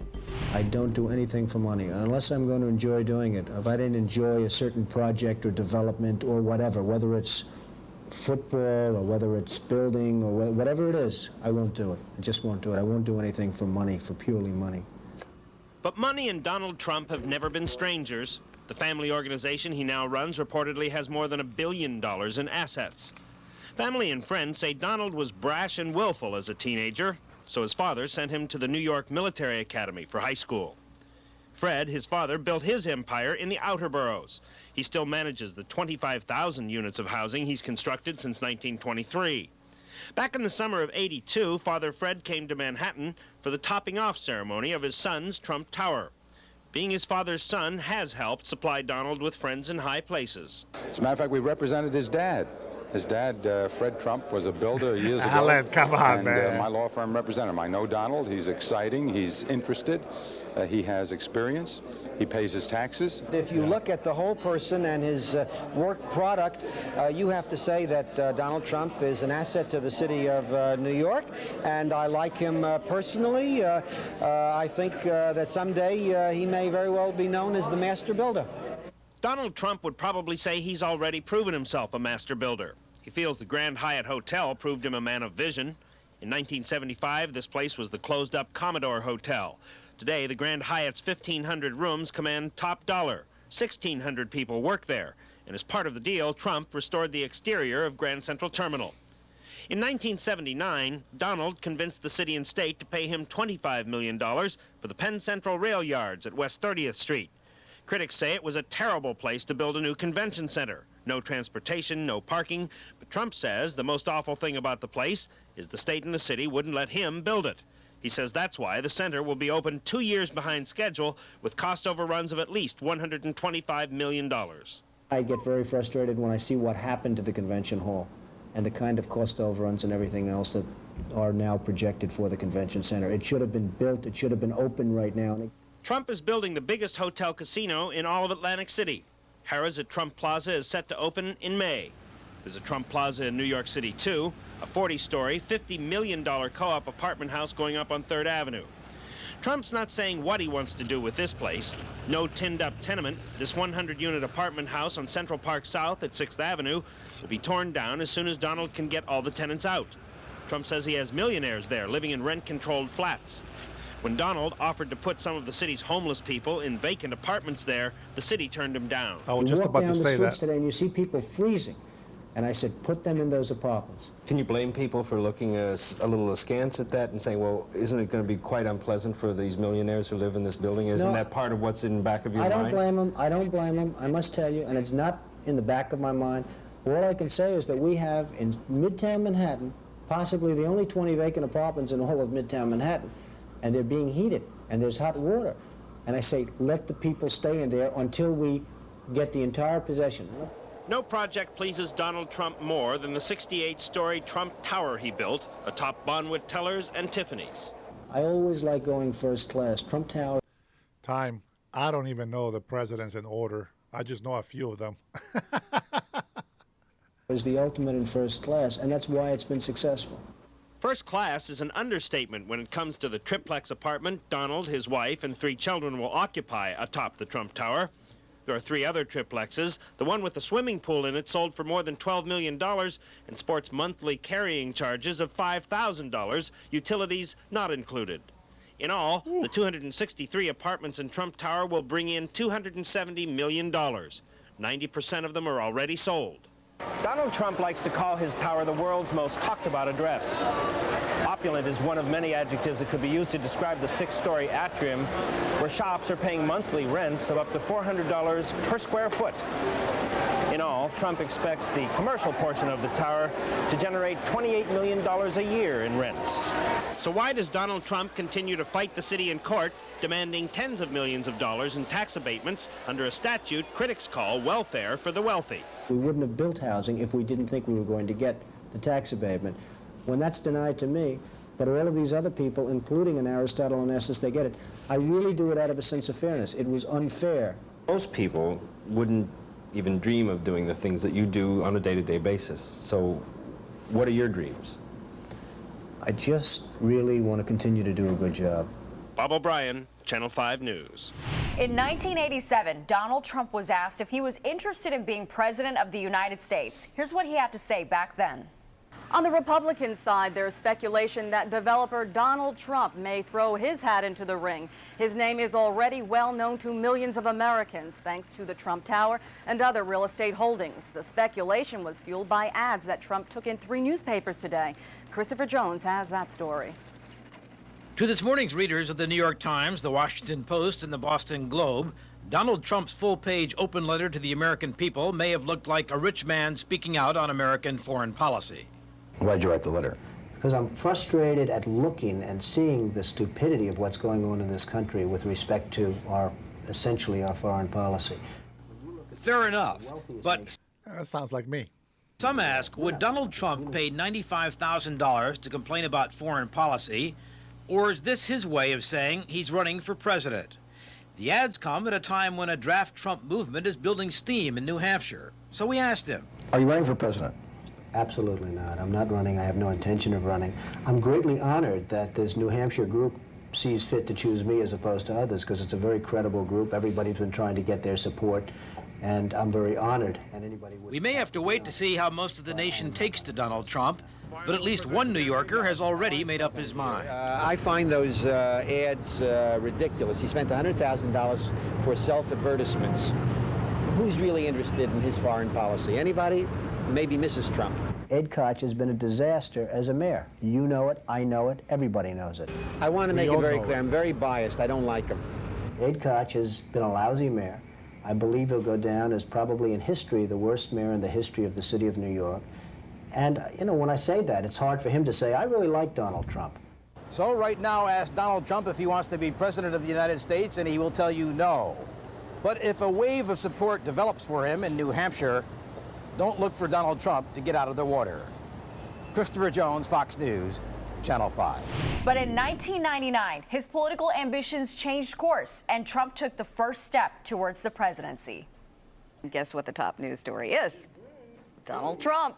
Oh, Says Donald he is Trump, ready guys. to make his biggest deal ever. He wants to run for the presidency and has formed a committee to study his chances of winning the White House. He even wants a famous talk show hostess to be his running mate. Dick Oliver is at Trump Tower, where the Donald is hoping to go from the penthouse to the White House. Dick, what can you tell us? That's right, Lynn, and we are joined by Hank Shankop, the political analyst, to take a closer look at the Trump presidency. What are your thoughts? Why not? He's a New Yorker who gets things done. He's got his name on buildings like this one, and he has some good ideas, like telling Pat Buchanan to take a walk. He has programmatic ideas. He's got a reasonable record with working people. He's got union jobs. Why not? All right, he appeared on the Larry King show and spoke about his potential running mate. And this is what he had to say. The polls have been unbelievable. So I am going to form a presidential exploratory committee. I might as well announce it on your show. Everyone else does. But I'll be forming that and effective, I believe, tomorrow. And we'll see. I mean, we're going to take a very good, strong look at it. And if I felt I couldn't win, I wouldn't run. I absolutely would not run. I'm not looking to get more votes than any other independent candidate in history. I'd want to win. All right, what about the Trump-Winfrey ticket? Well, it gets kind of absurd. I mean, realistically, we've had one song and dance band in the presidency. We've had a couple of song and dance band in the Senate. Why not a developer and a talk show host? I mean, this is politics in late 20th century America. Anything can happen. Anything can happen. What are the odds here? The issue isn't whether he runs for president and wins. The issue is what happens to the Reform Party. They nominate Pat Buchanan, they get moved all the way to the right and marginalized. They nominate Donald Trump, they got a shot to create a third independent movement. And that's just the way it is, and that's why Ventura is so interested. All right, you mentioned some of these characters. What happens now as far as that third party is concerned? You've got Ventura, you've got Buchanan, you've got Perot, potentially other people as well. A lot of what occurs here will determine the outcome of the presidential race, frankly, in 2000. If Buchanan's the nominee, he'll destroy the Republicans. If Trump's the... Hold on, S.A. I didn't appreciate that comment, so you guys get to enjoy this. After I move it.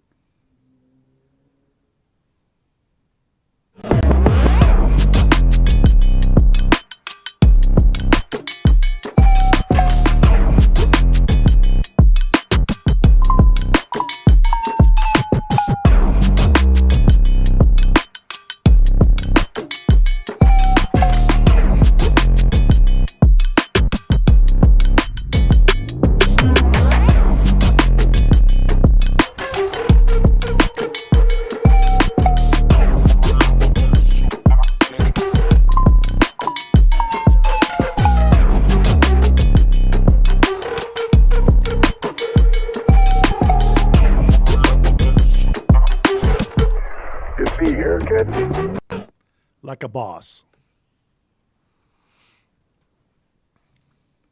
The nominee, who knows? But more importantly, the battle here is between Minnesota Governor Jesse Ventura and Ross Perot, the mega millionaire billionaire, for control of the Reform Party.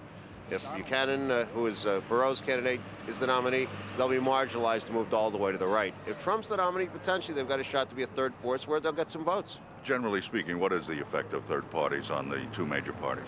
Well, if you look at '92 in the presidential campaign, certainly Ross Perot's run for president, which was serious. He went in and went out, if you may recall, helped Bill Clinton become the president. He took votes away from the Republicans.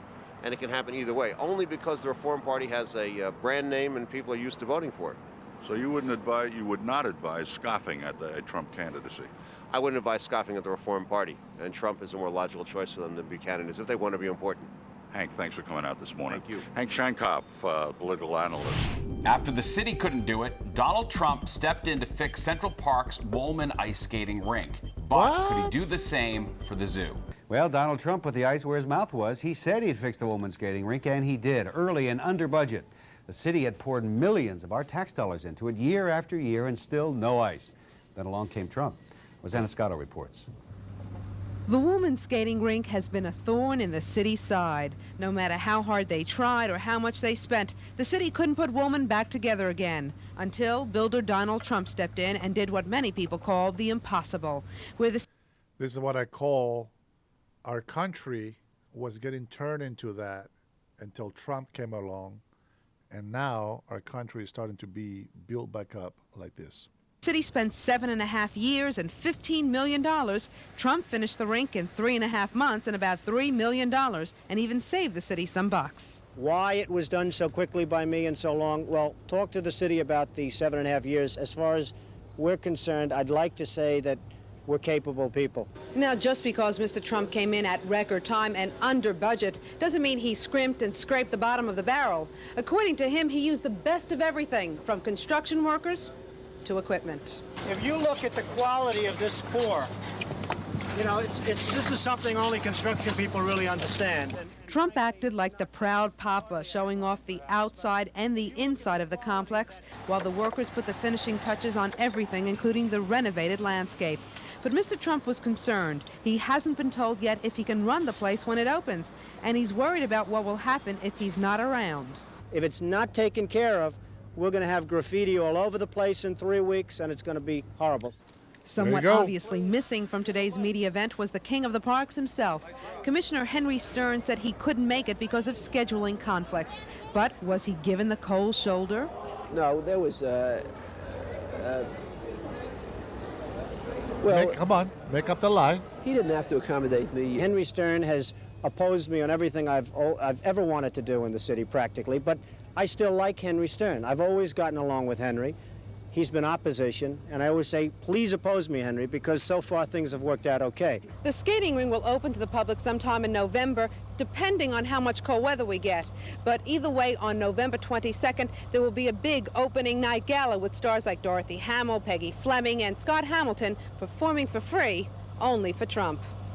From the Woolman Skating Ring in Central Park, Rosanna Scotto, Channel 5 News.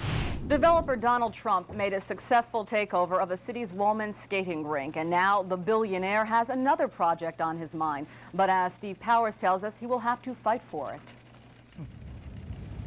There it is, amidst the foliage of Central Park, the Central Park Zoo. To many, it's a respite from the mad pace of the city. But now it's become a battlefield, and in the trenches, Mayor Koch and Donald Trump. Trump. Why does it sound like he built New York, not the other way around? That's weird. Triumphant in completing the Woolman rink last year at a cost of about $2 million in 4 months, after the city spent $12 million in nearly 8 years, is on the attack. And let me guess who kept that money in their pockets. The battle zone is strewn with charges and countercharges. The fact is that the zoo has been closed about 4 years and will cost $28 million. $6 million more than planned. You look at a simple zoo. Well, the problem that a lot of people get moral on their high horse moral, and because he did divorces, he cheated on a couple of his wives, and he's He failed a lot of deals. You know, the casino. Remember the Jahal or some shit like that went bankrupt. A lot of people partner up with him. They got broke. Trump at the end knew how to use the system, so he came out with millions. People hated him, and he was in bankrupt, and his father bailed him out with a couple of $1 billion, etc. And so they hate Trump because of, you know, he had the opportunity that a lot of people don't have. But at the same time, as bad as it may seem for other people, these are life learning experiences. You know, he was a man of the party. He wanted to be the center of attention. Many people out there want to be the center of attention. I'm always the center of attention. Well, not anymore like I used to, but that's normally me. I'm first the guy in the party. I'm the one dancing. I'm the one that has the guts to go over there and do some merengue dancing when nobody wants to dance on the dance floor. You know what I'm saying? I go out there and I make speeches in front of people when nobody wants to talk. I like to be able to lead. I like to be able to show off the people how great they are. There's sometimes people don't know how great they are until you go over there and you show everybody how great they are. Like I would talk about my coworkers from work, and I would just be like, hey, listen, you know, Annie Mae right there, she's such a hard worker. She's such a wonderful person. She loves her family, and she does such a good job. Always here on time, and I admire that about her. And, you know, also about Tien Nguyen over there, also he's not, you know, and you got to give them that props. You got to give them that support. You know, you got to push them a little bit. You know, and I noticed that even business owners, they're not very good at talking in front of people. You know, it's if every time you talk with somebody, as long as you're talking from your heart, you're always going to be able to talk. Now, am I going to be able to talk with a perfect accent? Of course not. English is my second language. I've never been able to take Spanish out of my head. Everything that I think is 100% in Spanish, and every single word that I give you, I have to think it before I can say it. So just imagine how fast my brain is thinking. If I can able to have a conversation this long, I might miss some words, maybe a couple of articles, a couple of verbs and whatever. But that's just the way my brain works. And the whole thing is, I'm very confident on many things. And if I am wrong on something, it's a little hard to accept, but I do accept it if you prove me wrong. But just throwing theories out there, people will never win me on that. And I think that Trump is one of those guys that, you know, he can be introvert and extrovert at the same time. You know, he can be very greedy and at the same time very, very generous. He can be your worst enemy and call you names, but the moment that you're on his side, it's okay. We're great friends. We have a good relationship. That's just how it is. That's how you have to be as a person, especially as you grow. If you're a grown-up person, that's exactly what you got to do. You got to be able to know when to switch on and off. Sometimes I don't know, you know, and I keep going off the rails, but I'm already going off the rails right there. Let's keep listening to the man. That's been closed from 1982 to the present, and they're talking about 6 years. How long should it have taken? It should have taken, I would say, no more than 12 months to 18 months. They're saying it won't be open until next year. Well, they're just not competent people. You're talking about people that don't have ability. And that's a shame. There's no leadership at the top. Ed Koch has been a mayor who, all he's got going is one-liners. And Trump says he'd like a shot at rebuilding the zoo. Is Donald Trump going to move into this project and complete it? No, the project has basically already been built. It's done. The animals will begin moving into the zoo in a few months. There's no room for Trump den in there. No den or even a cage. They don't want me to get anywhere near it. Not for the good of the city, but because they don't want to embarrass. No. He's introverted when he needs to be. I watch his whole biography, and I see him, the way that he acts on certain things when he's cornered, especially when he was going through a lot of hard times. You know, he got very introverted with it. He wasn't comfortable, didn't want to come out of his shell, and, you know, and eventually he does. But he has moments. We all have those moments. Themselves. Is there something personal between you and the mayor? Is it political? If I ever run against Ed Koch, I'd beat him, because that man is weak. He's so weak. It's so pathetic. When you look at the corrupt administration... Are you ready to run against him? I'm not running against him because I don't want to be mayor. Donald Trump has said that if he ran for president, he would win. Is that braggadocio? Or as they say in Italian, chutzpah? One thing is for sure. that at about this time next year, either there's going to be some animals behind this glass, or Donald Trump will be rattling Mayor Koch's cage. Steve Powers, Fox News, Channel 5. In 1989, a controversial ad Donald Trump took out in several newspapers calling for the death penalty divided the city and the nation. The personal tragedy of that young female jogger and her friends and family erupted into a bitter public controversy today. Pablo Guzman has that story. One of the city's best-known names, Donald Trump, took the incident that occurred in Central Park to launch full-page ads in the 4 dailies calling for the death penalty and support of the police. The lawyers, and boy do I know lawyers, they laugh at our justice system because they can keep these young men out of court for years. The Trump ad is an ad which conveys that Donald Trump is filled with hate. When Mayor Koch talks about the fact that I and other people in this city aren't supposed to hate people that go around killing and robbing and mugging all of us, then I disagree with the mayor. The politicians and the powerful were not the only ones who spoke out against the attack in Central Park.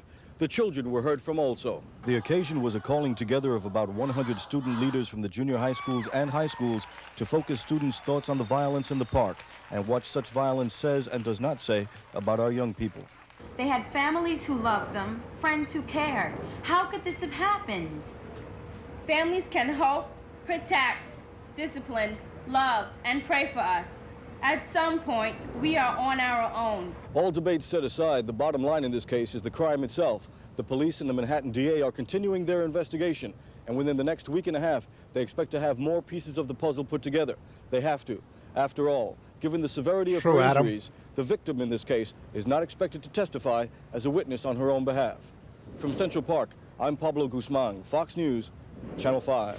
In 1990, Trump's new casino and hotel on the Atlantic City Boardwalk opened with big fanfare, but just a year later, there was trouble for the Taj Mahal. Donald Trump gave the high rollers the moon and stars tonight, along with a fancy laser show and fireworks to open his Taj Mahal. He's hoping they will give him at least $1 million a day at the gaming tables. That's just to break even. Robin Carter is inside the Taj right now in Atlantic City with a look at the big opening night party for you. Robin? Well, John, from the sound of those slot machines behind me, it sounds as if Donald Trump is already breaking even, but let's face it, who really cares about that? What everybody wanted to know tonight was who was the Donald going to bring as his date for the Big Bash. Well, the party is still going on in a ballroom upstairs, so the night is still young. But I can tell you, so far we have not seen the alleged other woman, Marla Maples.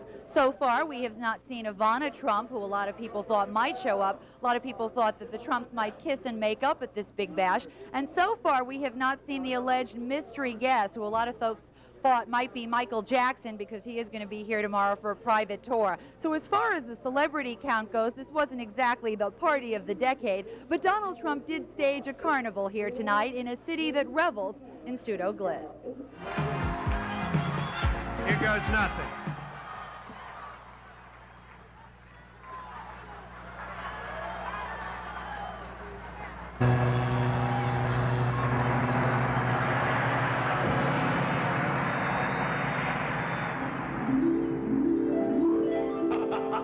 Love the graphics.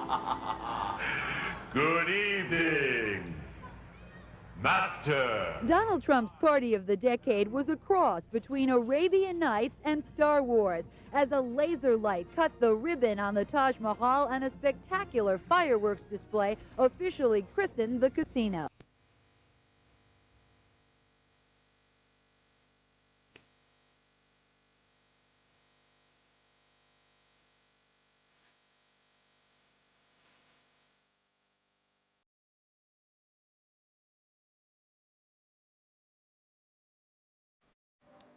Earlier, a triumphant Trump told the adoring crowd his billion-dollar baby is already paying off. They talked about $1 million a day.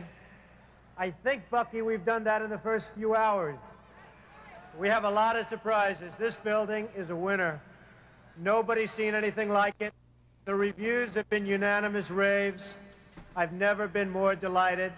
I always thought when I did Trump Tower in New York, that was always going to have a special place, and it will.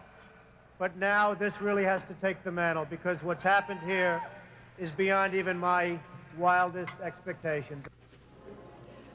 And among the fabulous somebodies who have already shown up for this party, model Elle McPherson and Michael Spinks, and casino rival Merv Griffin, who lost the Taj to Trump in a bitter takeover battle.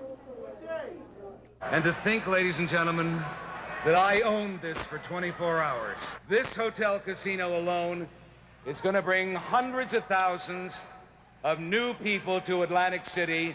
And once they get a taste of this end of the boardwalk, they're never going to leave. They're going to love it. The boardwalk has tilted, ladies and gentlemen, and I'm delighted. And the billion-dollar Taj is already shaping up to be quite a blockbuster. On Monday, the Taj was only open for slot machines, for real money, and on that day they took in over $900,000 in just 8 hours. Today, the first day of unlimited gambling, an official tells me they expect to rake in over $3 million. So at least so far, it looks like Donald Trump is winning at his latest game of Monopoly on the Atlantic City Boardwalk. I'm Robin Carter. Now back to John in the studio. All right, Robin, thanks. Well, the song says what a difference a day makes, but what a difference a year can make. Last year, the Trump Taj Mahal Casino opened with great expectations, but that's hardly the mood now. One step beyond your wildest imagination. A billion-dollar dream come true. Or could it be a nightmare waiting to happen? The Taj Mahal opened its doors to reveal a lavish casino 1 year ago today.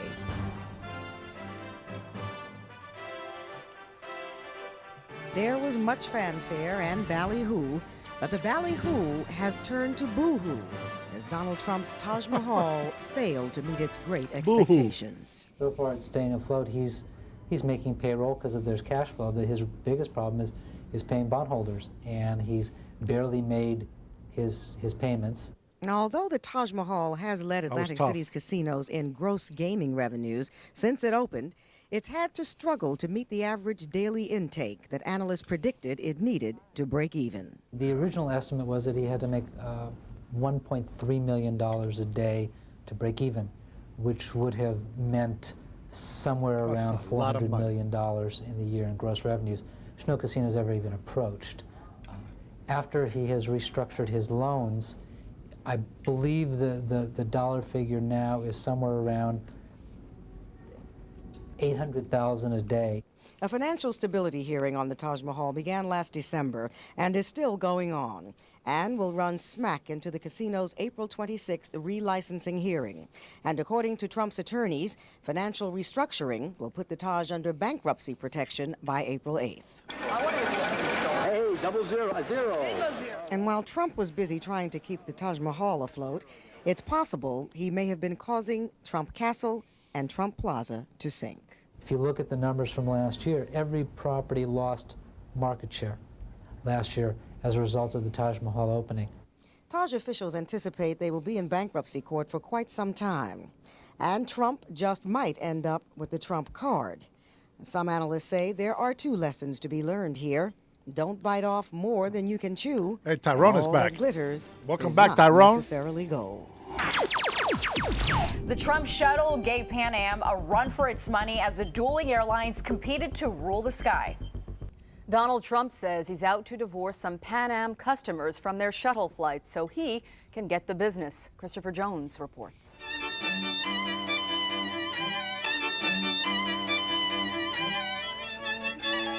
It was back in June of last year that the king of the deal, the man we have come to know as the Donald, made good on a dream and bought himself a major operation in the lucrative air corridors connecting New York with Washington and Boston. Champagne, strings, and... I know that they're not going to learn. Oh, by the way, excuse me, I'm eating my dinner. I know that they may not learn anything from this old video. But what I'm trying to prove a point here is this.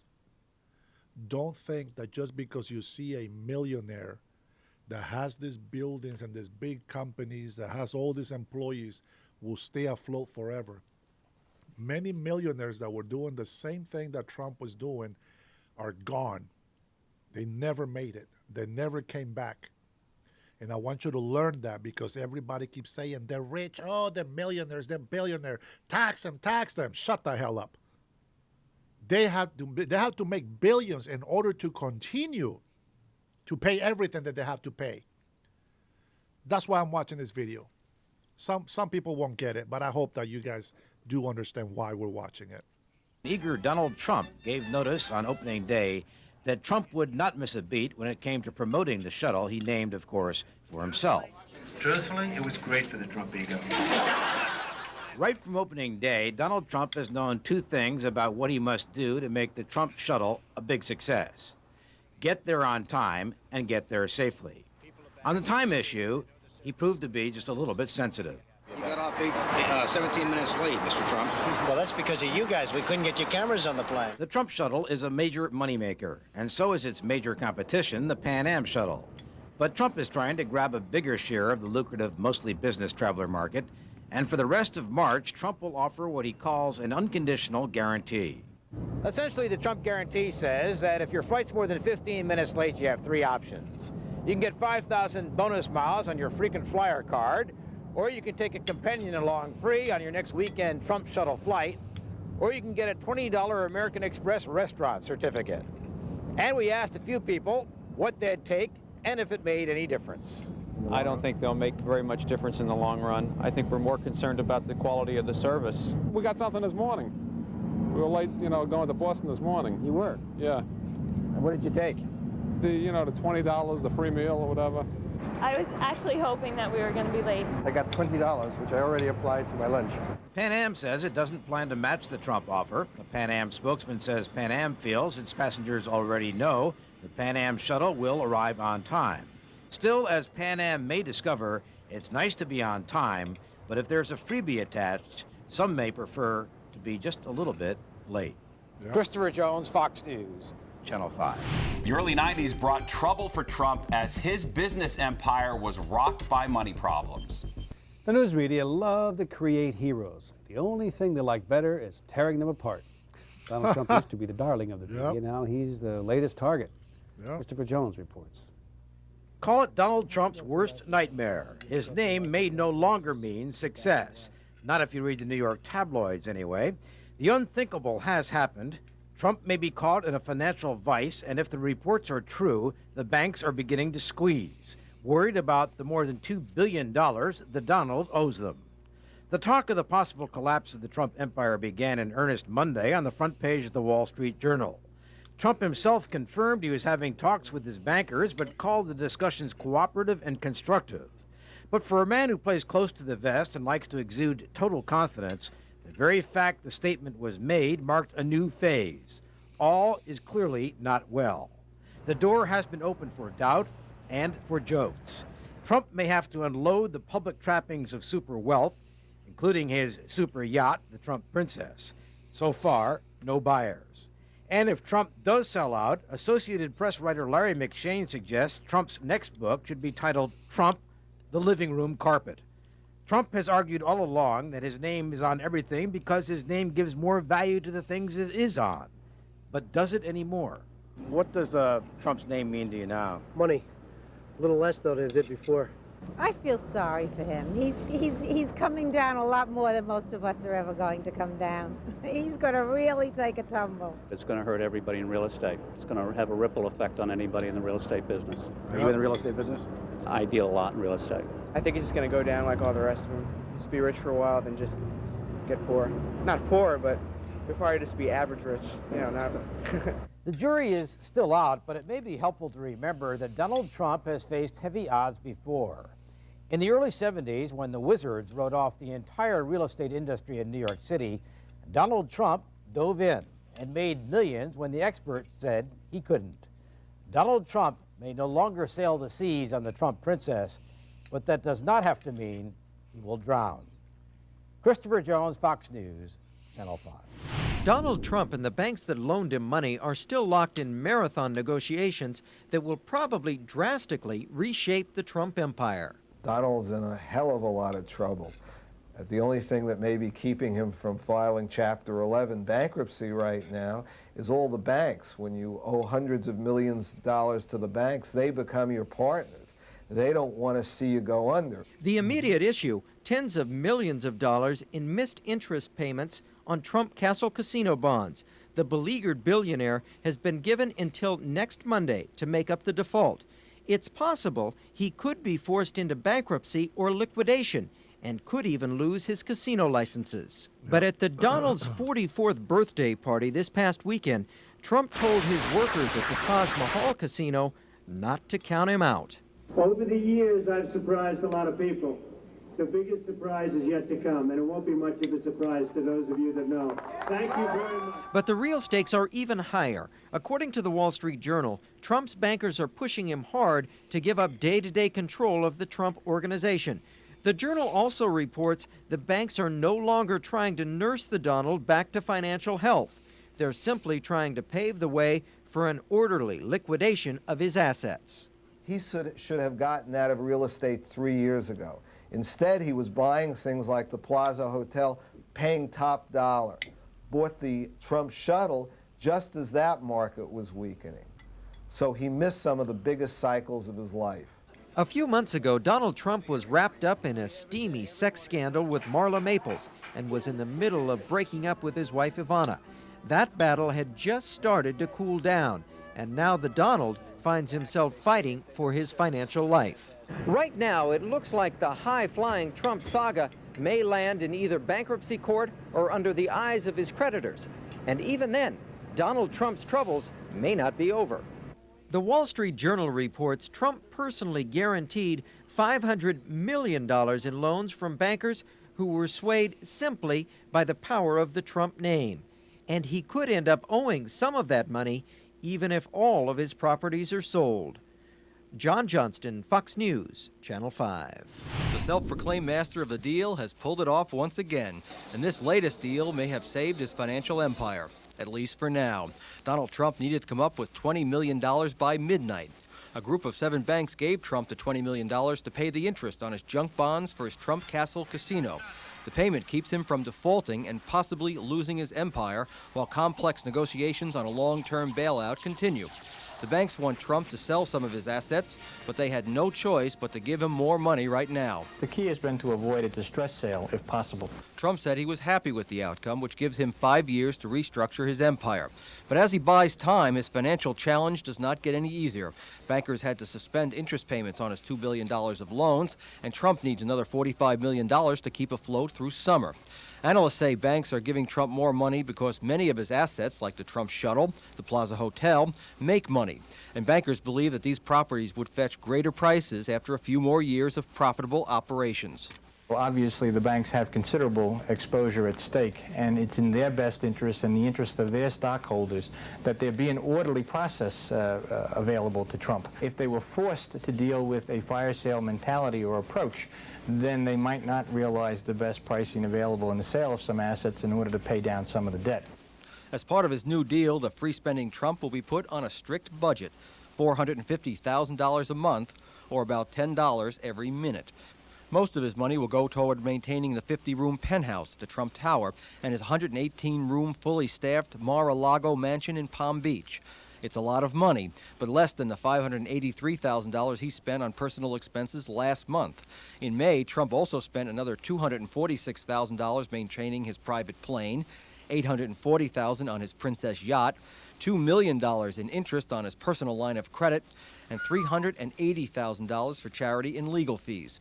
These business expenses, however, will not be counted in his new budget. Donald Trump's troubles couldn't have come at a worse time for the nation's banks. They have very poor earnings, and they're starting to cut back costs. Yesterday, Chase Manhattan Bank said it was going to have to eliminate 3,000 employees. Bob Plunkett, Fox News, Channel 5. Money woes weren't the only problem Donald Trump faced in the early 90s. It was a war of the Trumps as Donald and Ivana's divorce battle heated up.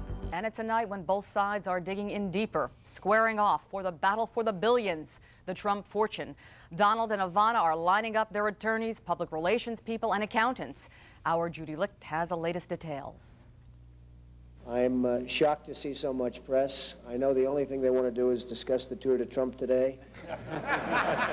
Wrong, Don. They wanted to talk divorce like everyone else. I feel bad for Ivana. I don't think he's handling it very well. What do you think she should get? A lot more. Well, she deserves all she can get. The whole town has an opinion on the so-called War of the Trumps. The divorce of the decade has turned into a duel between the leading gossips, Liz and Cindy, for the greatest scoop. Even the lawyers and the publicists are duking it out. Ivana has hired public relations whiz John Scanlon to take on Donald's firm, Howard Rubenstein and Associates. And yesterday, Ivana's lawyer, Michael Kennedy, threatened to sue Rubenstein for allegedly slandering Mrs. Trump. But enough of the bishops and the pawns in this chess game. Let's get back to the king and queen and find out how this latest round supposedly started. The real break came because they went to Aspen, and there they were, the happy couple, and they kept... Ken, you're already there, Ken. That's exactly right, my friend. Let them keep trashing Trump for these mistakes and all these bad things he had to go through in life. Let them talk. I know, this is horrible. This is horrible. Bumping into this actress, Marla Maples, and she's the one that Donald has supposedly been seeing for about a year.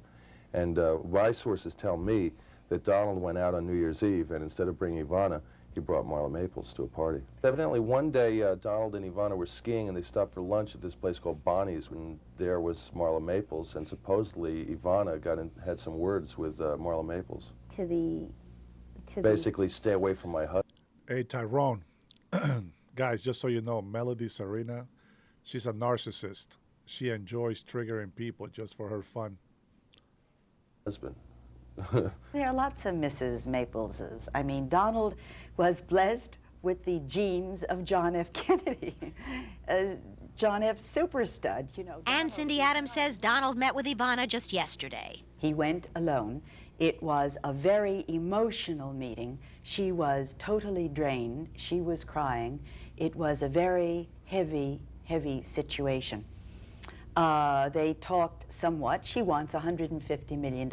I wish he would adopt me, for sure. It's a nice round sum. She would also like to have a jet plane. She would also like to have the plaza.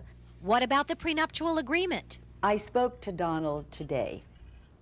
Donald says, quote, I will be fair to her.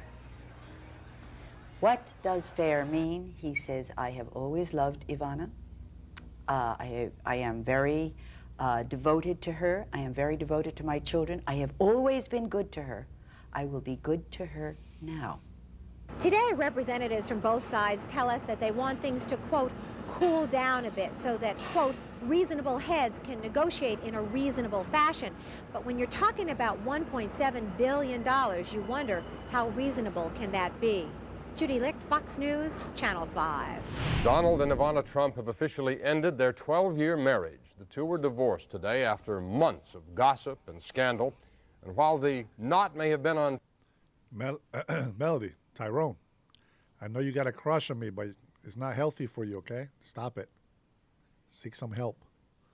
Tied, many loose ends remain. Eric Shawn has our story. I've treated Ivana very well. I will continue to treat Ivana very well. I think everybody knows that. All of the people that know me know that. Donald Trump is a man who, it seems, gets what he wants. And now Trump is once again a bachelor, thanks to Ivana, his former wife. Behind this closed door at Manhattan Civil Court, the Trumps officially split. The divorce was granted to Mrs. Trump by New York State Court Judge Phyllis Gangle Jacob, who wrote it was based on Mr. Trump's cruel and inhuman treatment, such as made it unfaith or improper to continue to be married. At the Plaza Hotel just hours after the divorce was made final, Trump said he has not yet decided if his ex-wife will remain as hotel president. I haven't really made that determination. It'll be made over a period. Maddie, you know Tyrone is behind all of it. The divorce comes after 12 years of marriage, 3 kids, an empire, a yacht, estates, hotels, a breakup, near bankruptcy, Marla Maples, and last week another new playmate, Miami model Ruann Brewer. He said, what a great time for a divorce to come about when there is a recession and everybody thinks that I'm not worth very much money. Ivana is still pressing ahead with her lawsuit to throw out the $25 million postnuptial agreement she signed, but now claims is invalid because Donald was allegedly cheating on her. That $25 million is not there, I believe, so she has the right medicine, but too late in the illness. Lawyers for both sides refuse to discuss the divorce, which will have no effect on the maintenance, child support, or other money issues that should go to trial this spring. So while the Trump marital union has legally ended, it seems the domestic saga of New York's most famous divorcee and her ex will play out on the front pages in coming months. At Civil Court, I'm Eric Shawn, Fox News, Channel 5. It was the clash of the titans, the business titans that is, when Donald Trump and real estate powerhouse Leona Helmsley took their dislike for each other public. And Donald Trump and Leona Helmsley now agree on one thing. It's how much they dislike each other. And the war of words is growing. Christopher Jones. I like her hair. That was a nice hairdo. She looks really pretty. Jones reports. One might think that when the mighty fall, at least they might have some sympathy for those plummeting with them. But while Donald Trump and Leona Helmsley have been to the mountaintop, they have not exactly been ennobled by the experience. In case more evidence is necessary, the November issue of Playboy magazine carries an interview with Leona, better known as the Queen of Mean, the title of an upcoming CBS television movie. He charges that the owners of the building, that's me, Leona, and their sales brokers, that's you. Get to the point. We may get to know a little bit more about Leona when the movie airs, but we already know just how she feels about Donald Trump. After telling Playboy she did not want to talk about Trump, she proceeded to lash out at him. You watch, she said, he's going to be left flat on his can, and it couldn't happen to a nicer person. Her attack was a clear response to Trump's own remarks to Playboy, published earlier this year. Trump on Leona. She is a vicious, horrible woman who has systematically destroyed the Helmsley name.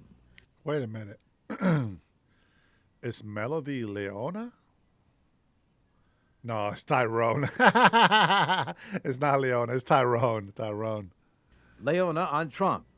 I wouldn't believe Donald Trump if his tongue was notarized. Trump on Leona. Leona Helmsley set the women's movement back 50 years. She is a living nightmare, and to be married to her must be Tyler. like living in Hey, hell. Brian. Leona on Trump. He's a sick, sick, sick, sick boy. He lies for his own benefit, of course. Trump on Leona. She's out of her mind, a truly evil human being. And Leona on Trump. He's a snake. Now he doesn't have any money. If Ivana gets $1 million, she'll be lucky. And it goes on and on. But why hear more? You might get the idea that Queen of Mean and the Donald don't care for each other. I'd say it's the kettle calling the pot black. Now you've got to decide who's the kettle and who's the pot. There must be a lesson in all of this for us, the little people who pay taxes and think 3 bedrooms make a big apartment. Pick one, and then the next time you walk past Trump Tower or Helmsley Palace, smile.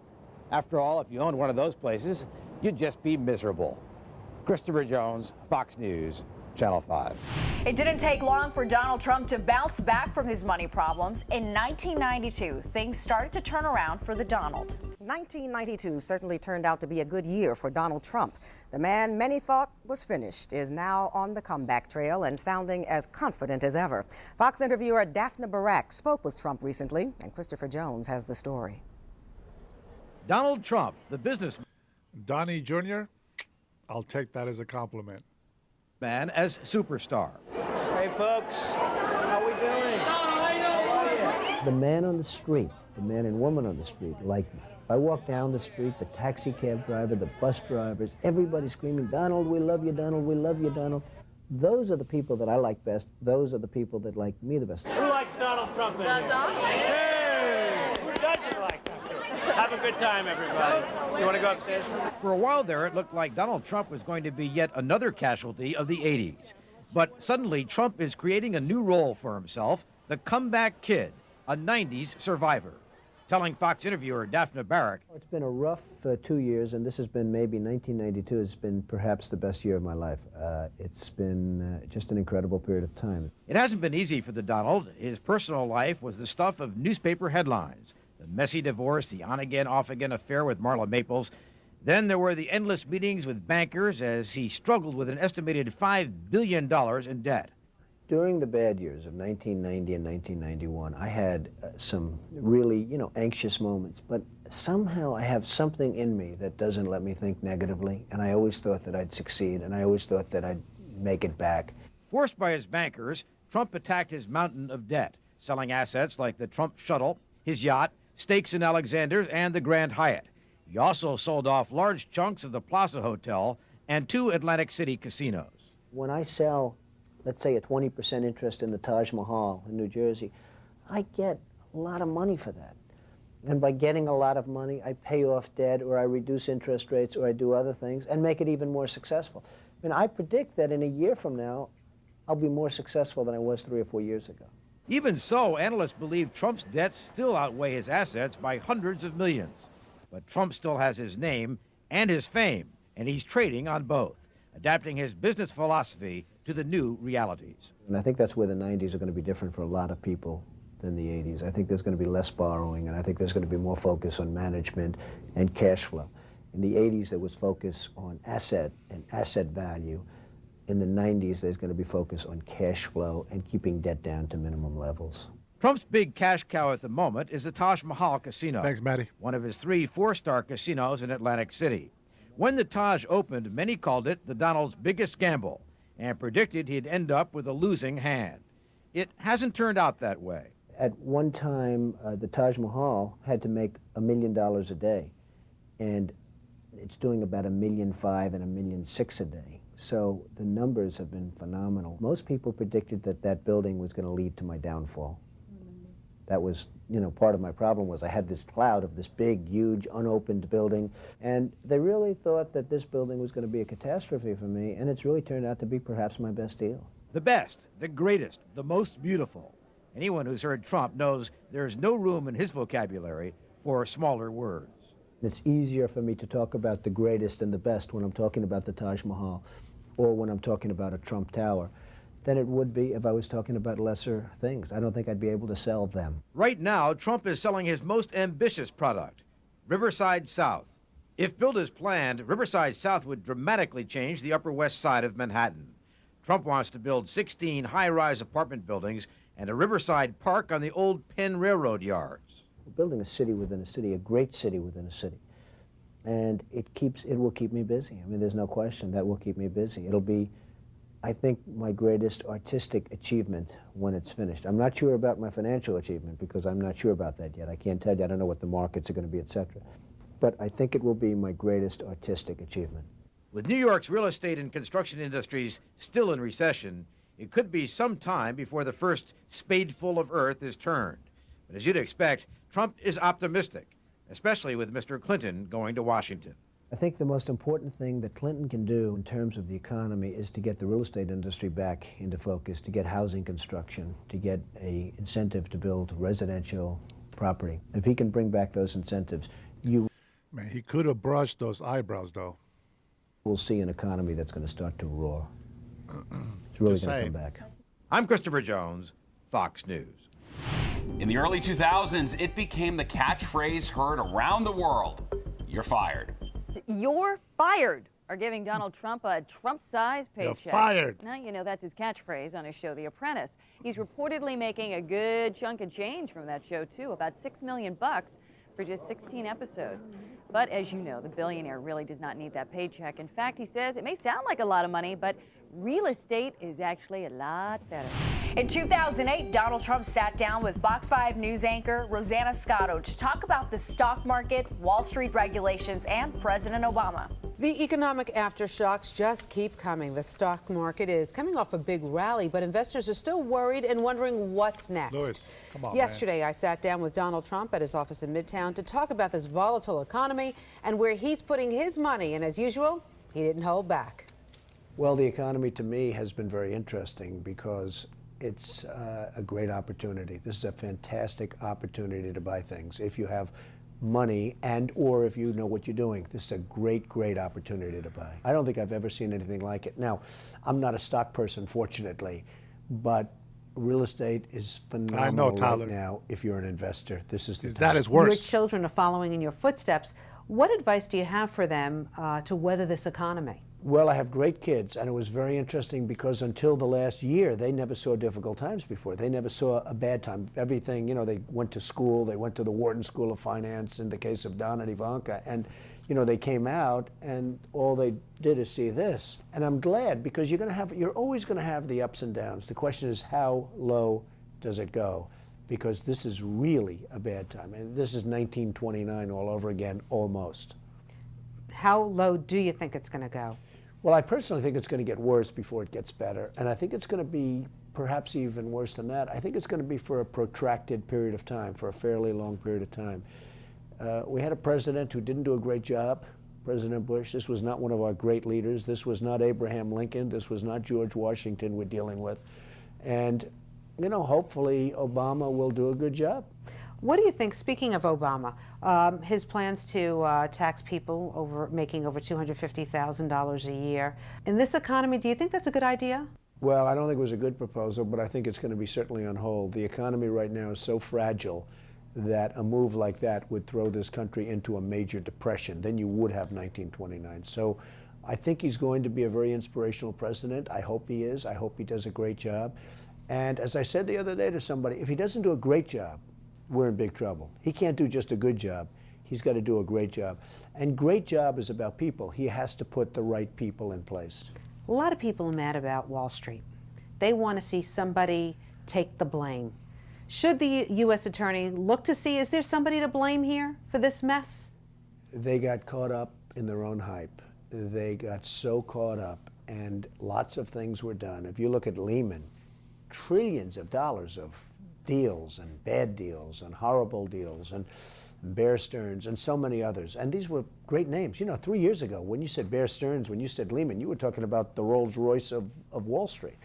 So there have been a lot of things, and I'm sure there was some shenanigans going on, but I think overall it was just exuberance. Does there need to be more regulation on Wall Street? I guess the answer is going to probably be a resounding yes. How do you feel about some of those CEOs who are walking away with big golden parachutes or big bonuses? Well, I hate to see where a company goes down the tubes and billions of dollars is lost and some guy walks away with 35 million cash or 90 million in one case in cash. So do I hate to see that? Yes. And I certainly think when they're borrowing money from the government, all of those golden parachutes should be ended, 100%. Any advice for people who want to weather this storm? Well, I think weathering the storm is interesting. If you're young and energetic and you have a future, I think it's a great time probably to, I mean, I love real estate. It's a great time to buy real estate. I think it's a great time to probably start thinking about buying stock. Now, I'm not a stock market person, fortunately, because I have friends of mine that make money in real estate that put it in the stock market, and they were always bragging how well they're doing. Guess what? They're like 50% down. And those are the conservative ones. They're dying. But I think now, you know, I've never been a stock market person. I think now I'm thinking about going into the stock market. And that was the news then. Did you learn anything from all that? Horrible, horrible times for sure. Horrible. Everybody else failed. The way that I see him today is a total different person. He has so much experience under his belt. What he's been able to do for this country, for the city that he loves, to see his city that he loves so much being run by a communist, that must hurt. I agree. That must hurt. And lucky for Mancami, it doesn't matter how bad he is. I think Trump said that he's going to still lend a hand to make sure New York doesn't go down in fire. That's what I think. And I think that he's a good man for that. So I appreciate him on that. Let's take a look at some of the EBT people that President Donald Trump has been starving. This is because Tyrone has been talking about it. Here you go, Tyrone. This one's for you. Look how they starve, guys. Now, I'm going to tell you something. I don't keep my fridge this stocked. Here you go. Let me turn the volume down there, right there. That's nice. That's pretty nice. Yeah, nice meat. Very nice.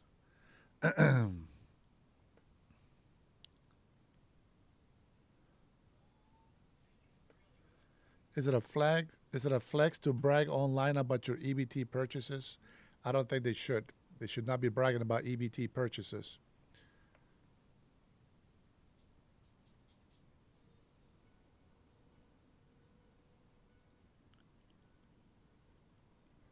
I will play this video for you guys. And then you'll notice there's a strange trend here where how many Social Security numbers were issued. Do you want to? Yeah, so let me Remember this? let me tell you what happened here. We started at the top of the system. You want to talk about a lot of maybe? We started at the top of the system, mapping the whole system of Social Security to understand where all the fraud was. And there's a lot of great people there that showed us really a lot of waste. And so that came with a big list of stuff that we're working on. You've heard some of that already. But this is what jumped out at us. When we saw these numbers, we were like, what is this? In 21, you see 270,000 people, goes all the way to 2.1 million in 24. These are non-citizens that are getting Social Security numbers. What? Yeah, this is a mind-blowing chart. Yeah, just what? This literally blew us away. Like, we went there to find fraud, and we found this by accident. And this isn't political, by the way. My parents are immigrants. Yeah, this country's been great to us. My brother and sister are all born in Spain. I'm pro-legal immigration. This is not political. This is not political. This is about America and the future of America. And there are a lot of good people in the system that pointed us in this direction. I want to honor them right now, that work in the government today, who took risks to show us these numbers and tell us what's going on. Yeah. So Manuel says, the gig is up. Let's get the hell out of this chat. They found out. Tyrone, grab your sneakers and get out. They found out where all these illegal immigrants been getting Social Security numbers. Manuel is all panicking right now. He's like, oh man, I can't even hide on this chat. Stop for a minute. I want to honor those people today. Very good people. Very good people. I have been from D.C. to Social Security offices to the border to track this down, and very good people have helped us along the way. I want to thank them. Yeah. This number, what this is when you come in the country, if you're an illegal, there's a couple ways to come in. You come in through a port of entry, and you can tell them you're afraid, and they'll give you an asylum case. You'll get an interview, then you get in. That's one way to do it.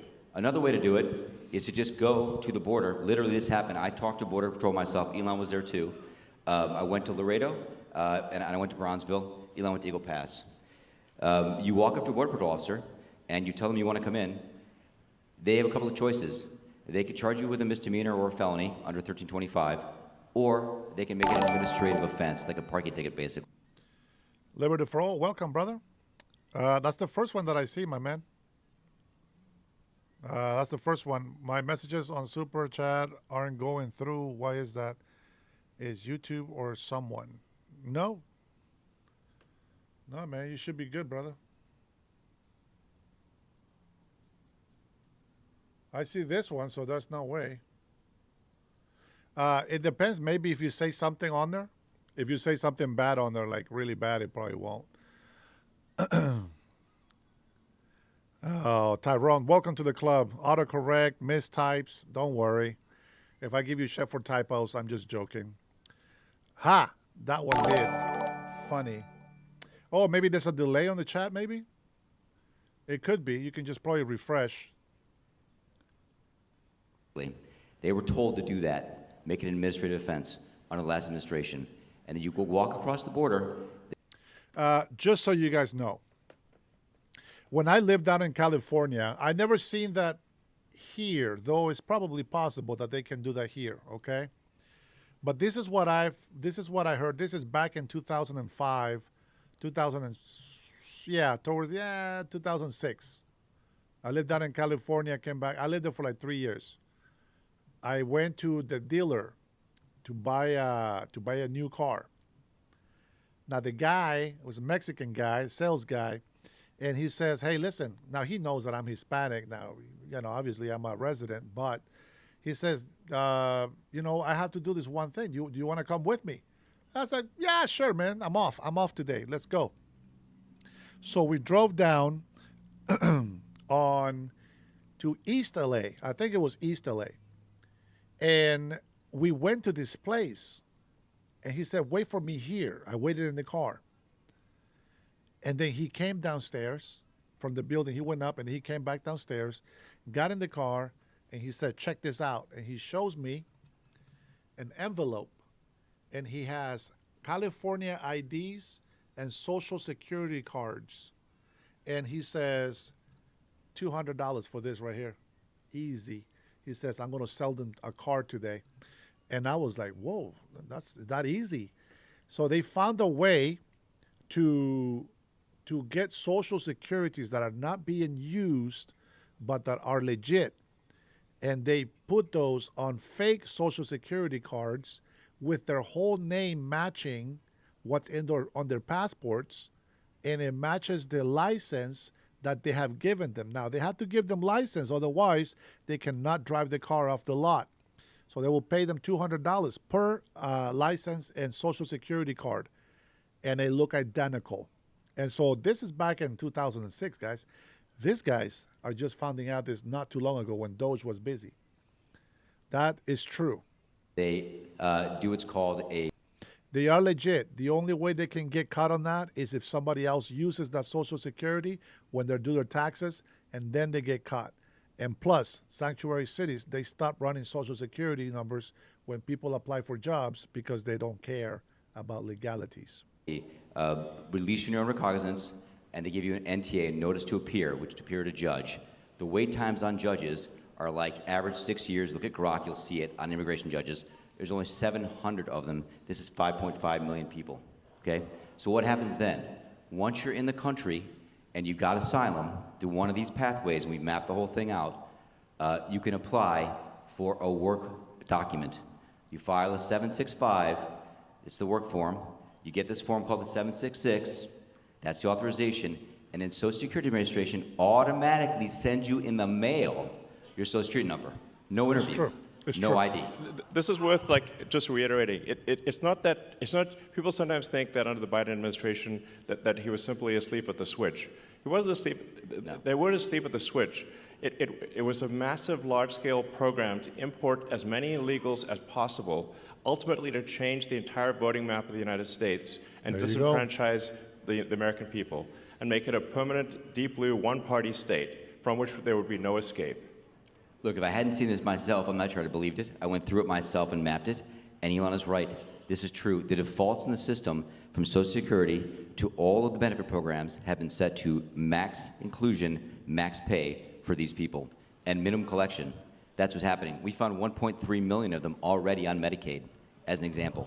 We've gone through, on every benefit program we went through, we found groups from this particular group of people, this 5.5 million people, in those benefit programs. And then what was really, really... See, Tyrone, if you're not paying attention, Tyrone. See, they think that Americans are on Medicare, but it's actually illegals with fake papers. That's why there's a problem. That's why we have an issue. But you guys don't want to listen. You don't care. You just don't want to hear the truth. You think you know better. Please, I was down there. I saw it in person. Like Manuel keeps telling me that I'm saying a lie maybe, but I am giving you facts from my own personal experience, and you still don't get it. Disturbing us was why. We're asking ourselves why. Right. And so we actually just took a sample and looked at voter registration records, and we found people here registered to vote in this population, yes. And who did vote. There you go. And we found some by sampling that actually did vote, and we have referred them to prosecution at the Homeland Security Investigation Service. Yeah. Already. Only because they found them. But of course, Democrats are not going to try to go find these people because they are the ones using them just so that they can get elected. Fake papers. Already. That is already happening. Right now. Yeah. And the truly disturbing thing, though, I just want you to know this, a truly disturbing thing to me, and the darkest thing about this to me. Edgar, we already went through them. There's nothing there about Trump.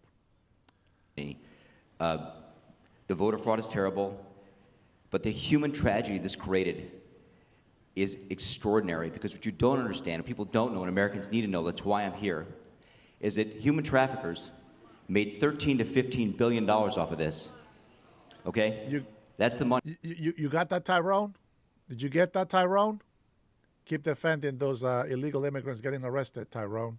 It's going around the world, moving people around the world to our borders because of these incentives. How does it work? What happens?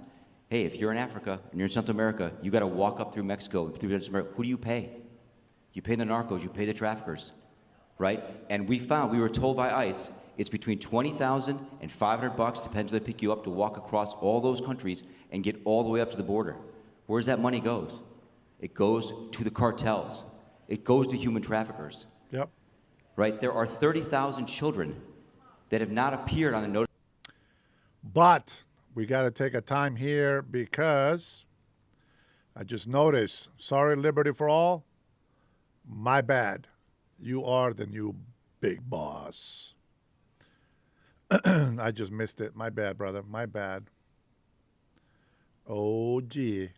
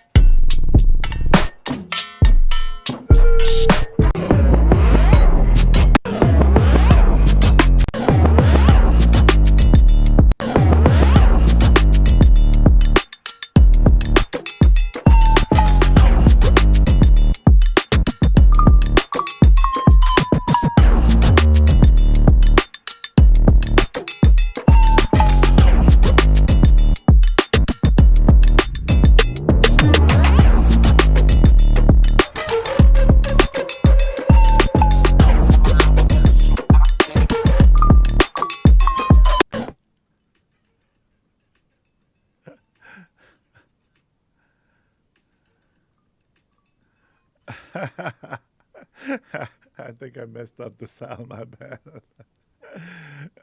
It was all choppy, bro. My bad, my bad.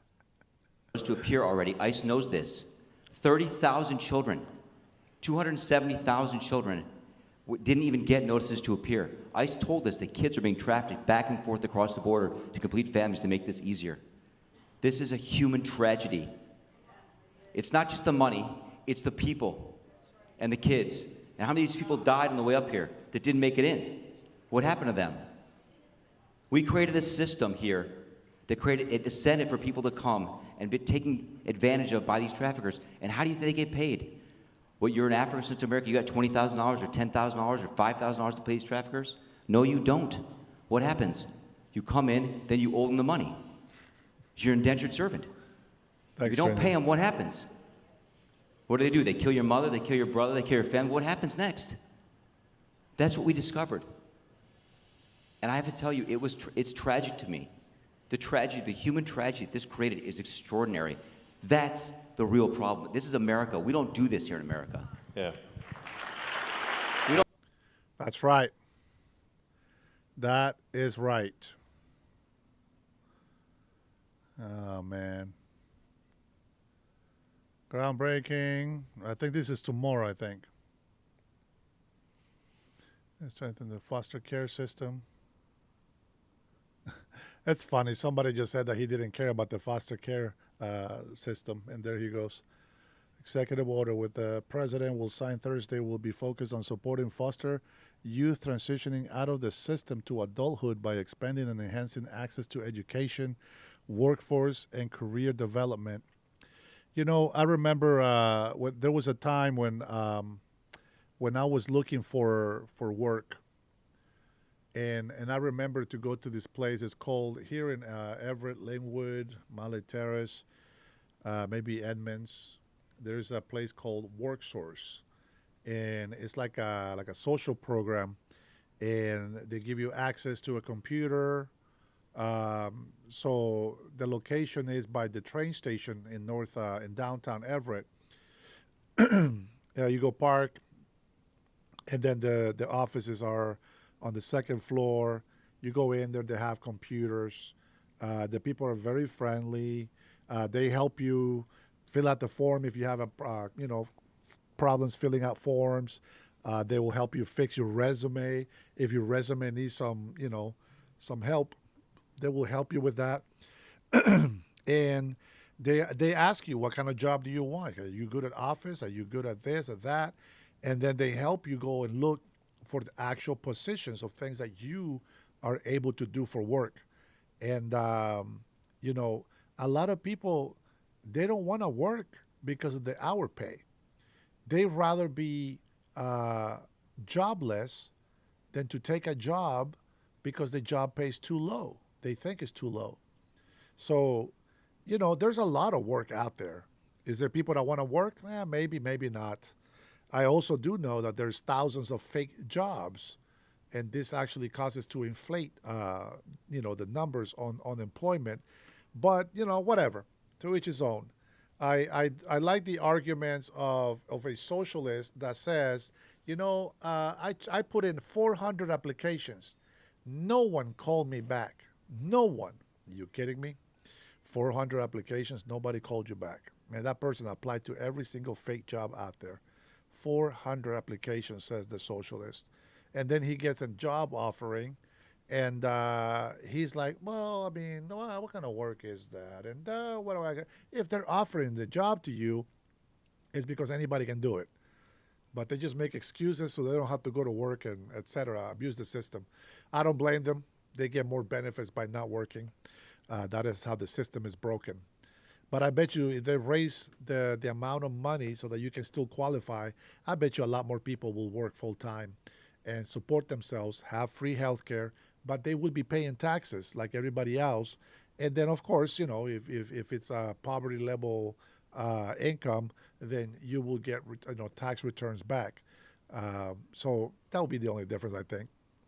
But I think that's everything that I have for you guys today. I think some of our friends on the left side of the aisle, hopefully they learned something.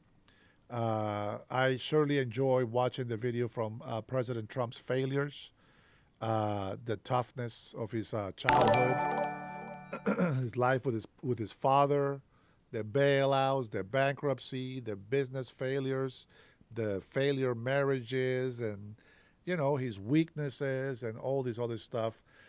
People take the highest risk because they're frustrated, and the only way is came to a wealthy country, and the closest is this country, but they don't.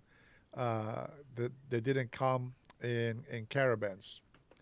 I think that is the biggest problem that they did was insult the American president, the government, and its people by coming in here in forms of invasion, thinking that was fun, because they were encouraged by our Democrats. They were encouraged by the leftist government in Mexico, but there's no more of that. No more. Let me see if this thing got fixed, because I feel that it should have been okay. Let's take a look. It's for you, Liberty.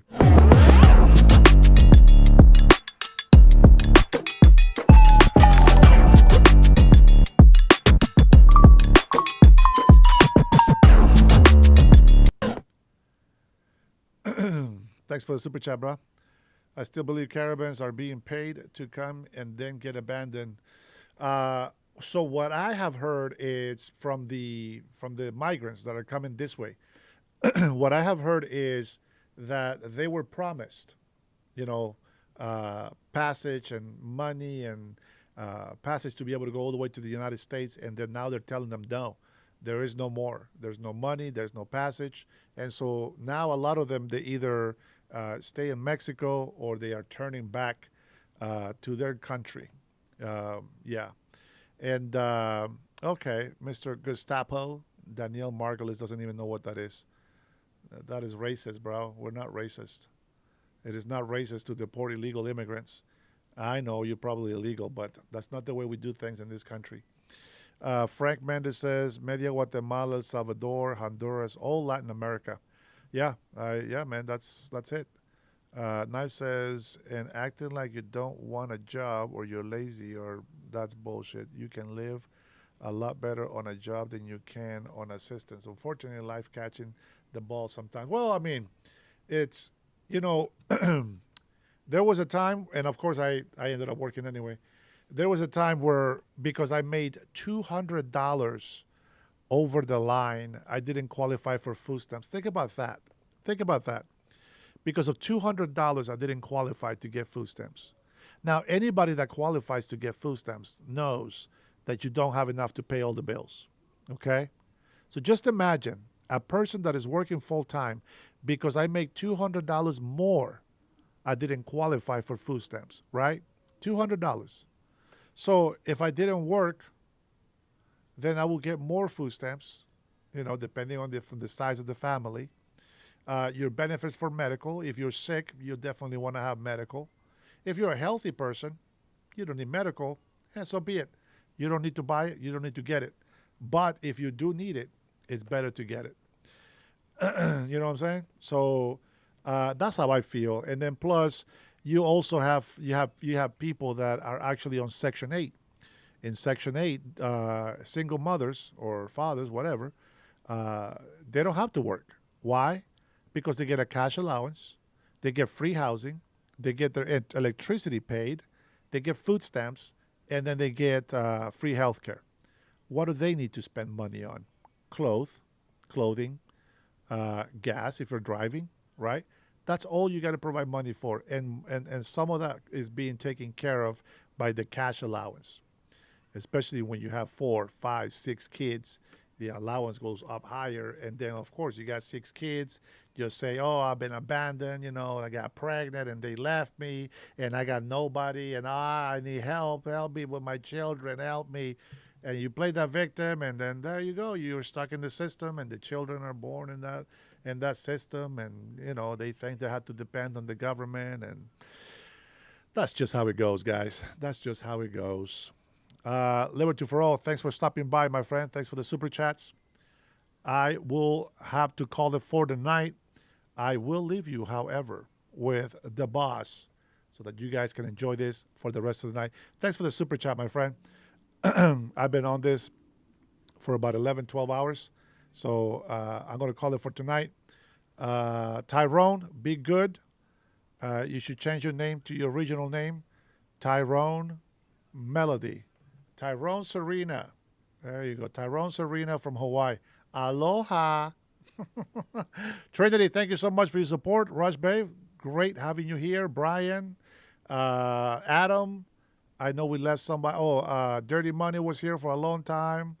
I thank every single one of you guys for being here. Maddie, you as well, and everybody else that has subscribed to my channel. Thank you so much. And I don't think Liberty wants me to go. Let's see. Exactly right. I know I don't qualify for any state nor government aid, but that fine. Enjoy my taxes, freeloaders. He said, but that's fine. Enjoy my taxes, you freeloaders. Me. Guanaco, gracias por tu ayuda. Bendiciones, mi hermano. Later, guys. Love y'all much. I will see you in the morning and some of you later in the afternoon. You guys have a great night. Peace out. Enjoy it. That's you, my man. Liberty for all. There you go.